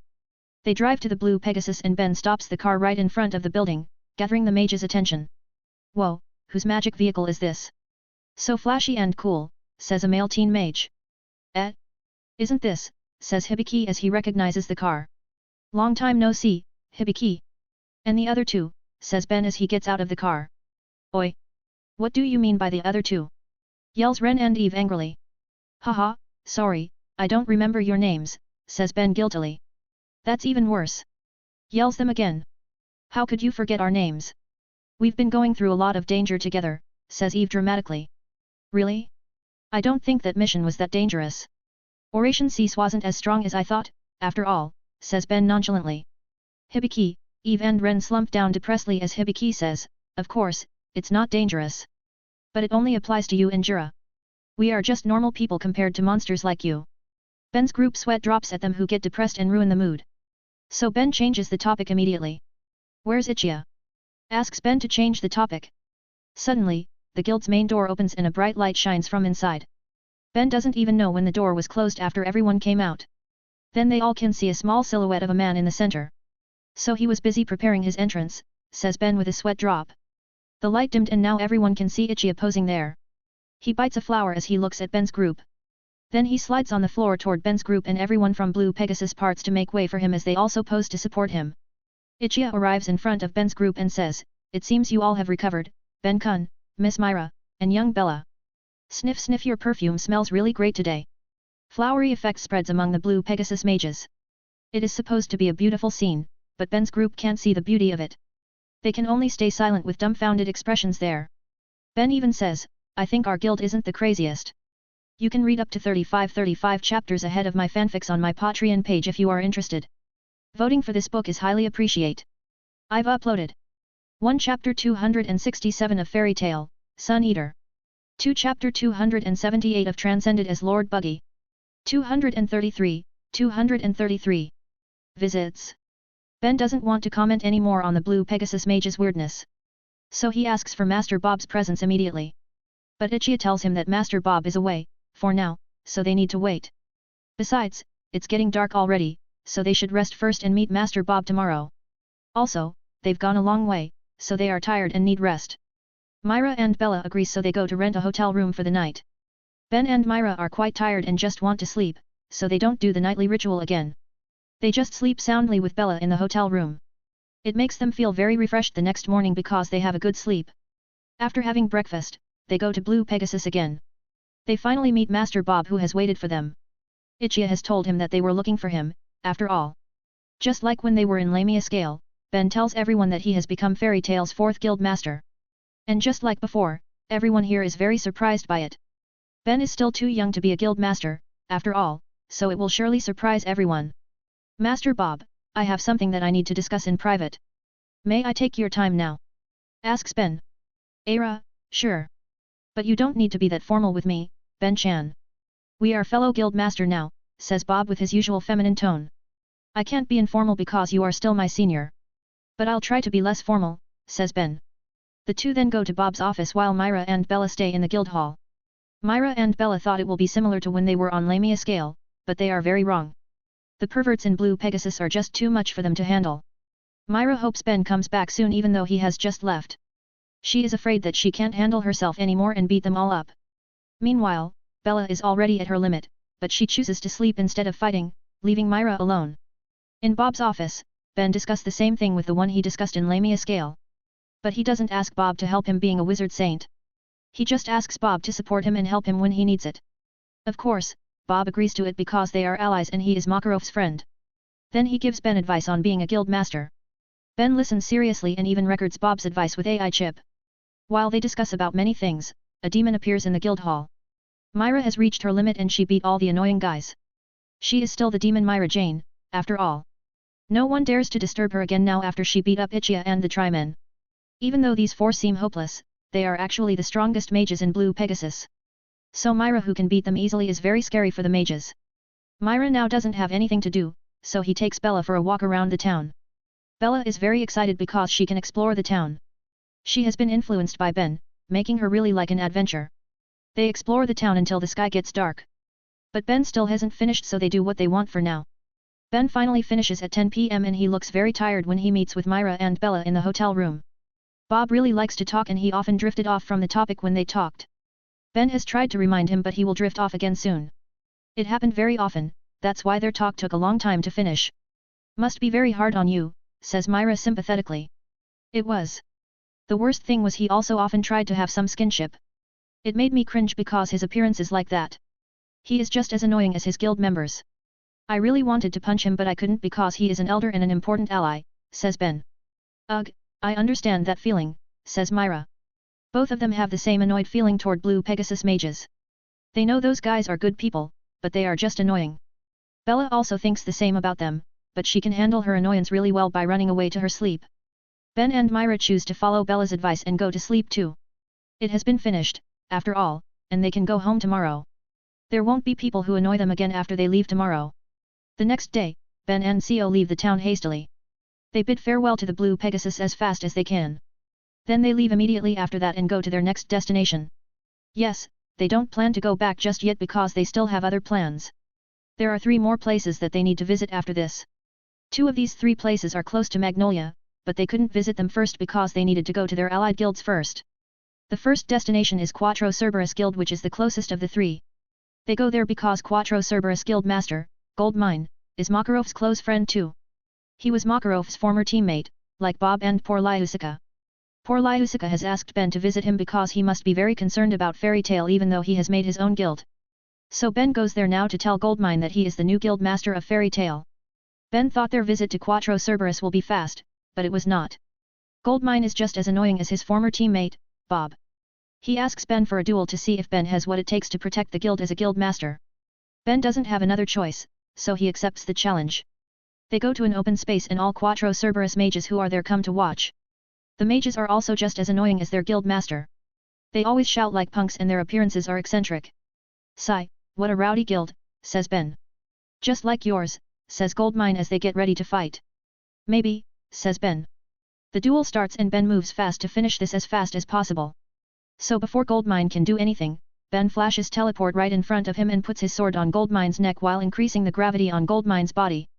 It all happens in an instant and surprises everyone except for Myra and Bella.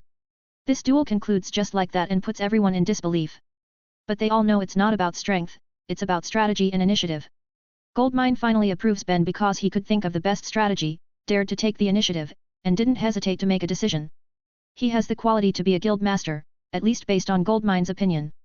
Ben's group leaves the Quattro Cerberus and goes to town. They go to meet Yajima, another friend of Makarov. Yajima was also Makarov's former teammate with Bob, Poor Lyusica, and Goldmine. Now, Yajima has a restaurant in Harjan town, and he is a Magic Council member. He has helped Fairy Tail many times when they created problems. So Ben really needs to visit him even without Poor Lyusica asking him to. He tells Yajima that he has become Fairy Tail's guild master too. Luckily, Yajima accepts as fast and gives Ben a lot of advice. He also tells Ben to be wary of Magic Council, something that Ben already knows. Mr. Yajima, I will go to Magic Council after this, and I'll create a big commotion there. But you don't need to worry, I have everything planned, says Ben while smirking. Sigh, I hope you've really prepared everything, says Yajima tiredly. Just like what he said, Ben will go to Magic Council after this. He will surely create a commotion there with the things that he has prepared. You can read up to 35 chapters ahead of my fanfics on my Patreon page if you are interested. Voting for this book is highly appreciated. I've uploaded 1 Chapter 268 of Fairy Tail, Sun Eater. 2 Chapter 279 of Transcended as Lord Buggy. 234. Problem on the way. Ben's group stays in Harjan town for the night after they visited Yajima. They will go to the Magic Council tomorrow after resting for a bit. There are some things that Ben needs to prepare before going there. At night, he calls Jura through communication Lacrima. He asks Jura about their plan and Jura says it is ready. Jura says that Ben can do it the day after tomorrow, so he doesn't need to hurry. Well, it's good that he has more time to prepare what he needs. He can do everything tomorrow, so tonight, he enjoys the time that he has with Myra. Again, Bella is put to sleep with a spell before they start their nightly ritual. Ben, will everything be alright? Asks Myra as she puts her head on Ben's bare chest after they finished their night workout. It will. Even if it's not, I will do something and make it alright. This is the first step for our big plan, so I'll make sure it succeeds, says Ben seriously. But you need to be careful, alright? I can't help but be wary of Magic Council after what they did in the S-class exam, says Myra worriedly. Don't worry, Myra. It's not us who should be wary of the other now, it's them. They have dared to put harm to our guild, so they should be prepared for our retaliation, says Ben. I also think like that, but I'm still worried, says Myra. Alright, I'll be very careful then. Now, let's sleep. We still have many things to do tomorrow, says Ben. Myra nods and they go to sleep. These days have been very tiring, so they really need some good sleep. They need it even more after having a tiring night's workout that depleted a lot of their energy. The next morning, they have breakfast in Yajima's restaurant. The food here is very delicious that it makes them want to keep eating. But even with the good taste, the prices for the menus here aren't that expensive, so this restaurant is quite popular. After they eat, Yajima comes to talk with them, and he has a serious expression. Ben greets him but he just takes Ben to his office on the second floor. He doesn't say anything for some time so Ben is very confused. Then Yajima finally talks, Ben, I was called to come to the Magic Council tomorrow. They said it's an important matter, but they haven't told me what it is. So I want to ask you. Do you have something to do with this? Hey? Why do you think like that? What's the connection between me and the council's business? Asks Ben while tilting his head. Well, I just have a hunch that you are related to this. The time when you said that you'll go to the council and this matter is just too close. Besides, you said that you will make a commotion there, says Yajima. Mr. Yajima, I am not the only one who has a business with the council. Besides, I am still here. How can I make a commotion in the council when I haven't even gone there? Asks Ben. Yajima is still suspicious, but then he says, well, it will be good if you aren't related to this. But it will just make things complicated because there will be too many problems at once after you make a commotion. Yajima looks tired, but Ben just smirks in his heart. He knows that the reason why Yajima gets called was because of him. Jiram must have started the plan to make Ben a wizard saint, so now the council is gathering their officials. But if it's another matter, then Ben will be happier because it means the council has many big problems at once. There's nothing better than seeing his enemy suffers without him even doing anything. Yajima doesn't pursue the matter any longer and lets Ben go. So Ben leaves the restaurant with Myra and Bella. Then they leave the town and go to the Magic Council's national branch on Fiori to start their plan. On their way, Ben tells Myra and Bella to keep their guards up while they are on the council. With Myra's strength, she will be able to handle most mages in the council. Maybe the only ones who can defeat her are the wizard saints. Bella, you stay with Myra while I do my business. You guys will wait in the town and if they try to do something, do whatever you need to handle it. There's no need to worry about me, just leave if you really need to, says Ben. Roger. Says Bea while saluting. Leave it to me. I won't show mercy if they dare to do something bad. Although I doubt they'll do something funny to us, says Myra. Well, maybe. But who knows what those guys will do. They are very sly like snakes, says Ben. Don't say that, it's an insult to snakes, says Myra jokingly. Haha, it sure is, says Ben. Poor snakies, says Bella while shaking her head. Their way to the National Council branch is very smooth, or so they thought. While they are passing through a village, they meet a problem. The village is being attacked by dark mages who worship Zeref. Houses are destroyed and villagers are being massacred. Every time Zeref's worshippers attack villages like this, they will always destroy and kill the villagers. Sometimes, they will take children, but that doesn't mean the children will be safe and alive. Ben and Myra don't take their time to observe and immediately move to attack the dark mages. There are many dark mages here, but that's not a problem for them. Their priority is saving anyone who is still alive and defeating the dark mages. Myra immediately transforms into her Satan soul form while Ben uses his light mode so he can move very fast. They move in different directions as fast as they can. Bella stays in the car because it is dangerous and the car is the safest place for her because it has strong defensive mechanisms. Ben takes his sword and moves around very fast to attack the dark mages. He doesn't hold back and just goes for the kill. He doesn't even attack their vital points, his sword attacks are strong enough to cut their bodies in half. With his sword, Ben cuts their bodies anywhere without any hesitation. Even if his sword only touches their skin, the force behind it is enough to cut deeper. Everyone that Ben attacked is being cut in half so they all are dead. Myra also doesn't hesitate and attacks the dark mages with her demon claws. She rips their bodies easily as her claws are infused with dark energy. Only a few dark mages survived her attacks but even they are gravely injured and won't survive the day without anyone healing them. Well, not like any doctor can save them, unless the doctors have strong healing magic which has been lost. So it's clear that no one will survive Myra's attacks. It's certain that no attacker will survive this night. Ben and Myra have strong hate towards Zeref's worshippers. Grimoire Heart mages who attacked Tenro Island are one of them. They were the ones who caused the tragedy that befall upon Fairy Tail. It doesn't take long for Ben and Myra to massacre the dark mages. But even if they can kill them fast, they can't save a lot of villagers. There are only 7 children who survived this tragedy and no adult survived. Damn, we are too late. They've started their attack some time ago, says Ben angrily. There's nothing we can do about it. What we need to think now is these children, says Myra while soothing the children. You're right, says Ben. Ben then asks Myra to take care of the children while he gathers the corpses of dead villagers. While he is at it, he burns the dark mages' corpses. Then he makes a big hole to bury the dead villagers and the kids watch the burial in tears. The sight of the crying kids makes Ben and Myra feel very hurt. They know the feeling of losing their family really well. This sight also makes their desires for power increase. Only power can make them safe in this cruel world. You can read up to 35 chapters ahead of my fanfics on my Patreon page if you are interested. Voting for this book is highly appreciate. I've uploaded 1 Chapter 269 of Fairy Tail, Sun Eater. 2 Chapter 280 of Transcended as Lord Buggy. 235. Saved children. After burying the dead villagers, Ben and Myra treat the children's wounds. The children are dispirited so Ben and Myra don't say anything while treating them. They just talk after the children calm down a little. Kids, I know this is a difficult day for you but you need to stay strong. You still have future ahead of you, so don't waste it, says Ben. Then what should we do? We can't do anything on our own because we are still very young, says the oldest kid, a girl who seems to be 9 years. We can send you to an orphanage, but I have a better idea. The guys who attacked you were dark mages, Zeref's worshippers. They must have a reason to let you live. My guess is that you have talents for magic, you can be mages, says Ben. The children are surprised because they never know it. They aren't sure that Ben is saying the truth, but he doesn't just make a wild guess. He has faced Zeref's worshippers many times and there are many records of their attacks. Usually, they would just massacre the villages or towns that they attacked. When they let some people live, usually children, it's because the children have talents for magic.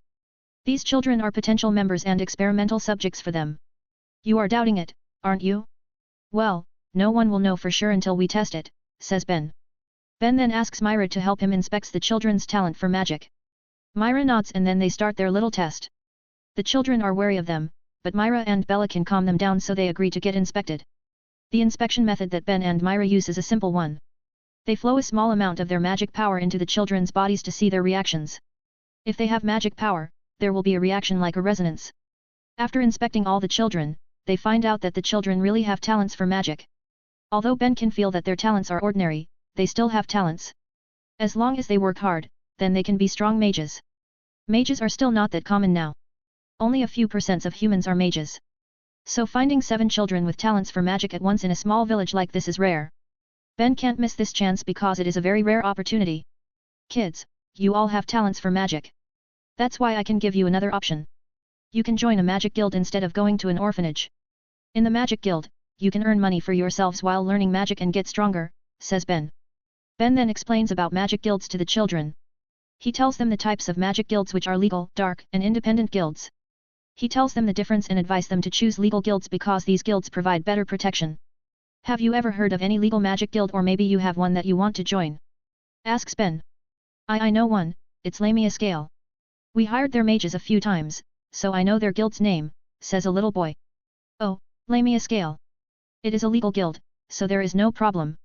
Do you want to join them? Asks Myra. The children look at each other but they don't answer because they are still confused. Big brother and sister, are you from legal guilds? Asks a little girl. Fairy Tail. Says Bella excitedly. Yeah, we are from a legal guild named Fairy Tail. This big brother over here is the guild master, you know, says Myra while smiling. The children are amazed and a boy says, wow. So you are an important person. Ben just smiles before the oldest girl asks, if you are from a legal guild, then why you didn't ask us to join your guild?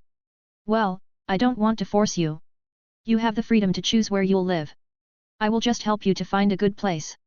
Lamia Scale is our guild's ally and it is a good guild, so I don't have any problem if you join it. But if you choose a bad guild, then I will ask you to choose a better one, says Ben. After hearing what Ben says, the children discuss it. Ben and Myra move away to give them room to talk. But Ben can still hear them even from a distance because of his sharp hearing sense. He can hear that they are split into 2 factions. A group chooses Lamia Scale because they know the guild, while the other one chooses Fairy Tail because they get saved by Ben's group. They have a rather long discussion before they finally make a decision. So, what have you decided? Asks Ben. We have decided that we will split. 4 of us will join Lamia Scale and 3 will join your guild.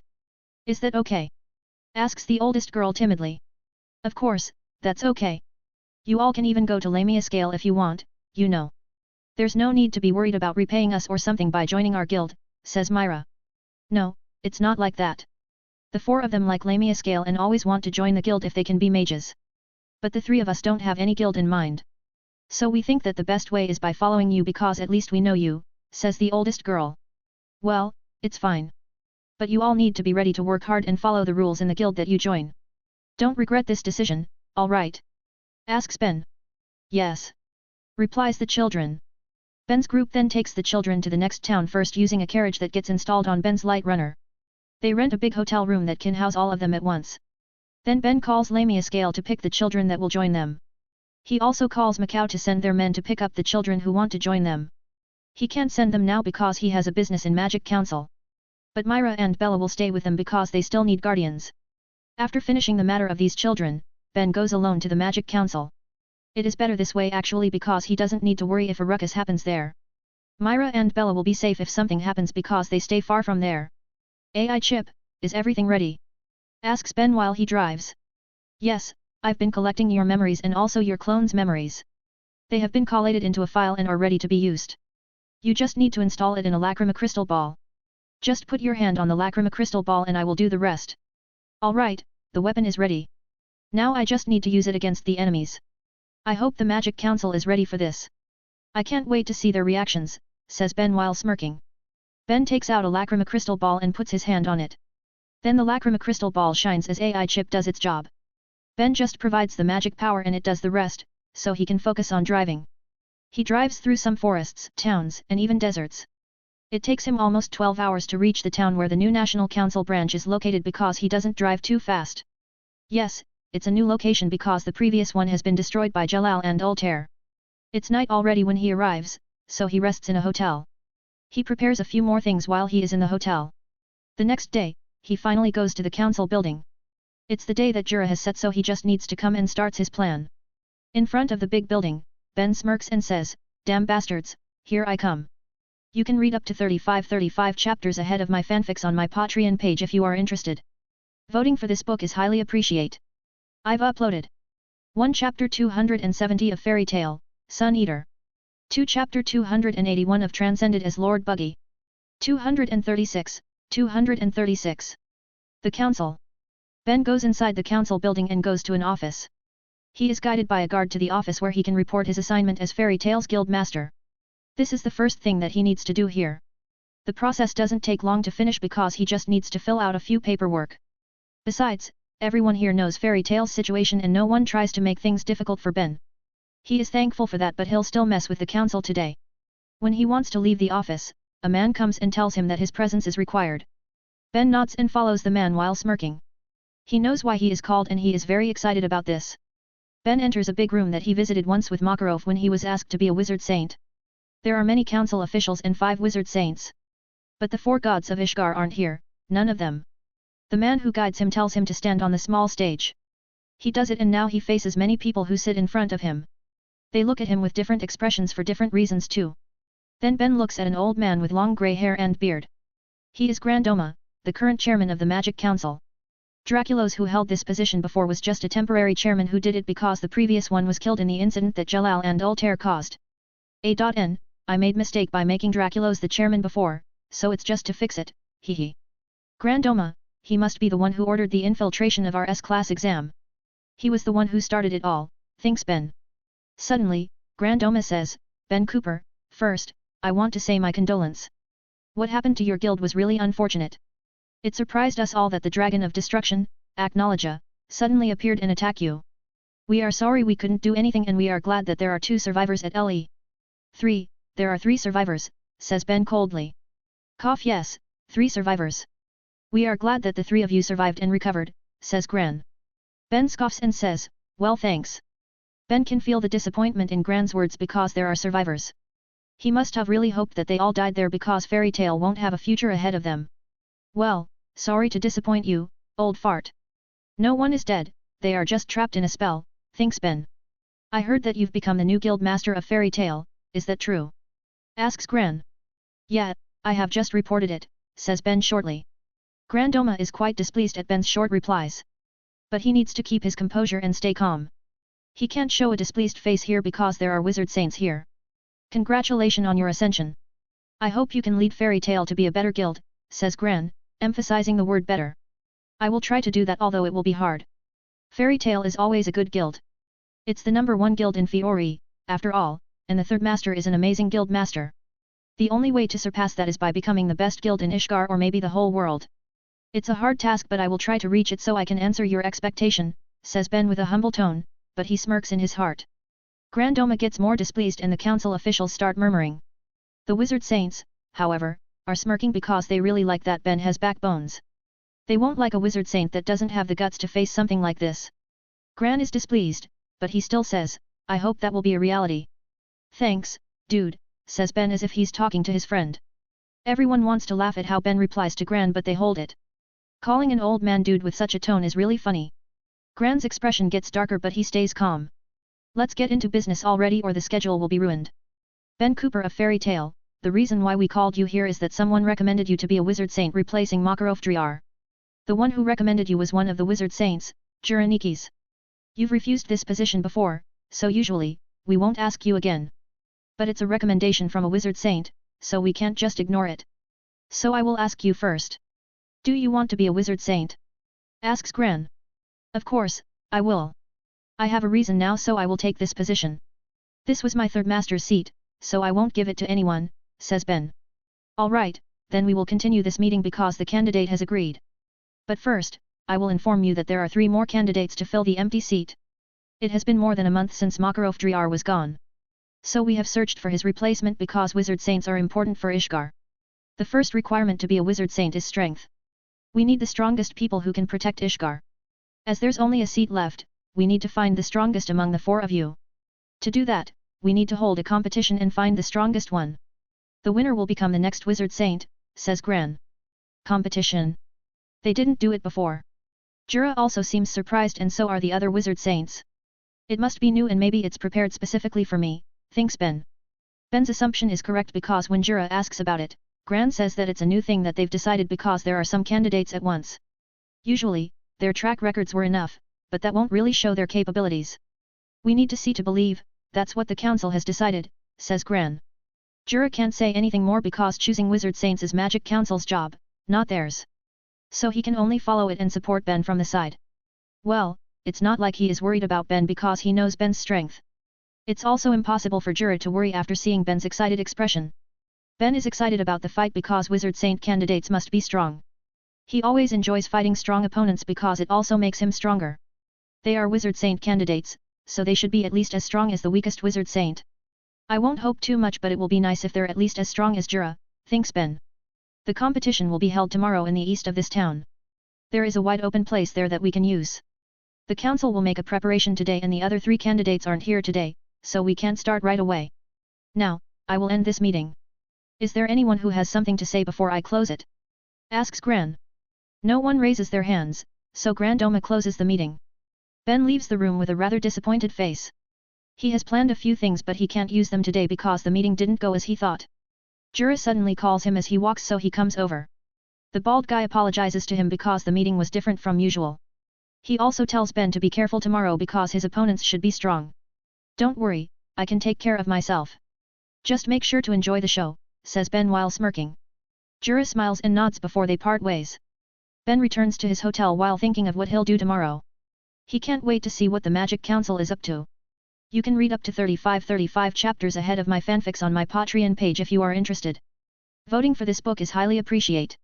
I've uploaded 1 Chapter 271 of Fairy Tail, Sun Eater. 2 Chapter 282 of Transcended as Lord Buggy. 237. Big Arena. The next day, Ben goes to the competition place in the east of town. There is a big arena already built there, surrounded by a tall wall. Ben sure it wasn't there yesterday, so it must have been built last night with magic. He is right because when he meets Jura, the guy tells him that the council asked Jura to make it. It's just a temporary arena but Jura makes it as strong as possible because it will house battles between 4 mages of Wizard Saint caliber. Sometime later, Ben is called to wait on the north side. The other 3 fighters will wait on the other 3 sides. Jura has also built waiting rooms for the contestants and rooms for the audiences. He has made this arena very seriously. In the waiting room, Ben just lazes around while reading magic books that have been scanned by AI chip. He doesn't have even the slightest bit of worry about the incoming battle. He has high confidence in his strength even against Wizard Saints. Well, he knows he has surpassed Makarov, a strong Wizard Saint. Ignoring the 4 gods of Ishgar, Makarov is one of the strongest Wizard Saints. Ben who has surpassed the old man surely doesn't need to worry about these candidates. The only Wizard Saints that he needs to worry about are the 4 gods of Ishgar. It is said that their powers are beyond common sense. But Ben never meets them or scans their powers so he doesn't know if it's true. Ben really wants to know just how high those people who claim themselves as gods are. He will acknowledge them as god if their powers surpass Acknowledge. But the possibility for that to happen is 0.0001%, AI chip is the one who calculates it so it must be true. Well, if they are that strong, then Alvarez Empire wouldn't dare to invade us a few years ago. I don't believe that Empire will dare to challenge people at Acknowledge's level. They will just get their empire destroyed instead, says Ben. Ben continues to read books for some time until he gets called. The competition will start so he needs to enter the arena now. He walks there following the guide and finally sees just how big and wide the arena is. It sure is tough, says Ben while touching the arena floor. He can sense the toughness of the floor that Jura has made. The guy is really skillful with earth magic that he can create such a tough floor. Ben will need some effort to break this hard floor, not to mention normal mages, they might not be able to even scratch it. While Ben checks the floor, 3 more people come out of the other 3 sides. They are the other candidates for the Wizard Saint position. There are 2 men and a woman which look like they are in their 30s. Compared to them, Ben is still very young. I guess it's more normal for people their age to become Wizard Saints. Jura is actually still young for a Wizard Saint which means he has high talent. Then, if I become a Wizard Saint, won't I be the youngest, ponders Ben before his attention shifts to the other 3 candidates. They all look at him with prying eyes, trying to judge his strength. He is the one who caused this competition to be held, after all, and he is still young. Such a young candidate actually makes them wary because that means he has high power at his young age. Also, Ben is very famous now after the incident on Tenro Island. As one of the only 3 who survived the incident, people think that they are either lucky or very tough. So the 3 candidates are curious about him. It seems they aren't Magic Council's dogs. I thought the council prepare these 3 so they can remove me. But it seems these 3 are really Wizard Saint candidates who met the qualification to be one. Still, it won't make me change my plan, thinks Ben. Ben looks around to see many council officials and Wizard Saints. 2 of the 4 gods of Ishgar also arrive here. They are Wolfheim and Warod who watch from a rather close spot together. Ben looks at Warod who also looks back at him. Warod was a fairy tale mage, a friend of Mavis the first master and Prek the second master. He must have something in mind regarding what happened on Tenro Island. I don't know which side that he chooses now. He can be on our side, Prek's side, Magic Council's side, or maybe neutral. I won't do anything and won't approach him first. If he wants to talk to me, then he needs to come to me himself, thinks Ben. Then suddenly, 2 big screens appear beside Wolfheim and Warod. On the screen, the other 2 gods of Ishgar's faces appear.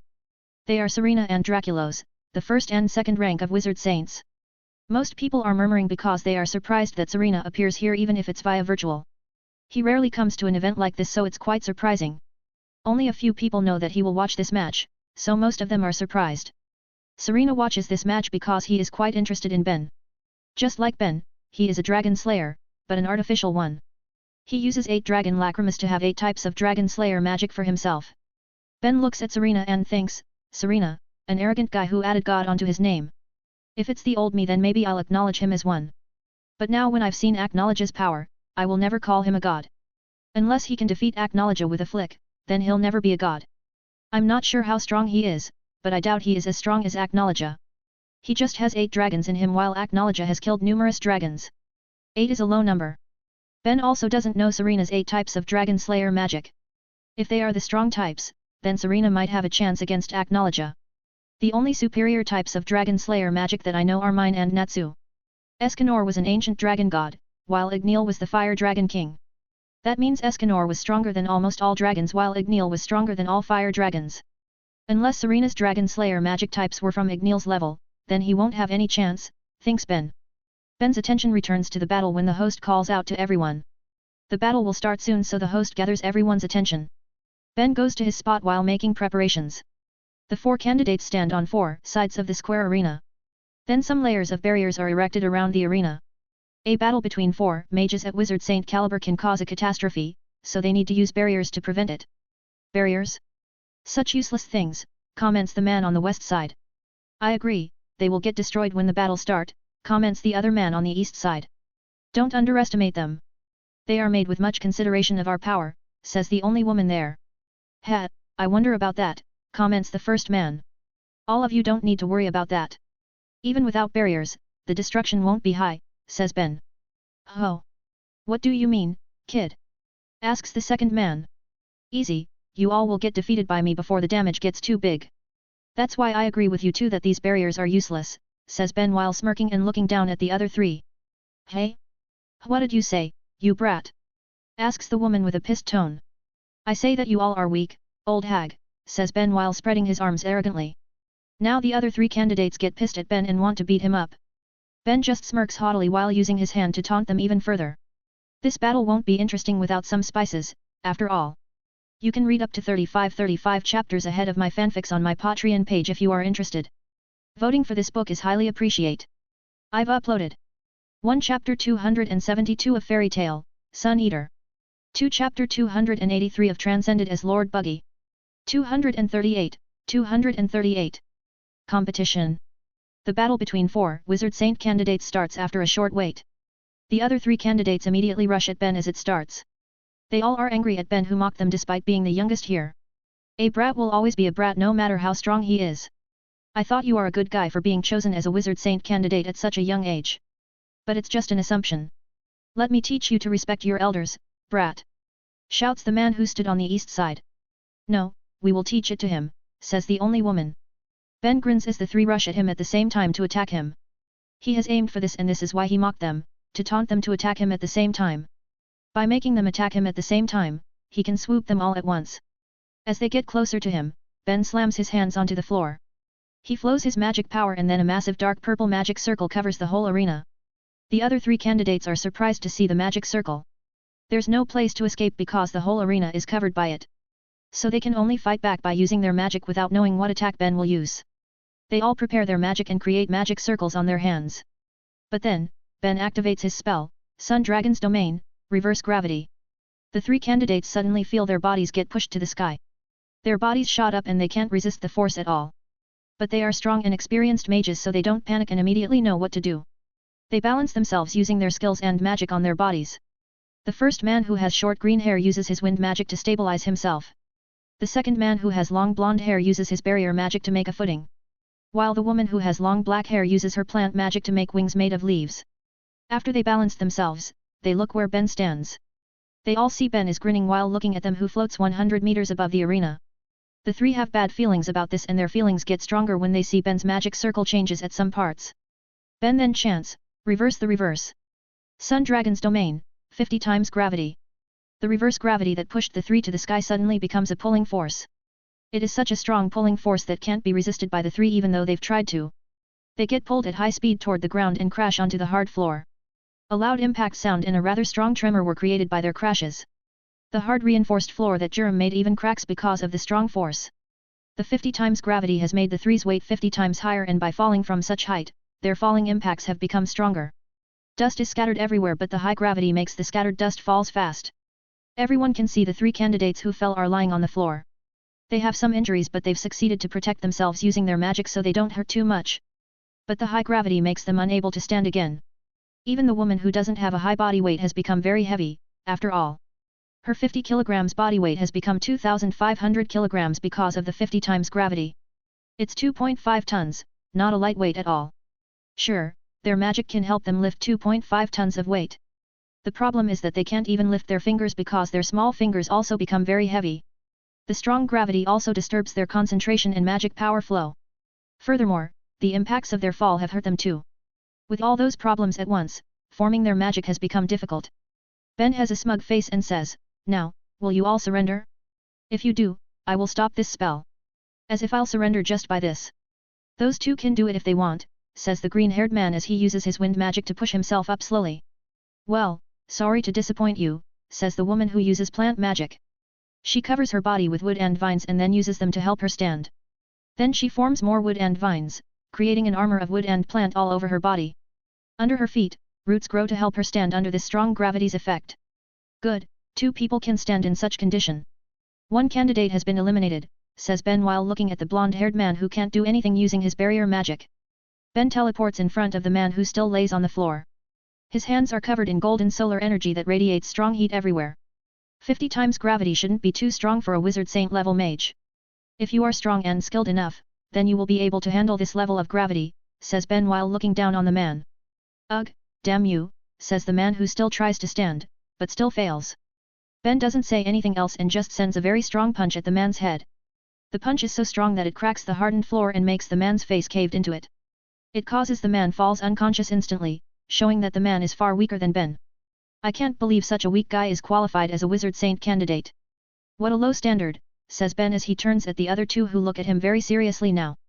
Well, let's end the game and get more serious, says Ben as he dispels the gravity spell. The 2 remaining opponents get surprised, so Ben explains, it will be boring if you can't use your power well because of this spell.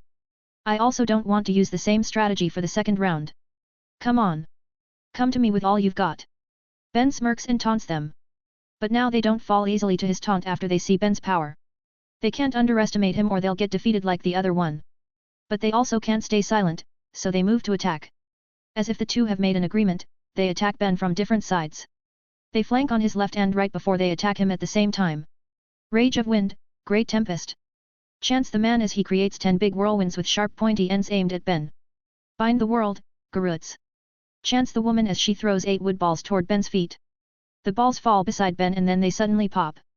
But they don't explode as Ben thought, they transform into 8 small wood puppets. The wood puppets suddenly run toward Ben's feet and hug him. He is confused, but then the 8 puppets transform again into roots that grow uncontrollably and bind him from feet to stomach, making him unable to move. The puppets' appearances really fool the targets and make them let down their guards. While he can't move, the green-haired man shoots his strong and sharp whirlwinds toward Ben from all sides. They hit him and clash with each other because they are too big. The whirlwinds grind each other, creating frictions that make strong effects. Ben who can't move should get grinned right now, or that's what they thought. He has covered his body with his magic power and blocked the whirlwind. Then suddenly Ben releases a strong pushing gravity force, destroying all the whirlwinds and roots. The 2 candidates have rather grim faces because they have failed. It's bad enough that they failed, but it's become worse that Ben is unscathed. Their attacks don't work at all against Ben just now. Ben doesn't care what they think and just thinks, that's a good wind spell. I need to research it and teach it to Wendy after I release her from the spell that traps them. You can read up to 35 chapters ahead of my fanfics on my Patreon page if you are interested. Voting for this book is highly appreciate. I've uploaded 1 Chapter 273 of Fairy Tale, Sun Eater. 2 Chapter 284 of Transcended as Lord Buggy. 239. Victory. Now, there are only 3 candidates on the stage including Ben. He could just throw them out of the stage using his reverse gravity before. But he can't do that because he needs to show off his power. This competition aims to find the strongest among these 4. So the only way to show it is by using his strong and flashy spells. If he just needs to defeat the 3, then he JAS a lot of ways, but that won't be eye-catching. That's the difference between real battles and competition like this. In battles, he just needs to win using anything he has. But in this kind of competition, he needs to show off his power, and impress the judges. He has shown his ability to defeat one of his opponents easily. Now he needs to use flashy skills to impress the audience more. And what's more flashy than one of his elemental modes, the light mode? Ben covers his whole body using his Sun Dragon's light magic. His body becomes bright yellow and radiates strong and bright light. It makes everyone there closes their eyes a little because he has become too bright. Sure, this is not his strongest elemental mode, which is the solar mode. But he doesn't need to use that against these 2 opponents. Besides, he always needs to hide his best skills as trump cards for the future. Well, maybe the council already knows that he can use solar mode. But it's always better to use his best skills less frequently. They might just know that he has it without knowing its power. What a bright light, comments the green-haired man while covering his eyes using his hands. Well, sorry for that. Let me dim it down a little or you won't be able to see anything. Fighting weakened enemies aren't that fun, says Ben as the light dims slowly. Well, it's not really dimming, but he just reduces its spreading. He is still very bright but the light doesn't spread too much and just gathers around him. It will be impossible for natural light, but it's possible for magical light, magic sure is mysterious. Now, you don't have any more reason for your defeat, says Ben smugly. You can say that after you win, boy, says the woman. Roots suddenly come out of the floor beneath Ben and grab his feet. The woman has moved her roots under the floor when everyone was distracted by Ben's bright light. It proves that she is smart because she can use a good chance while the other one can't. But her plan will work if it's not used on Ben who can control his magic versatilely. He just needs to create a spinning sharp light blade under his feet. The spinning light blade cuts the roots easily and releases Ben. It makes the woman surprised, but she calms down fast because she has another plan. After Ben cuts the roots, she raises her hands rather high.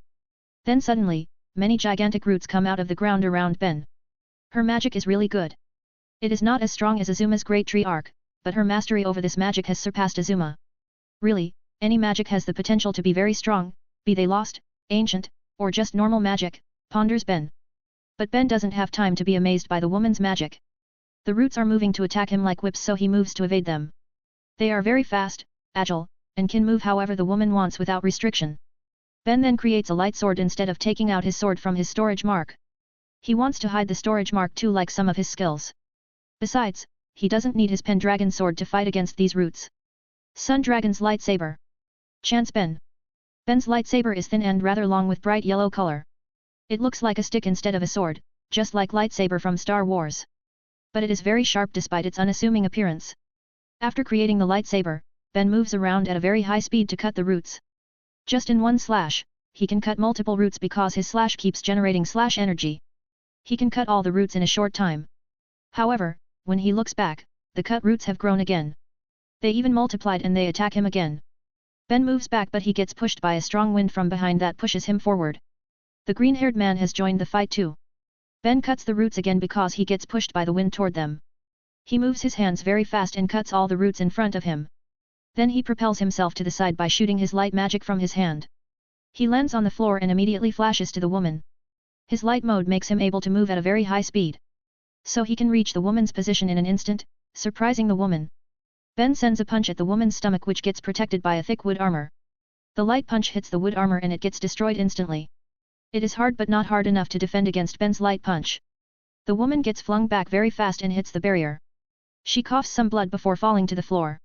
She is still conscious and can even stand again even after such an attack, truly a tenacious woman. Ben wants to move and attack her again, but suddenly she gets hit by a strong wind attack that makes her lose consciousness. The green-haired man who didn't make many movements before suddenly attacked the weakened woman. What? You have something to say? Asks the green-haired man because Ben is staring at him. Yeah, you are stupid, says Ben before he suddenly appears in front of the man. The man widens his eyes as Ben's right foot is in front of his face already. His face then gets kicked by Ben's super fast light kick. He gets flung to the side and crashes on the floor, then he rolls until he reaches the corner of the arena. He coughs and spits some blood before he looks at Ben who has stood beside him. Ben is looking down on him like some trash that doesn't worth his time. The man is trembling a little because he can feel Ben's power just from that one kick. Then the man asks, "What is it? Are you angry that I attacked that woman? I don't know that you are so chivalrous. Why do you think I care about that? The reason I said that you are stupid is because you are weaker than her. But you choose to remove her instead of working together with her. If you do that, then you might be able to give me some fight. Now you won't have any chance and I won't waste my time on a weakling," says Ben. The man now gets angry so he gets up fast and extends his hands forward, forming a white magic circle in front of him. "Damn you! Take this! Great! Bam!" The man can't finish his chance because Ben punches the magic circle, destroying it. His punch doesn't stop and moves past through the man's extended hands. Then it hits the man's face very hard that the man's nose caves in before it flings the man to the barrier. The man falls unconscious as he hits the barrier and falls outside the arena. Now, the only contestant who still stands is Ben. The other three have fallen unconscious while Ben doesn't even have a scratch on him, proving that he is far stronger than the other three. The Wizard Saints are looking at him with interest because they know he is stronger than what was shown in this competition. But the two top ranks don't show any reaction before they cut off the connections of their communication lacrimas. Ben doesn't care about any of that and he asks, "So, what should we do now?" You can read up to 35 chapters ahead of my fanfics on my Patreon page if you are interested. Voting for this book is highly appreciate. I've uploaded 1 Chapter 274 of Fairy Tale, Sun Eater. 2 Chapter 285 of Transcended as Lord Buggy. 240, 240. Demands. Ben's victory doesn't really make the Magic Council happy. Sure, now they'll have a strong wizard saint, but they know they can't control Ben just like Makarov. With Ben becoming a wizard saint, Fairy Tail's power won't reduce. The Magic Council has planned to destroy Fairy Tail by sending Doran Bowl to infiltrate Fairy Tail. They never planned to kill anyone in Fairy Tail, so what happened on Tenro Island was truly a tragedy. But they are also quite happy that Fairy Tail gets weakened by that. However, if Ben becomes a wizard saint, Fairy Tail will maintain its power. Even if it's lowered, it won't be dropping too much. Just having a wizard saint in a guild is an assurance of that guild's prestige. So, what do you think, gentlemen? I've won against all 3 other candidates, so I assume I am the most qualified of all of us here. Too bad that these 3 are too weak even though you've selected them carefully, says Ben while looking at the council officials with a smirk. Yajima, who sits among the council officials, sighs seeing Ben's behavior. He can just stay quiet and let this event move smoothly. But he chooses to open his mouth and irritates the officials by saying that their choices were bad. Grandoma, who gets pissed, finally says, Ben Cooper, don't get too full of yourself. You aren't a wizard saint yet, so you better behave nicely. We are the ones who can decide whether you become a wizard saint or not. Oh ho? You won't make me a wizard saint now even though I've won the competition that you've set? I don't know, the council is such a liar, says Ben. An official stands and lashes out, absurd. The chairman just warns you because you have such a bad behavior. You should reflect on it instead of accusing us. How can you say that we are a liar anyway? How can I say that? Well, maybe because you've lied to us, to everyone on Ishgar, says Ben with a sharp expression. Grandoma asks, what do you mean? After what happened on Tenro Island, you spread the news about it. Most of the contents were true, except for the part where you said that you came too late there. How could people who have been there from the beginning be late, right? Asks Ben as he throws a lacrima ball onto Jura. Jura catches it and without asking, he activates it by flowing his magic into it. Then, above the lacrima ball, a big screen appears. Everyone's attention moves onto the screen, which shows something that they've never thought about before. The screen shows what Doran Bolt did on Fairy Tail from before and during the S-class exam. Ben has gathered his clones, Myra's, and Bella's memories about Doran Bolt, who disguised himself as Mest. Everything that they've seen nor heard from Doran Bolt has been recorded. It includes his confession as a Magic Council member and also his mission in Fairy Tail. He even says about Ziref, surprising those who don't know that Ziref was involved in that incident. Then the screen shows that the Council's first fleet gets destroyed by Azuma in an instant. Then it shows when the fairies were fighting against Grimoire Heart and struggling against Aknologia. They did those all by themselves without any help from Magic Council. The Council members who have come after the first fleet get destroyed were just watching the battle from afar without providing any help. They just watched even though they could reach the island anytime and help the fairies fighting Grimoire Heart or even Aknologia. Although it can be understood that they won't have any chance even if they helped the fight against Aknologia, they should still help. At the very least, they needed to help the fairies escape or attacked from afar. But they just watched without doing anything. Ben has an angry face as he looks at the council and says, you have made some mistakes there. First, you infiltrated our guild and get involved in our internal affair. I don't need to say what's wrong with that because it's already against the rules that you've set yourselves. The Wizard Saints now also have rather angry expressions as they look at the council officials. The Magic Council is forbidden from getting involved in Magic Guild's internal affairs. But they have sent someone to infiltrate Fairy Tail, violating their rules. Now those who come from Magic Guilds start to think that maybe the council has sent people to infiltrate their guilds too. Their trust in the council has plummeted instantly. Trust is difficult to gain but very easy to destroy. It's bad enough, but Ben hasn't had enough. Second, you didn't help with anything even though the enemies were threats to Ishgar. Maybe you won't have any chance against Aknologia, but if it was against Grimoire Heart, you should be strong enough. Third, the worst of all. You hide the fact and lie to everyone on Ishgar. I wonder what will happen if I tell this to every kingdom and legal guild. Or maybe, I should make this public. The Magic Council officials now become the center of attention. They gulp their saliva and clench their fists while gritting their teeth. The officials never thought that Ben has prepared all of this and shown it to everyone here. However, they are lucky that Ben doesn't just publicize it. If Ben wants, he can just spread it all over Ishgar and the council will be destroyed. Ben still needs many things from the council, so he can't just destroy them. The council officials except Yajima are looking at Ben with hostility. They are being played by such a young mage from a guild that almost gets destroyed. Now they are put in a very difficult situation. They want to say that the proof is fake but the witnesses here are high-ranking wizards. The Wizard Saints surely can tell the difference between the fake and real one. Besides, it is too detailed to be a fake. The council can't do anything now, so Grandoma asks Ben, what do you want? Ben smirks and says, now we are talking. First, make me a wizard saint. Second, stop meddling in fairy tales or other legal guild's internal affairs. Third, apologize to us. Fourth, make this competition a yearly event. Fifth, I haven't thought about it so I will ask you in the future. The council officials have surprised expressions on their faces. They are surprised that Ben's demands are actually reasonable. The fourth makes them confused while the fifth makes them rather pissed though, but those are still reasonable. What do you mean by making this competition yearly? Asks Yajima. I mean that every year, those who think themselves are strong enough will compete to be a wizard saint. They will compete among themselves first until we got a few, let's say 4 strongest candidates. These 4 will be allowed to challenge any wizard saint from rank 5 to 10. Challenging the 4 gods of Ishgar will be too much, after all, says Ben. Why do you want to hold such a competition? Asks Jura. To find strong mages and fight them. We never know, maybe there are hidden dragons somewhere out there, stronger than us. Besides, aren't you guys bored because there aren't many who can challenge you? Asks Ben. Jura doesn't really mind it but some of the wizard saints agree with Ben. They all know they need to fight strong opponents to get stronger. But such opponents are difficult to find at their level. The wizard saints agree with it, so the council can only agree too. They also agree with the other demands because they need to save their faces. With all his demands granted, Ben smirks happily because his plan can start now. You can read up to 35 chapters ahead of my fanfics on my Patreon page if you are interested. Voting for this book is highly appreciate. I've uploaded 1 Chapter 275 of Fairy Tale, Sun Eater. 2 Chapter 286 of Transcended as Lord Buggy. 241. Back to the guild. After winning the competition, Ben finally becomes a wizard saint. He used some threats too but that's not too important. All is fine as long as he becomes a wizard saint now. They hold Ben's inauguration ceremony right after the competition. It's just a simple ceremony because Ben asked it to be like that. He doesn't want to hold something merry while his guild is supposedly mourning now.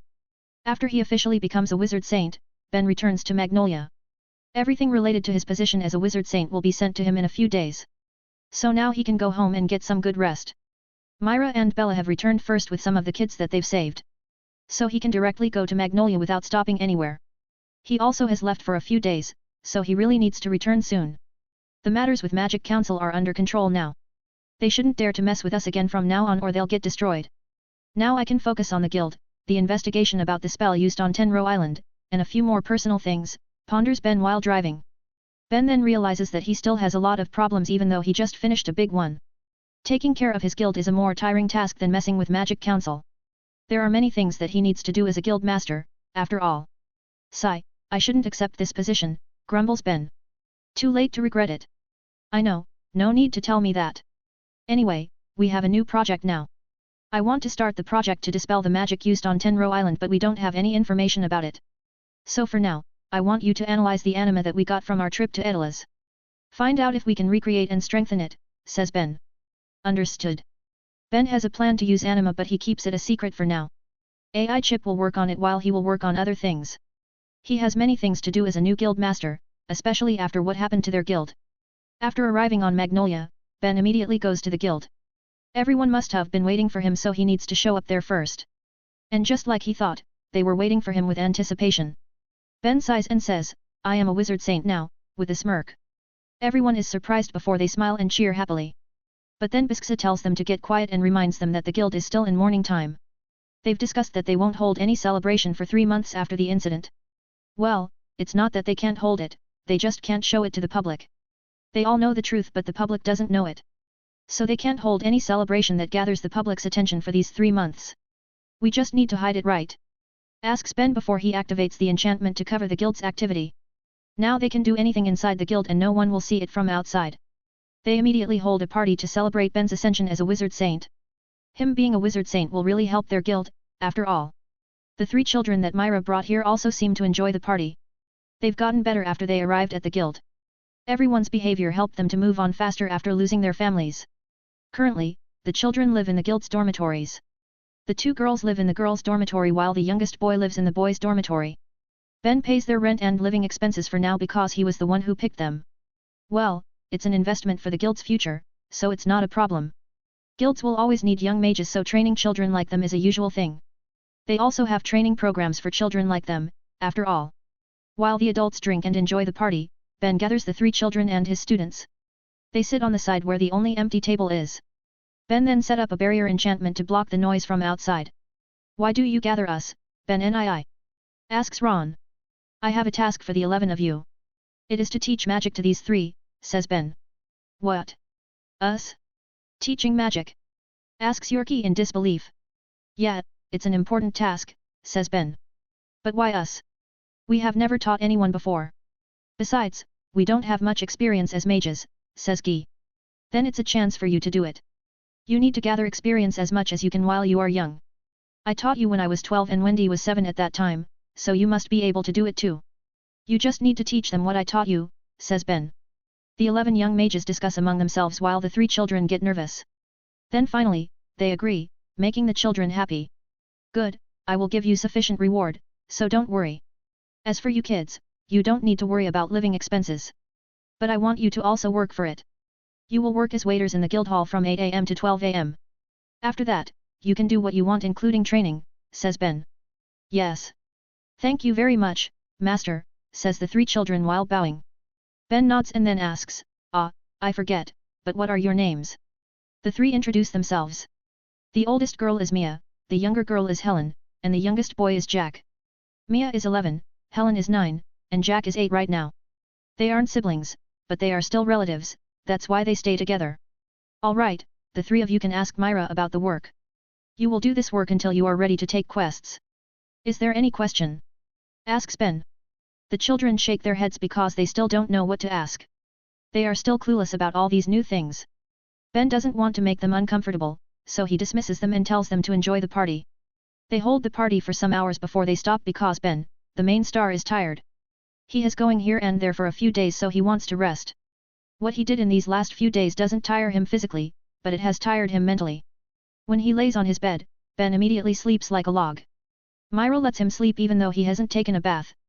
She has prepared hot water for him but he just falls asleep as he touches the bed so she just uses the hot water with Bella. The next day, Ben works in his office to finish some official matters that haven't been done since he left. He makes some clones to help him finish the documents. There are just too many of these documents that he needs to handle. It seems I need to change the management system of this guild.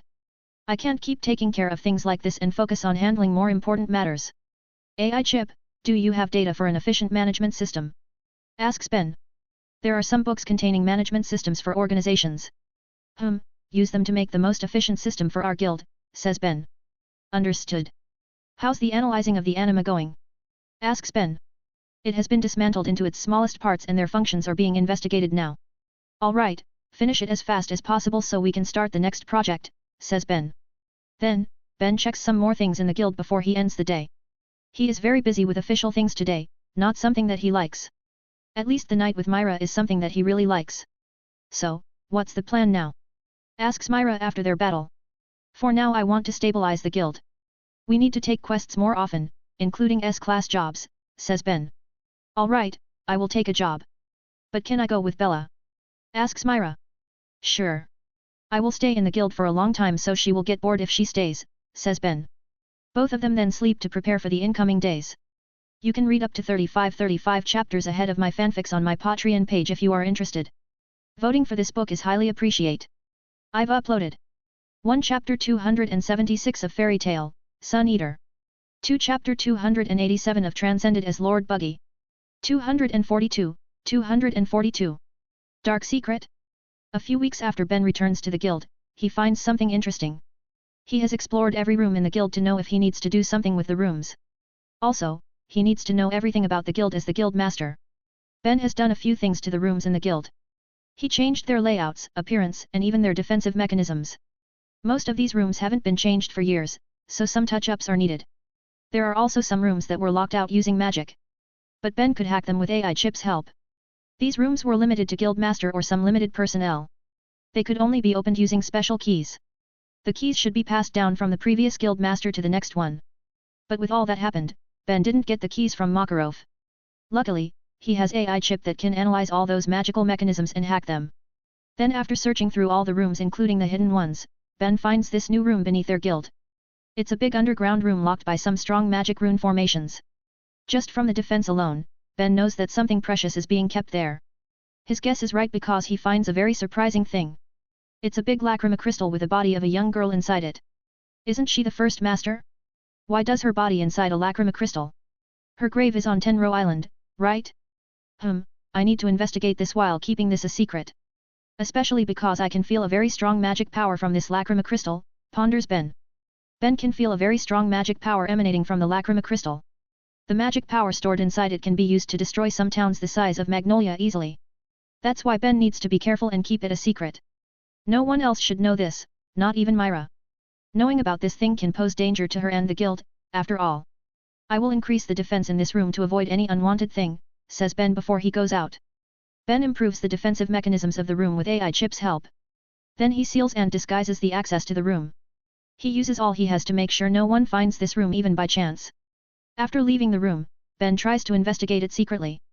But there's no document about it at all, even the smallest clue doesn't exist. So Ben assumes that the information was just known by the previous guild masters. Ben is the fourth guild master and the one inside the lacrima is the first guild master. So the ones who know it were just the second and third guild master. Precht, or Hades, the second guild master has died after he attacked Tenro Island. Makarov is being trapped on that island right now. So there's no one that Ben can ask about it. It will remain a mystery until Makarov returns after the spell on Tenro Island gets dispelled. But well, it's not a problem for Ben because this finding won't change his plan. It just makes him very curious and worried because he doesn't know anything. There might be something dark hidden here and not knowing it makes him anxious. Sigh, I'll stop worrying about it and just focus on what I'll do. I'll decide on what to do after I dispel the magic on Tenro Island and asks Third Master about it, thinks Ben. Ben just keeps doing his work and improves the guild. He improves their management system and some other things. There are many things that he does since he becomes the fourth guild master. Then a few days later, he gets good news. AI chip finally finishes analyzing the anima. She has simplified it and made it more compatible to be used with Earthland's magic. AI chip also claims it to be more effective and efficient than the original. In Edela's, the anima needs some complex mechanisms because it was a magic item. But after AI chip modified it, it just becomes a rune formation. Earthland has more magic power than Edela's, so it can be turned into a rune formation. AI chip has dismantled all its parts and changed each of them into runes with the same function.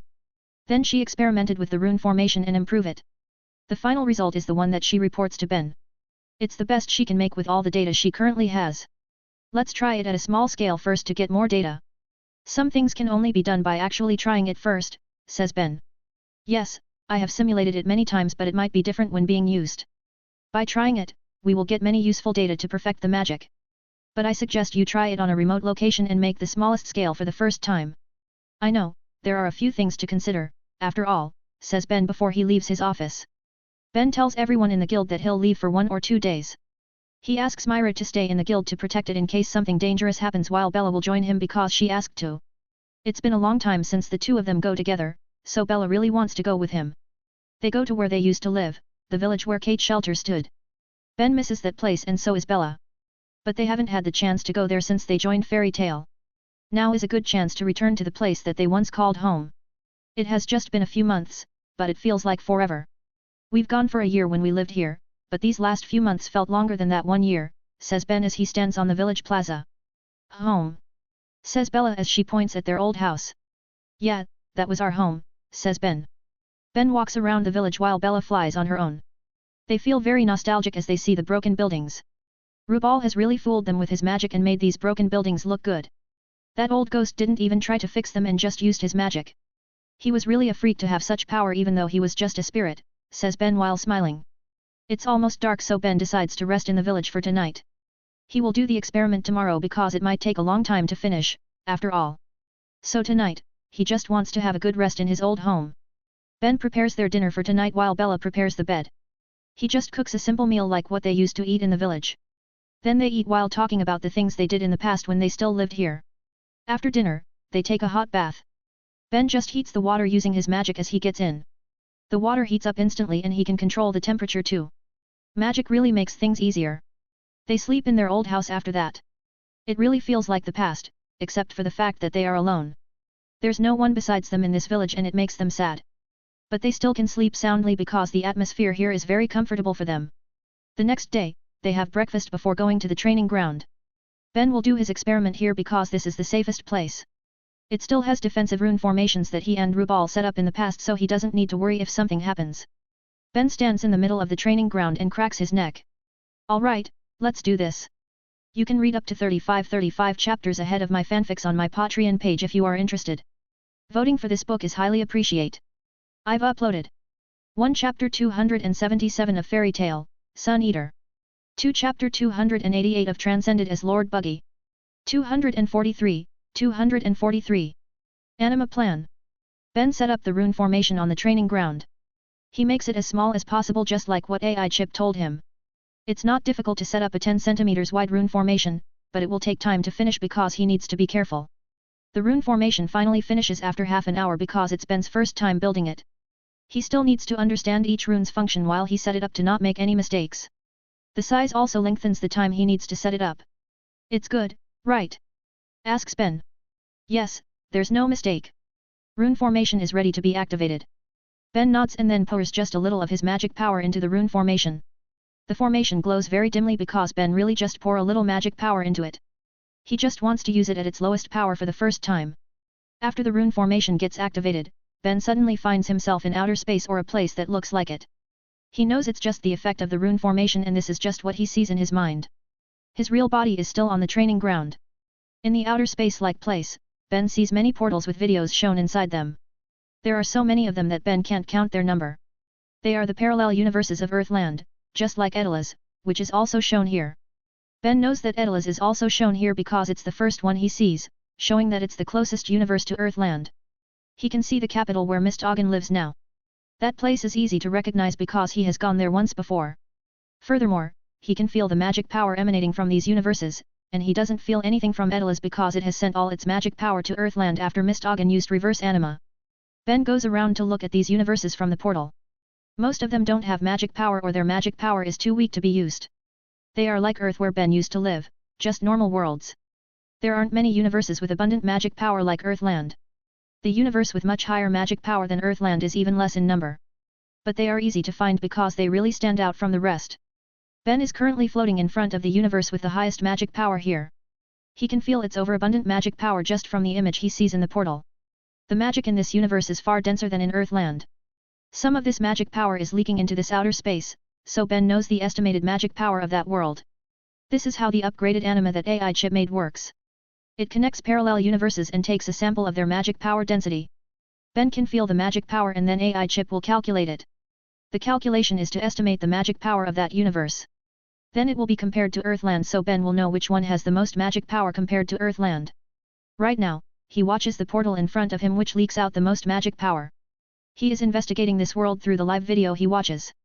This live video is an improvement that AI Chip made, so it's not available in the original version of Anima. Ooh, they have good magic items. That magic is very interesting. Wow, it's a woman's bath, says Ben as he watches the video change places. Please focus on important things. Alright, says Ben before he changes the video locations. All the places that Ben investigated have really high magic power density. Even the most remote place has a higher magic power density than Earthland. It causes this universe to have a higher number of mages than Earthland. But there are many places that Ben can't investigate because their magic densities are too high. That, or there are dangerous magical creatures or mages that might detect him in those places, so he doesn't investigate these places. He doesn't know what kind of monsters such a world can make, so he doesn't want to take a risk. His aim isn't to kill himself, but to get more magic power through anima. He is copying what Edel's did but he won't be that stupid. Ben wants to steal magic power from a universe with much more magic power than Earthland. He wants to set up the anima under his guild to make the magic power density in Fairy Tale higher than in other places. With higher magic power density, the mages there will grow stronger easier than before, including him. If he wants to reach Acknowledge's level faster, he needs sufficient resources. The most important resource he needs is, of course, magic power. But he needs to be careful because the sudden change of magic power density on Magnolia will gather attention from other guilds, Magic Council, other countries and even the Wizard Saints. They might try to do something like trying to take over the place. This is where his Wizard Saint title will be rather useful. Those who think like that will need to think twice before doing it. But it doesn't guarantee them to not attack, so hiding it is still the best option. Ben already has a plan for that so he isn't too worried about that. He is more worried about the other problem. If he could feel anima that was used by Edel's, it will surely be felt too by the mages from the target universe. That's why he is worried if these mages will try to do something through the anima that connects them. He needs to be extra careful with his magic power stealing plan using anima or it will endanger him and his guild.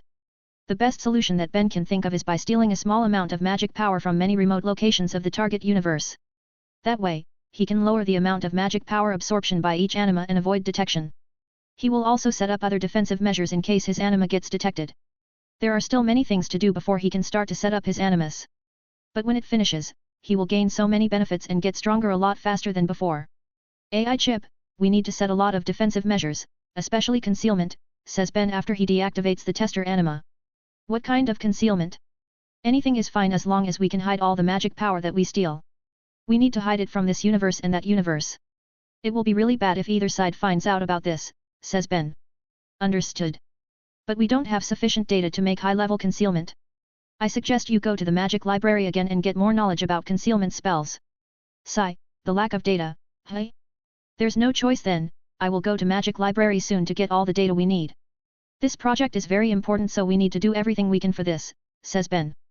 Ben's anima experiment finally finishes and now he knows what he needs. Luckily, nothing bad happens and he gets valuable data from this experiment. Now, he will return to Magnolia and prepare for the next steps. You can read up to 35 chapters ahead of my fanfics on my Patreon page if you are interested. Voting for this book is highly appreciated. I've uploaded 1 Chapter 278 of Fairy Tale, Sun Eater. 2 Chapter 289 of Transcended as Lord Buggy. 244. Nutcracker. After he returned to Magnolia, Ben immediately makes a plan to visit the magic library. He needs to do something about it because visiting the magic library will surely take months because he needs to scan a lot of books there. On his way back to Magnolia, Ben has thought about it too. He thought that it will be very convenient if he has a door connecting Fairy Tale and magic library.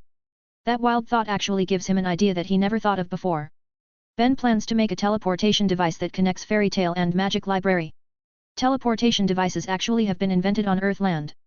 But it's not widely spread and only those with high authority know about it. With his position as a wizard saint, Ben can get the method to build it. But he won't do that because it will make the council and other guilds know that he is planning something with it. It will be very troublesome if they try to do something because of it. So he will make it himself with the help of the best assistant, AI Chip. He already knows and even uses some teleportation magic spells. Now he just needs to break them down into their details and build the device. The device that he plans to make will be exclusive to him. So only he can use it and others need his help to use it. This way, he can keep the secret and prevent the misuse of his teleportation device. While working on it, Ben looks at a Nutcracker doll on his table. It's a doll he uses to store Zangcrow's soul now. He moved the soul from the previous wooden puppet to this Nutcracker. At least it will have some use because it can actually crack nuts. Sigh, I still need to think about the Godslayer magic too. Damn, there are too many things to do and they keep increasing. I don't even have time to train seriously and only do daily training since I recovered, grumbles Ben. Don't think too much about it and just do it like how you usually do. After the anima plan is finished, you will be able to start your research on these things and get stronger, says Myra who helps Ben filter new quests. I know, it's just taking too long. All these new tasks as guildmaster were taking my time, says Ben. Well, there's no help to that. But now the busy days as the new guildmaster finally ends, isn't it? Asks Myra. Yeah, the new management system has been established. It will take a huge load out of my shoulders and makes our guild works easier. Now, only the most important things will need my personal thought. The rest will be handled by the new official departments, says Ben. Ben has asked AI Chip to make the most efficient management system from all the data it has. It takes a rather long time for AI Chip to finish it because they needed to test it through many simulations before applying it. Also, they needed time to gather the personnel for this new system that needs more people than their previous system. They couldn't just take anyone in and need to find those they can trust because these people will handle important things in the guild. But they also have anticipated if something unwanted happens. They have built a department to handle all these unwanted things and also make safety measures in every department and group. Ben is really careful with this kind of thing since Magic Council infiltrated them.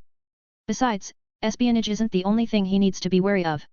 There are still some crimes that can happen in an organization like this and he needs to anticipate them all. The management system that Ben and AI Chip made has many kinds of safety measures against many kinds of trouble. But they'll still supervise it and make necessary changes if they find faults. So, when will you go to the magic library? Asks Myra while Ben is cracking a walnut-like nut using his new nutcracker. Crack the nut gets cracked easily. I don't know. It needs to wait until I'm done building the teleportation device. After that, we can go back and forth to the magic library anytime we want, says Ben before eating the cracked nut. How are those 3 children doing? Asks Ben while cracking another nut. They're doing good, those children are obedient and do their work as waiters properly. I can't say the same about their magic learning though. But it's not them who really have the problem at learning, it's those 11 who aren't really good at teaching. The 3 have made progress, but it's slow, says Myra. Well, it will take time for them to have good teaching skills. They will eventually get better. The most important thing is that the 3 still make progress no matter how slow it is. Those 3 also have just started learning magic, so we can't expect it to be fast, says Ben. Ben and Myra then go to the hall to relax and talk with the others. Bella has waited in the hall while helping the children work. She doesn't want to stay in Ben's office because it is too boring for her. While he sits on the bar chair, Ben looks at some mages who are choosing jobs. Now, the jobs have more classifications so the mages will know the risks better.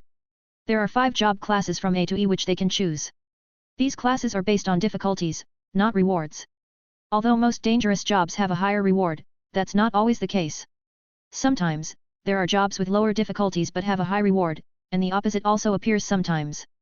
Ben also has classified their mages classes from A to E which previously doesn't exist. This system will make the mages know the limit of the jobs they can take. The classification also applied to teams that are affected by the members' classes. But sometimes, there are cases where mages class doesn't affect their job class.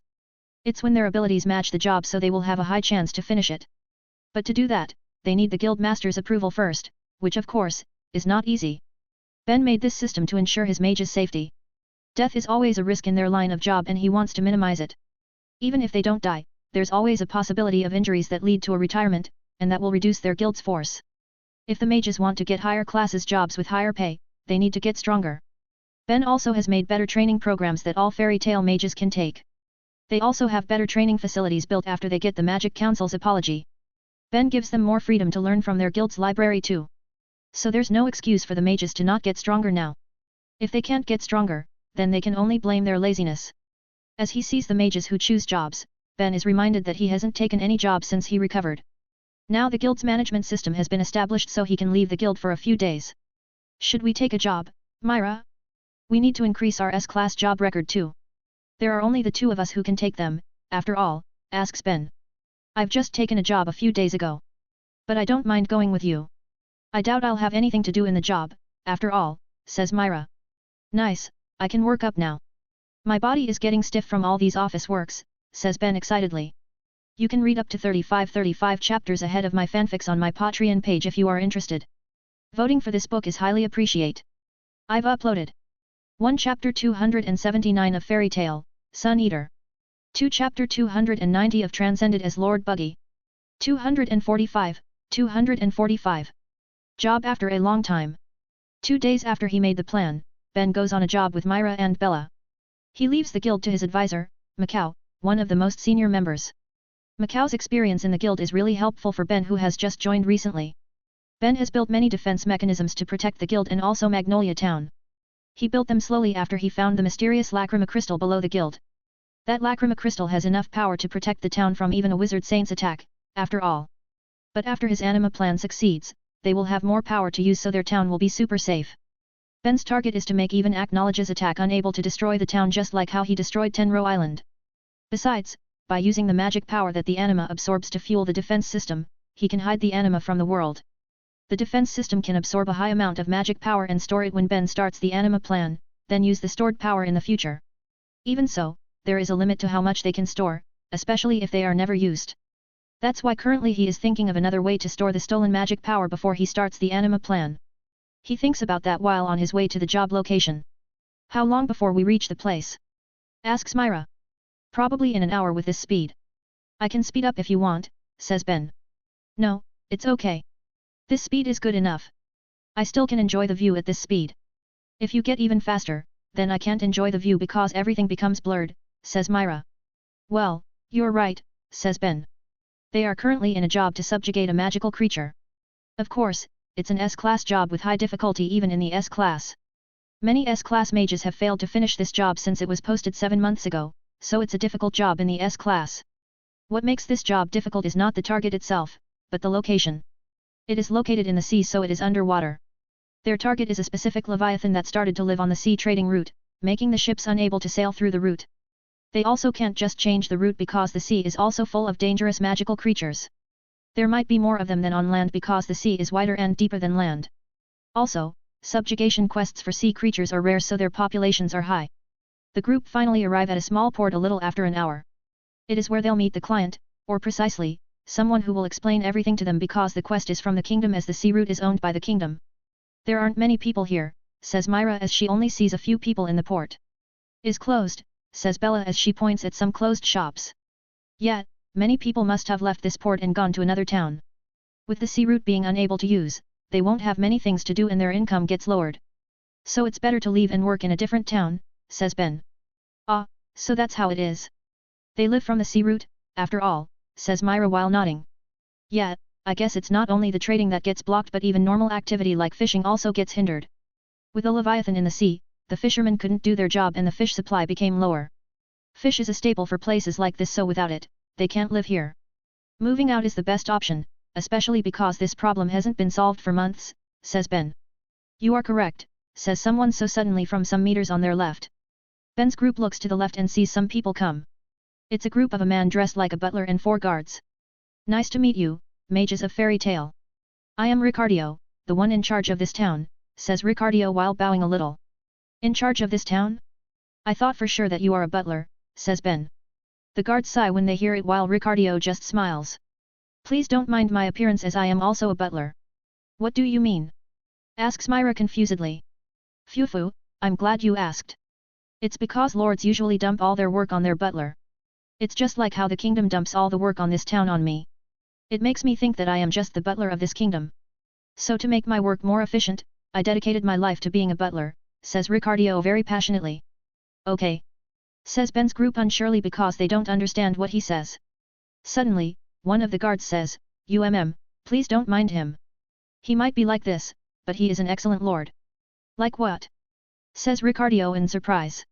Another one chimes in, yes, he is just obsessed with being a butler even though he is noble. Butler is nice and very dignified, after all, says Ricardio while nodding. The third one also chimes in, sometimes he says nonsense, but he always does his work as a lord properly. What do you mean by nonsense? Says Ricardio in surprise again. The 4th guard also wants to talk, if he isn't like this, then he will have a wife and children already. At this rate, he will run out of single women his age and can only find old widows. Don't worry, I will find a young widow, says Ricardio while raising his thumb. The 4 guards just sigh while Ben's group is dumbfounded. They feel as if they were watching a show or play just now. But at least now they are sure that Ricardio is the lord of this port town. Then, can we talk about the quest?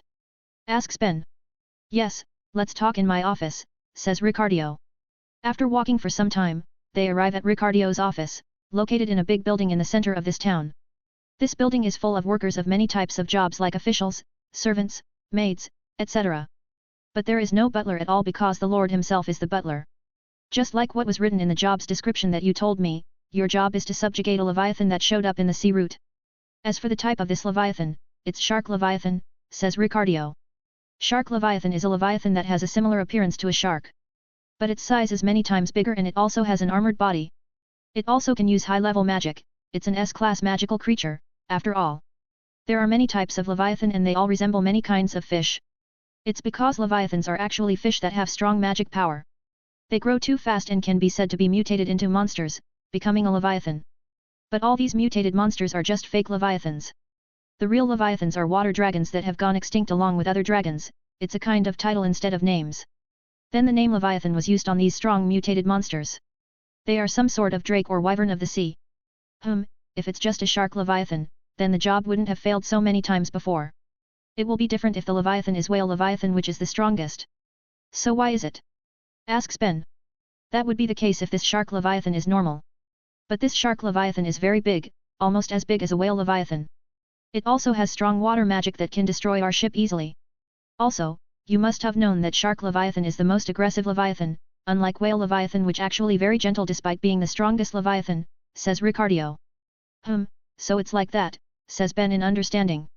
Ricardio gives them some more explanations about the job. Then after they finish, Ben's group departs to defeat the Leviathan. You can read up to 35 chapters ahead of my fanfics on my Patreon page if you are interested. Voting for this book is highly appreciate. I've uploaded 1 chapter 280 of Fairy Tale, Sun Eater. 2 Chapter 291 of Transcended as Lord Buggy. 246, 246. Baiting. I have assigned a ship and its crew to send you to the Leviathan's location, so please wait here for a bit, says Ricardio after they reached the port. Was that how the previous mages went? Asks Ben. Yes, a ship took them there and they fought as the ship backed off to a distance. The ship and its crew are always in danger, but that's the only way, and the crew members are all ready to die for this mission. 2 ships have been destroyed before and some people died, says Ricardio. The only way, hey? Surely we'll need guidance to reach the location because we don't know it. But putting people at risk isn't my hobby and I have a better and safer way, says Ben. Safer? How? Asks Ricardio interestedly. Ben takes out Light Runner, surprising Ricardio, who takes some steps back. Isn't it a magic vehicle? What do you plan to do with this? It is used on land, after all, says Ricardio. Well, just see, says Ben while activating Light Runner's mechanism from outside. The car suddenly starts to transform and becomes a boat. Its wheels become propellers that will push the ship and there are 2 long floats on the sides. This is the boat mode of Light Runner that was last used before the S-Class exam. This will be enough to take us there. It can move well on the sea and it's also fast. It is also very safe with many defense mechanisms that can defend against even high-ranking mages' attacks. But we don't know the location and can't navigate on the sea, so we will need a navigator from your side, says Ben. Then I will assign someone to guide you. I am very grateful that I don't need to send many people and put them at high risk, says Ricardio before leaving. Ben prepares the Light Runner boat while waiting for Ricardio. He teaches Myra the control of the boat mode, which she hasn't learned. Myra will control the boat while Ben is fighting the shark Leviathan. He actually has taught Myra to drive the car and she learned it fast. It's not too different from the old magic vehicle model and she has learned that. So she just needed to adapt a little to all the mechanisms that Ben installed. His purpose in teaching Myra is because he will need Myra to drive in the future. They can switch when they have a long journey and save their energy. They often travel together, so something like this is necessary. Sorry for the wait, says Ricardio from a distance while running.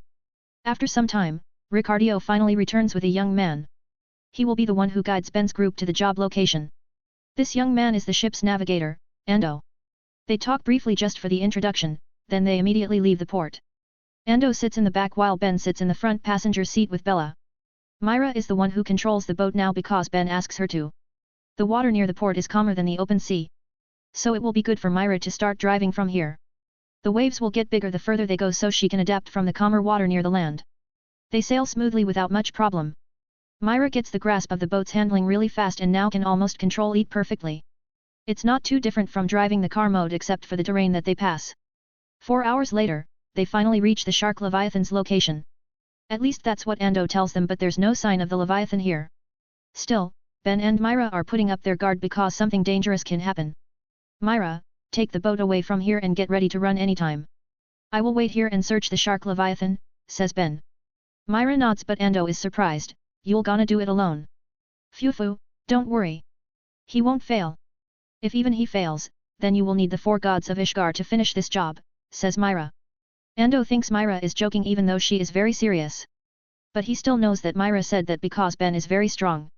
He just hopes that Ben will succeed and they can return safely. Ben puts Bella on his seat as he jumps out of the Light Runner boat. Ando gets very surprised when he sees Ben standing on the water. Then he sees steams around Ben, so he looks at the water below Ben. What Ando sees is red bubbling water that releases a lot of steam. It's because Ben uses his heat magic to heat up the water until it boils and releases steam. The force of boiling water will push him and makes him stay on the surface. Furthermore, he uses reverse gravity to reduce his weight a lot. So with very low weight and a push from below, Ben can stand on the water. He just needs to keep his balance or he will fall because the water is not solid at all, making it hard to stand. Well, Ben can levitate using his reverse gravity, but he chooses to stand on the water. Standing on the water like this consumes less MP than flying in the air. It's because he doesn't need to reduce his weight too much to stand on the water. I can't feel the magic power underwater really well. My range becomes shorter, but it's not really a problem as long as I can sense it when it gets closer. For now, I should bait it, says Ben as he takes out a big bag. Ben opens the big bag and throws its content onto the water. 5 fish bait? Does he really throws fish bait? Asks Ando in disbelief. I think he is, says Myra, surprised too. Yummy? Asks Bella curiously. No, Bella, it's only yummy for fish, not for others, says Myra. Bella gets dejected, but Ando is still in disbelief now. Why does he uses fish bait? It's a Leviathan, Not just some random fish, you know, says Ando. Well, I think they aren't that different for Ben, says Myra while scratching her cheek. That's, Ando can't finish his words because suddenly he sees a massive wave from afar.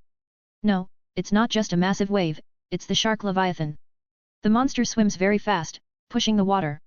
And its massive body makes the wave becomes massive too. And no way.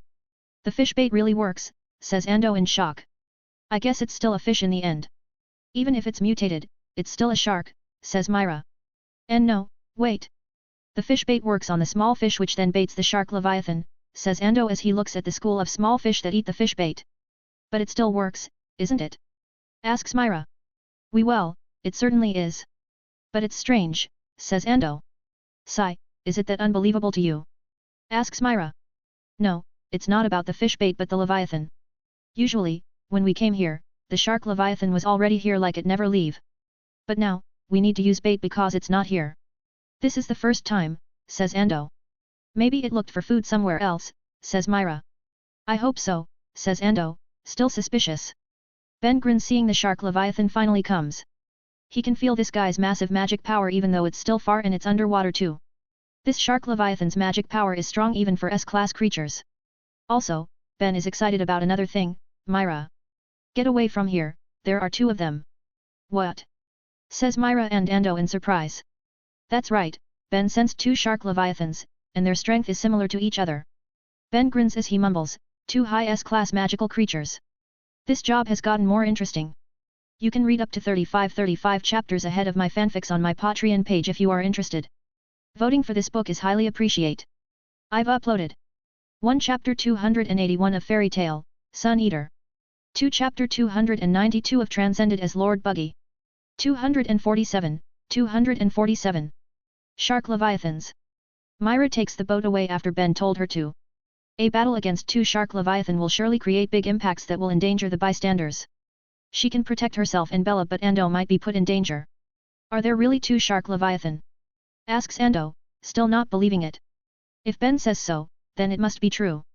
Even if it's not true, the battle against a shark Leviathan will make big impacts, so we need to get away, says Myra. Myra doesn't try to convince Ando because he has just known them. She has full trust in Ben and so is Bella, but Ando won't believe someone he has just met easily. It's better to let him see it by himself rather than trying to convince him. Ando's chance to see the proof of Ben's warning comes fast. The two shark Leviathans finally appear, although they just show their massive upper fins. But those two massive fins are enough proofs for Ando to know that there are really two shark Leviathans. This is more than I expected. I just came to flex my body but now a training chance come. There's no better training than fighting strong opponents, says Ben excitedly. The two shark Leviathans still haven't shown up but they keep getting closer to Ben. He gets ready to confront them by covering his whole arms in flame. Then he hits his fists excitedly, forming 5 red magic circles around him. Fire magic gets weakened in this environment so I am at a disadvantage by using it. But this kind of restriction is good for me because I can train my fire magic, says Ben as he looks at the incoming shark Leviathans. The two shark Leviathans suddenly jump out of the water toward Ben's position. Now he can clearly see the two shark Leviathans. One of them is bigger with black skin with blue metallic armor on its back, fins, and jaws. The other one is smaller with grey skin and silver armor in the same positions. Ben gets surprised and jumps away to avoid their attacks. He is surprised to see the black one because there's no record of such a shark Leviathan. This is the first sight of it and Ben is sure that it is stronger than even whale Leviathan. No wonder everyone who took this job failed. It must be this guy. I can feel that it is 3 times stronger than the normal shark Leviathan beside it. But shark Leviathans are solitary creatures, so why are there 2 of them? Unless, says Ben while grinning. Well, it doesn't matter, you'll still be good opponents for me, says Ben as he activates his magic. The 5 red magic circles around him glow brighter before they shot multiple fireballs consecutively. The fireballs fly toward the shark Leviathans but they maneuver midair and block the fireballs using their armor. The black shark Leviathan then swings its tail at Ben. It doesn't reach him but it creates a powerful shockwave that gets shot at Ben. He dodges it using his light magic to propel himself away while he is midair. Ben wants to attack again but the 2 monsters have dived into the sea. This is the problem with fighting water creatures on the sea. He can't do anything when they are underwater because the water blocks his spells. Still, it won't stop him from trying so he will still attack them. Ben takes a deep breath while trying to sense the monster's position. The weaker shark Leviathan's presence is faint but the stronger is very clear and it's right below him. Sun Dragon's Fire Roar. chants Ben before he shoots a powerful fire pillar from his mouth. The fire pillar penetrates the water and moves toward the monster. However, its power and speed gets reduced by seawater. Its slow speed allows the shark Leviathan to get away and evade it. Damn, fire is really not compatible with water, says Ben pissly.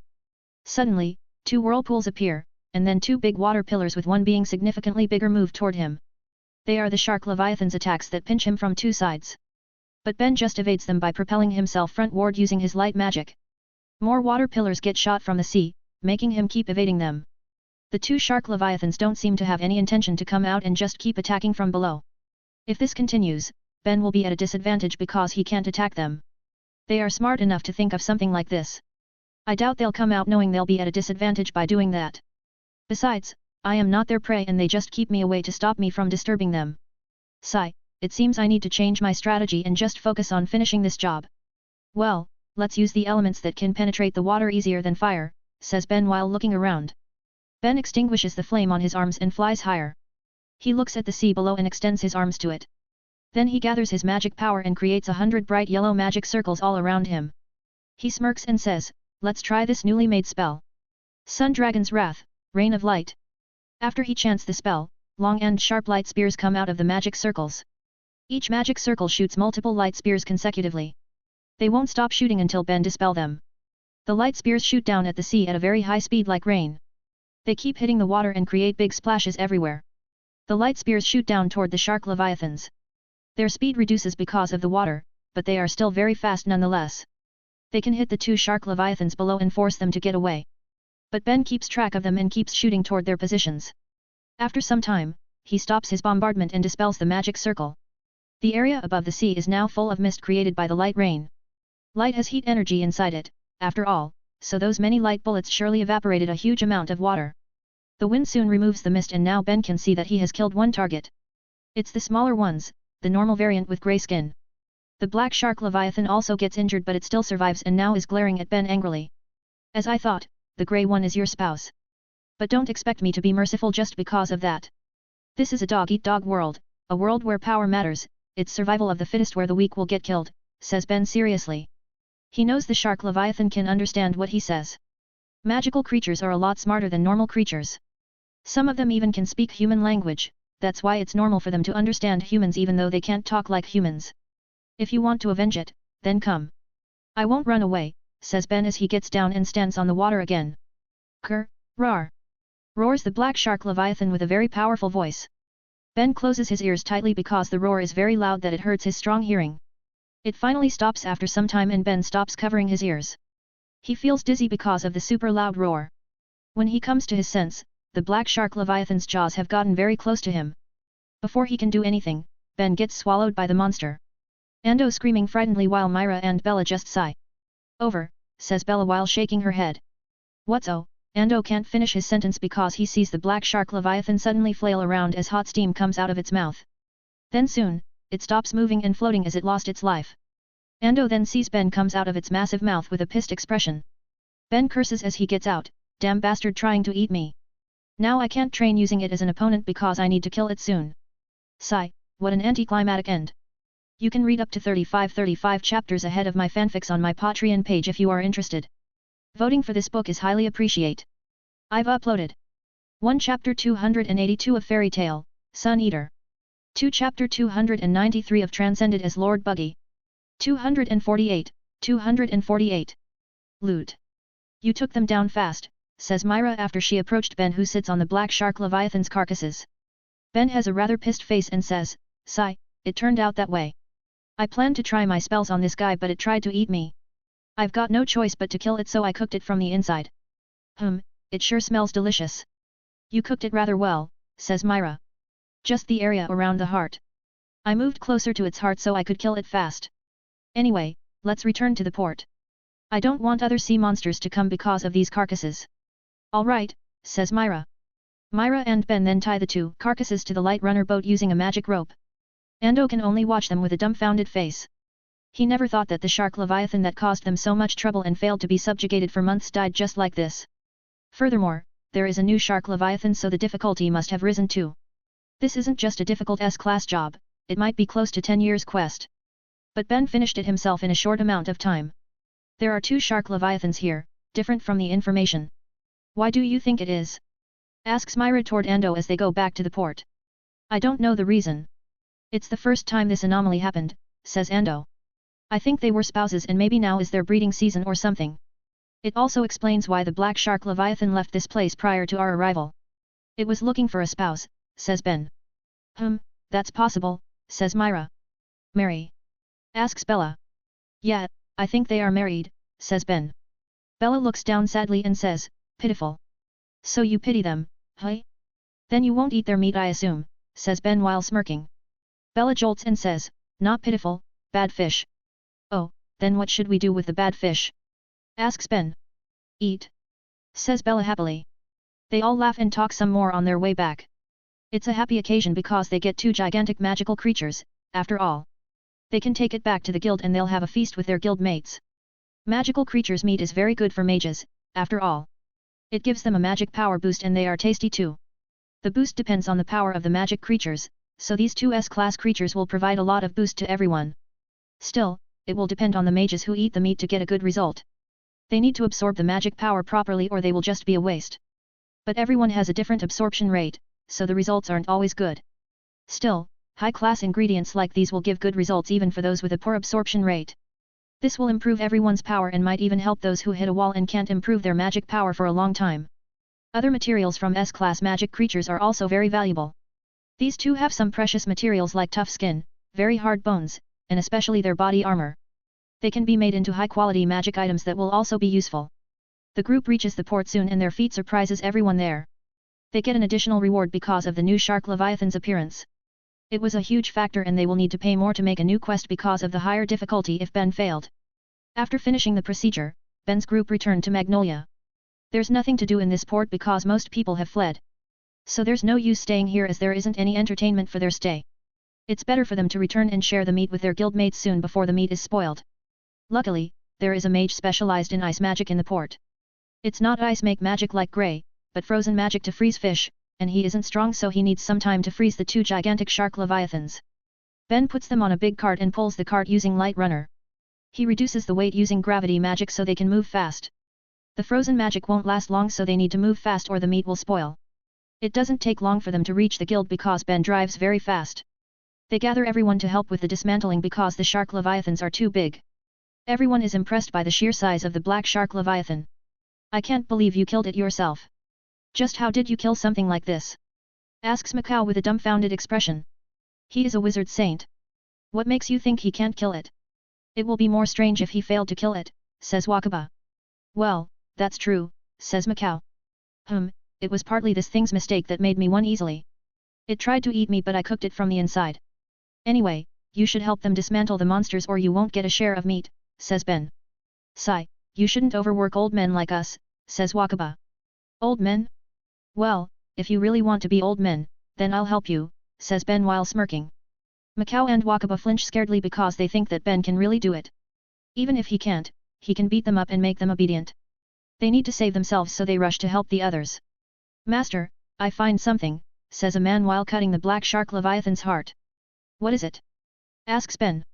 It's this, a small lacrima crystal ball, but I don't think it's just an average lacrima crystal, says the man as he shows a blue lacrima crystal ball the size of a small coin. Then I will investigate it. Good job finding it, says Ben as he takes the small blue lacrima crystal ball. Ben looks at it and tries to analyze it using AI chip while fusing his magic power into it. Scanning complete. Estimated result, Demon Lacrima with water attribute, 97.56%. Demon Lacrima, asks Ben in his mind. It is a lacrima crystal made of a demon's magic power just like Dragon Lacrima. It was in that black shark leviathan's body, so maybe this lacrima caused this thing to become stronger than normal shark leviathan. But this is small and can't be compared to Smog's Dragon Lacrima. It will be a waste to use it on someone because it has too little magic power. The black shark leviathan also didn't become overwhelmingly stronger than its kind. I'm worried that this might be a defective product and will harm its user instead, thinks Ben. Ben decides to keep it for now and investigate it again later. He looks at the dismantling process that went well and decides to help to make it finish even faster. They finish soon and they immediately cook some portions of the meat. It's a feast that day because they have so much meat.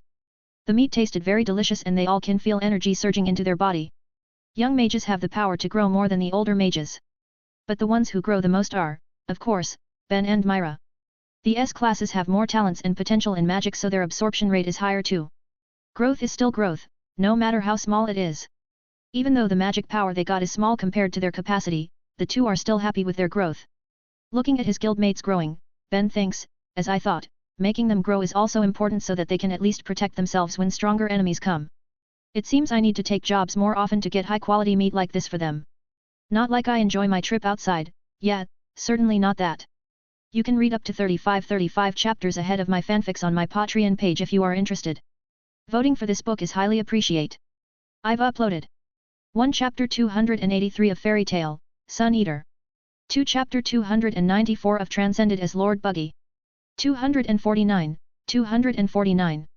Executing the plan.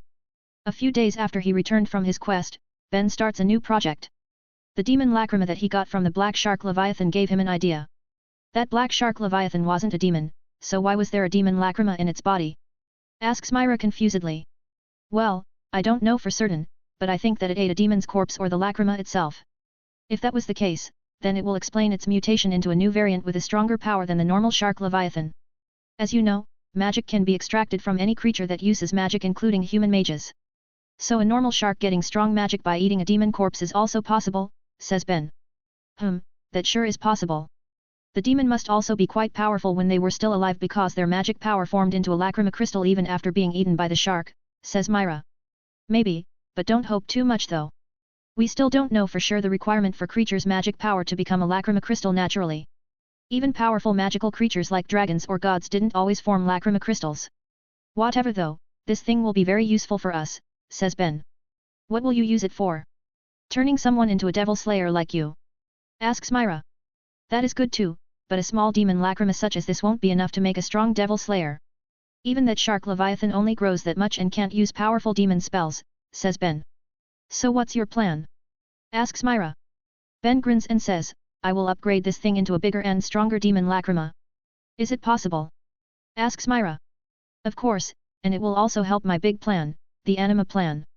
I planned to go to Magic Library first before starting this plan, but now it changed after I have this lacrima. It gives me a good idea that will save us much trouble and give us more benefits. I'll still go to the Magic Library later though because I need to find a way to dispel the magic on Tenro Island. Anyway, let's start the big project right away, says Ben excitedly while getting out of his office. Ben has planned everything in the last few days with AI Chip's help. Now he just needs to execute his plan and starts this project. The first thing he does is collect lacrima crystal balls that haven't been installed with any magic. He collects the lacrima crystals from the guild's treasury and by purchasing them. He collects a lot of them until their number reaches almost 500. The clueless guild members are confused about what he'll do with so many lacrima crystals, but they still help him to collect those. After he has the necessary amount of lacrima crystal ball, Ben starts his work. He writes runes and inserts them into the lacrima crystal balls. He makes clones to help him do this in his personal workshop that he just made in the guild's underground room. No one in the guild can help him, so he only has his clones to help. If Fried and Levy are here, then they can surely help him. But it doesn't matter though because he has often worked by himself since he was in Kate's shelter. It takes a week for Ben and his clones to finish their work. He has passed the guild's official works to Macau so he could concentrate on this. But it still takes longer than he thought because he used some complex rune formations. The preparation hasn't finished though. He still needs to modify the runes that he installed around the guild building. The guild building will be the center of the whole project, so it needs to be prepared thoroughly. It takes just a day for Ben to complete the modification. He could finish faster if he doesn't add too many additions. But those additions are necessary for his plan, so he couldn't leave even one of them. Preparation complete. Now, let's start for real, says Ben as he goes to the underground room alone. Ben goes to a hidden underground room, just outside where Mavis's body is located. Mavis's room has a protection system that prevents magic power to leak outside. It's not suitable for his plan that will increase the ether nano density in Magnolia. So he modified this underground room outside of Mavis's room for his plan. He has built all the necessary things in this room since he made the anima plan. Mavis's room is not that important for him, so he never enters it again after he upgraded its defense. After checking that everything is ready, Ben takes out a small stamp. He pours his magic power into the stamp and he starts to stamp the floor. The marks created by the stamp start to release magic power slowly. Yes, these marks are anima and the stamp is a tool to create the anima. Ben's plan is to take the magic power from that universe with abundant magic power. But he needs to be careful, so he makes small animas take a small amount of magic power each. This anima stamp was made after very careful research by him and AI Chip. The marks in the underground room won't move, but the targeted locations in the targeted universe will constantly move to random spots. This way, the residents of that universe will have a hard time discovering the animus. These animus also just absorb a small amount of magic power at a time, so the targeted universe's residents won't realize it soon. They will also spread all over the world, so finding them will be as difficult as finding a needle in a haystack. However, even if each anima only absorbs a small amount of magic power, the accumulated amount will be massive. Not to mention, Ben can make thousands of these small animus in this underground room. The magic power that he gathers after finishing all the animus installation is quite satisfying. It's still not enough to make the entire town becomes dense with ether nano. But at least this underground room is already very full of ether nano. This density is similar to a lacrima crystal mine. If things go well, we will even have a lacrima mine under our building in a year or two. But well, it's not our priority now. AI chip, when will we release the lacrima crystal balls? Asks Ben. With the current magic power absorption by the animus, I have calculated that we will have enough power for the lacrima balls to be released in 4 days. We need to raise the ether nano density in the guild building first before releasing the lacrima crystal balls. Alright, 4 days aren't that long. Let's prepare the new thing that we've planned, says Ben as he leaves the room. 4 days later, Ben releases the lacrima crystal balls as he planned. The lacrima crystal balls hover on top of Fairy Tail before they spread all over the town. They spread randomly inside the town, but the ones outside the town create a big circle that surrounds the town. These lacrima balls will control the ether nano inside the town. The ones outside create a big dome to prevent leakage. But all these lacrima will also function as defensive tools to protect Magnolia from magic attacks, preventing something like Phantom Lord's attack. Then after the lacrima balls get released, Ben installed a small altar in the center of the anima room. This altar is a magic item that he made to collect the excess magic power that the animus absorb even after spreading it all over the town. On top of this altar is the demon lacrima that he found. He plans to increase its power using the excess magic power. It won't be a fast process, but at least the excess magic power won't be wasted. Ben grins as he watches the excess magic power flows into the demon lacrima. I can't wait to make other types of magic lacrima. You can read up to 35 chapters ahead of my fanfics on my Patreon page if you are interested. Voting for this book is highly appreciated. I've uploaded 1 Chapter 284 of Fairy Tail, Sun Eater. 2 Chapter 295 of Transcended as Lord Buggy. 250. Teleportation doors. The anima plan has been executed well and the result in the early days is good. Now, the ether nano density inside the Fairy Tail Guild building is high. The density around the town is also quite high, but not as high as inside the guild building. This high density of ether nano will make all Fairy Tail mages grow faster. They often spend their time inside the guild building for training or just lazying around. Even if they don't train, their magic power will increase slowly. But Ben doesn't want them to just laze around doing nothing. He has set a training schedule for every one of them and they all need to follow it. This training schedule has been established since he became the guild master and it ran smoothly until now. With everything that he has done, Ben hopes that they will have some S-class mages again in a few years. It won't be easy, but they aren't in a rush. They have some young mages with good potential, so it won't be impossible. But just having strong magic power isn't enough to make a mage truly strong. They need other things like experience and strong magic. That's why Ben will go to Magic Library now that the anima plan has been executed. AI Chip has finished the teleportation device and he is making it now. The device has the form of doors that will connect to each other. Of course, there will be magic circuits made of runes and lacrima crystal to power the doors. The magic circuits have security systems like ID to prevent people from using the doors freely. Only those with Fairy Tail mark can use the doors to teleport. Ben has modified the marks that they all have to be like IDs for the doors. But he will also build some personal doors that can only be used by him. He also has understood the magic circuits very well, that he can use any door as a one-time teleportation device. But that isn't very efficient because the circuits are complicated and it takes a long time to make. Making the doors beforehand is more efficient as he just needs to pour his magic power into the doors. His guildmates will also be able to use them so they all can reap the benefit. It might save them if emergency situations arise in the future too. Initially, Ben planned to make this teleportation device a secret and use it for himself. But then he thought about what will happen if the guild is in danger and everyone can't leave while he isn't there. So he decided to make the device available for all Fairy Tail mages. He knows that sooner or later the Magic Council will find out about this device. So until then, he will make use of this device for his and the guild's benefit. When the council knows, he will just make the patent and sell it at a high price, just like what he did in the past with his lacrima-fueled engine. After a week, Ben has made 15 teleportation doors. He has planned to set the doors on some locations. But for now, he will just set it on the guild building's second floor, his office, his house, and the magic library that he will visit soon. Myra, Macau, I'll leave the guild to you. After I set up the teleportation door on Magic Library, I will return immediately, says Ben in front of the guild. Sigh, I have taken care of the official works for many days now. Can't I get some days to rest? Asks Macau tiredly. Then, do you prefer to do all the work that I will do? You can become the guild master if you want. How is it? Asks Ben back. And no, I'm good. The official works aren't that hard, ha ha ha, says Macau nervously while backing off. Myra giggles before she says, don't worry about the guild, I will protect it. Just be careful on your way there. We never know what will happen. Yeah, I know. Don't forget to prepare what I've told you, says Ben. Myra nods and then Ben gets on Light Runner before he takes his leave. He just goes with Bella, quite a long time since they go on a journey by just the two of them. Bella doesn't talk much, but Ben knows she is happy now. They use the highway first and stop in a few towns. They aren't in a hurry and Ben needs to relax after working non-stop for days. Exploring towns like this is something that he always enjoys. He has visited some of these towns but it's still fun to explore them. It's not like he always comes to these towns so he can't get bored of them. He also enjoys the changes in these towns that he has visited in the past. His visits to these towns delay his travel to Magic Library. But that doesn't really matter because he can rest from his busy routines for a while. Besides, he drives as fast as he can between towns so he doesn't waste too much time. At least that's what he thought, but it takes him a week to reach the Magic Library.